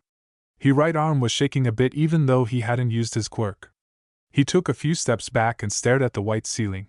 He closed his eyes to remember why he was here. A smile. His mother's smile. He wanted to see it once again, and so with a deep breath he opened the door and saw a beautiful woman sitting on a chair gazing at the scenery outside the window. And when she turned around and saw him, Shoto found what he was looking for. That beautiful smile he had seen in his memories, that smile which was reserved for him. And unconsciously returning it, Shoto found his way into his mother's arms. Sometimes, to move forward in life, you have to take a few steps back. Katsuki kicked a rock as he strolled through the park, making his way to a familiar spot. He remembered the entire events that occurred in his childhood, how it all began. He remembered the reason why he decided to be a hero. I am here! Katsuki watched the people go on with their lives around them, the happiness present in this area. It was because of the trust placed in heroes that they could live in this peace. And so, he continued his stroll towards his home. The heart wants what it wants. There's no logic to these things. Momo stared out her window, unknowingly mirroring Ochako. Both having a vice grip on their chests, each of them remembering the past few months, the fun times, the bad, but truly it was one person they were reminded of time after time. Eyes of gold filled with power yet compassion. You meet someone and you fall in love, and that's that. These children are so very remarkable. Watch them as they trip and fall. Toshinori stared as both Izuku and his sensei clashed in the training grounds of UA, both of them having smiles of mirth on their faces as they engaged in combat. It was just after Izuku had spent time with his mother that he came running towards them, thanking them for their help. As he looked into Izuku's eyes, he saw hope. Gran Torino landed a vicious strike to Izuku's ribs which sent him to crashing to the wall, and yet through the pain, Izuku possessing an indomitable spirit, ready to support the weight of the world. Only to get back up and learn. Izuku crashed into Gran Torino, his body covered in golden attire. Toshinori couldn't stop the smile crawling its way to his face, and so buffing up he jumped into the fray. The next day. But the thing about light and darkness is, brighter the light, darker the shadow. Izuku stared at the TV, where various news channels were reporting the latest escapades of the hero killer, Stain, whose newest victim was Ingenium. Izuku rushed to find his phone so that he could call Ida, but it just went to voicemail. Izuku wasted no time in getting dressed for class as he knew that he could get info from his class teachers or better yet Ida himself. The trip to UA was a bit different than the norm as a lot of people came and congratulated him as well as take pictures. There were also some girls who looked at him stuttering out hellos, which he would awkwardly return, resulting in the girls giggling and blushing. Izuku, finding the experience rather weird, sought to forget everything that happened. As he walked in the rain, his mind wandered onto what everyone was doing after the festival. He felt a bit guilty, as he had immersed himself in training and had turned off his phone so that he wouldn't be distracted. A familiar voice prompted Izuku to turn around and saw the person who he wanted to meet running towards campus. Izuku and Ida exchanged greetings and ran together towards UA.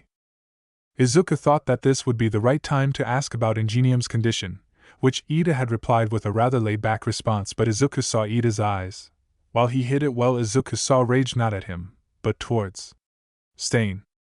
Izuku kept it to himself but noted that he should look at Ida's actions. As they reached class, they found that everyone was abuzz with excitement over their newfound fame. Izuku smiled as he walked towards his seat where his friends were circled around. To his pleasant surprise, even Katsuki and Shoto were with them. After exchanging greetings, they talked how different the days were compared to the beginning, and what they've been doing the past few days. Of course, everyone sighed when he heard that he was training. He also noticed that Momo and Uraraka seemed to stare at him a bit longer but would immediately turn when he looked, and then they would stare at each other. Izuku put that on the back of his mind when he sensed Aizawa sensei walk in. His sensei looked the same as always, but ever since the USJ, his body seemed to have its ups and downs. Recovery Girl said that it was his body becoming used to his quirks and trying to reach synchronization. So, Izuku continued to stare at the door, sensing another presence. This of course gained Aizawa's attention, who shook his head at Izuku but continued anyways. Now that the sports festival is over, we've now begin a drafting process. You kids will have to first get your hero names, after which you will be assigned to heroes for an internship program, which is actually a work experience for you. Many of the heroes have given you offers for internship. This is their investment in your future. Now, while students normally only have to worry about this in their second year onwards, you kids are special seeing as you have battle experience. The students on the board can choose from the offers on the screen. The screen displayed 10 names. Midoriya Izuku 4, 674. Todoroki Shoto 4, 123. Katsuki Bakugu 2, 301. Fumikage Tokoyami 340. Yayarosa Momo 321. Kirishima Aijiro 103. Uraraka Ochako 98. Tenya Ida 97. Ashido Mina 20. Hanta Sero 14. The class was silent on seeing the numbers before a few pockets of noise came in complaining about the situation as well as those celebrating. Well, it used to be spread out, but those three seemed to have gotten the attention of almost all the pros. Izuku laughed sheepishly as the others congratulated him. Shoto had a small smile on his face, while Bakugo complained on how the pros were biased. Momo and Ochako congratulated Izuku, but both seemed to be let down by the gap between them. Izuku, noticing this, tried to cheer them up. Now before you go to the pros you'll need hero names, and so I brought in some help as it really isn't my forte. While these hero names may be temporary, you should make it good as it may stick. So you shouldn't have a name that is indecent. Midnight said as she entered the room, causing the boys to blush and the girls to stare at her in awe. Time skipped to Ida's name. Tenya, I didn't want to say it yesterday, but I can't feel my legs. They are completely useless. I think that this is the end of Ingenium, at least for me. That's why I want you to take up the name, and be a better hero than I could have become. Ida-kun, are you ready yet? Asked Midnight. Tenya started to write the characters for Ingenium, but stopped and erased it before writing his own name. Not yet, I haven't. Are you sure with that, Ida? Ida simply nodded before returning to his seat. Well, Midoriya-kun, are you ready with your hero name? Izuku shook his head but still walked to the front of the class, and turned his board to show his name. If you are gonna name yourself in honor of a hero, you'll have to meet everyone's expectations, so be sure of your name. Your hero name should show what you represent, and its people what kind of hero you want to be. Midoriya Izuku. The class stared at the fact that all three of them chose not to get code names. Midnight decided to ask Izuku on why he chose not to get one. Well, I actually don't know what kind of name I should have, and I'm not strong enough to live up to the expectations of the hero I want to honor. The pros immediately understood what he meant as well as his friends. And that's why I'll use my name until I believe I can live up to the person's expectations. Break time. Now you have 2 days to decide where you want to work. Here are your slips, write down your desired agency and give them to your rep. Izuku had noticed that Endeavor had also given him an internship offer along with most names he was very familiar with. But what caught his eye was Gran Torino had also offered internship, deciding that he needed to find All Might to finalize his decision. As break started, people began talking to one another about their various offers and hero agencies they wanted to attend. Mineta and Kaminari lamented on how Izuku completely captured the attention of the pros, which many students agreed to, but in a good way, of course. As Izuku stepped out of the class, he was immediately whisked away by All Might, who seemed to somehow evade his sensory field. As they reached the teacher's lounge, Toshinori released his buff form and sat on the couch where Gran Torino was also sitting eating some sweets. Izuku, the reason I brought you here was to explain the truth of One for All, and its predecessors as well as the end game.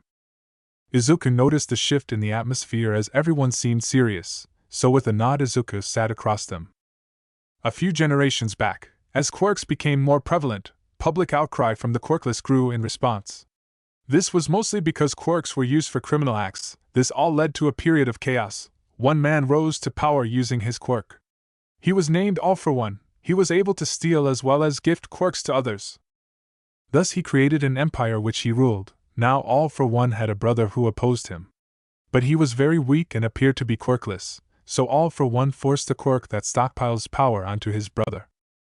But what he didn't know was that his brother had a quirk allowing him to pass his power to another. The two quirks mutated into the quirk I possessed, One for All. The brother fought All for One but failed. And sometime before his death he passed it down from hero to my predecessor, Nana Shimura. But she, like others before her, fell in battle against All for One. However, she had already passed it to me. And now you are the 9th successor to One for All. And the reason I am telling you this is because gesturing to Gran Torino, feel that All for One is the head of the League of Villains. And also it seems as like 5 years ago both he and I will fight once more. Izuku stared at his fists, remembering the injury All Might had sustained. He remembered his fight against Numu, how tough of an opponent it was, and to think that All for One was more powerful than that. Sensei, I want to fight beside you. Both Toshinori and Gran Torino sighed as they had expected Izuku to say those very words. Gran Torino whacked Izuku on his head, causing him to yelp. Toshinori continued. We told you this because you deserve to know about it, while you are stronger than most of the students as well as some pros. It is my duty as the symbol of peace to fight him. Izuku looked into his sensei's eyes and found the resolution in them. He looked to Gran Torino, who mirrored the same look. He sighed as thought about how powerless he was against the villains All Might would have to face. Then he remembered what he had thought about in class. Sensei, for the internship I've received multiple offers and I would rather stick with you two to further my training. And that way I could freely use One for All and my other abilities. Gran Torino was the one who spoke. Yes, I thought the same, and that is why I gave you the offer. But we won't be just training, we'll also be taking down some villains as well. You need experience as well. Izuku's eyes widened at that. But how? I mean, we aren't allowed to use quirks in public as they're against the laws. And are we taking down big-name villains or small-time thugs? Is it near your place, Gran Torino, since there aren't much thugs there? And what about Dash? Izuku bit his tongue as Gran Torino once again whacked him to stop his murmuring. All Might spoke. Yesh, I thought that you'd given up that murmuring of yours. Ha ha ha, well, I'm happy you're still the same, Izuku. Izuku scratched the back of his neck and laughed a bit awkwardly, but All Might simply continued. It's come to our notice that some of our students are beyond talented, and staying in class all the time would restrict your growth. So Principal Nedzu is presenting an idea where a team is formed. They are going to be led by pros to give them field experience, as well as learn the finer points in heroics. And if it gets approved, then you, Todoroki and Bakugo will be under my guidance along with some of the other pros who will drop in time to time. Izuku's eyes were about to pop out of his head. They were planning to give him a temporary license. That would mean that they could use their quirks in public in case of any emergency. And the experience would be a boon for them. And Izuku, don't mention this to anyone else, at least until the principal gets the idea approved. Toshinori said a bit seriously, to which Izuku nodded. Now off you go. It's getting late and you should be with your friends. Izuku gave a grin and thanked both of them before leaving. 2 days later. Now you have been given your hero costumes for the internship. You are not allowed to wear them without approval of the pros. Other than that, I wish you all the best of luck. With that, Aizawa had dispersed the class, as they all went their own ways except Izuku and the gang as they stayed behind after wishing everyone off. Ida, said person stopped after Izuku had caught up to him. If you ever want to talk, let us know, alright? We're friends, aren't we? Ida stared at everyone, Izuku, Momo, Ochako, Shot, and even Katsuki. Yes, you don't need to worry about it. And with that, Ida left. Izuku turned to Katsuki and Shoto, whose trains were to leave in a minute. So Genist and Endeavor, right? Izuku said, a small grin on his face. Both Shoto and Katsuki returned the grin and talked about how they'll get better and have a free for all once they get back. This of course got the girls to sigh and shake their heads. After they left, Izuku was alone with the girls, who seemed to be fidgeting a bit. They talked about how they'll keep in touch as well as make sure to get more powerful. They both gave Izuku a hug, which caused him to fidget a bit as he felt a bit awkward at the affection. Once they left, Izuku went to catch a train to where Gran Torino had trained All Might, which was a secluded and large training ground in the far regions of Tokyo. Mountain Training Ground. As both Izuku and Gran Torino reached the training ground, which had a large clearing and a small cabin at the end, once they finished unpacking and getting everything ready, they commenced training. Now Izuku, currently you are able to control 18% of One for All, which can be used to augment your physical capabilities, but it seems as though we haven't even scratched the surface of your potential. Izuku's head tilted sideways, not understanding what Gran Torino meant. It seems as though One for All has once again mutated. I'm sure you have felt it, the synchronization. I talked to Recovery Girl and some of our trusted researchers and doctors. It was why I was at UA. You see, to be able to control 18% of One for All is no small feat, yet when you did so I was greatly impressed, but then I was suspicious. Your potential far exceeds our own. But your 18% was still negligible to All Might, and so after some discussion we found the verdict on this. As One for All has synchronized with your inborn quirk, it became something more. And your majestic attire is the result. In that form you are capable of passively using the actual 10% of your power on both body as well as your ether. What I mean is that your quirk uses both OFA and ether in tandem, which is how it ought to be. But on the other hand, you can actively use them separately at different levels. Your physical capabilities can be augmented with one for all to a greater extent because that was what it always did for generations. Now your ether is also added into the fray. The golden lightning around your body is actually a mix of ether and one for all. Izuku was dumbfounded. One for all had evolved to suit his needs and had further strengthened beyond expectations. But that also meant he had to train harder. He felt the synchronized energy within him. That meant that he could only use 10% in full cowl. But that 10% is stronger than what All Might can do at 25% or so. The math had left him speechless. Potentially he could become better than All Might. But his training would be an arduous task. Now, before you pass out on me, we are gonna experiment. We'll learn how to fly. And that's a wrap, my luminous legends. If you enjoyed this electrifying journey into the world of What If Deku Had Light Powers, the movie Part 1, smash that like button, share with your fellow hero enthusiasts, and comment down below with your wildest what if scenarios. I want to hear 'em all. Big thanks to Mugen Erasure for being the real MVP of today's video. If you're new here, join the squad by subscribing and hit that notification bell so you never miss our next adventure. Until next time, keep being the radiant, unstoppable force that you are. This is Chronos, signing off. Stay legendary.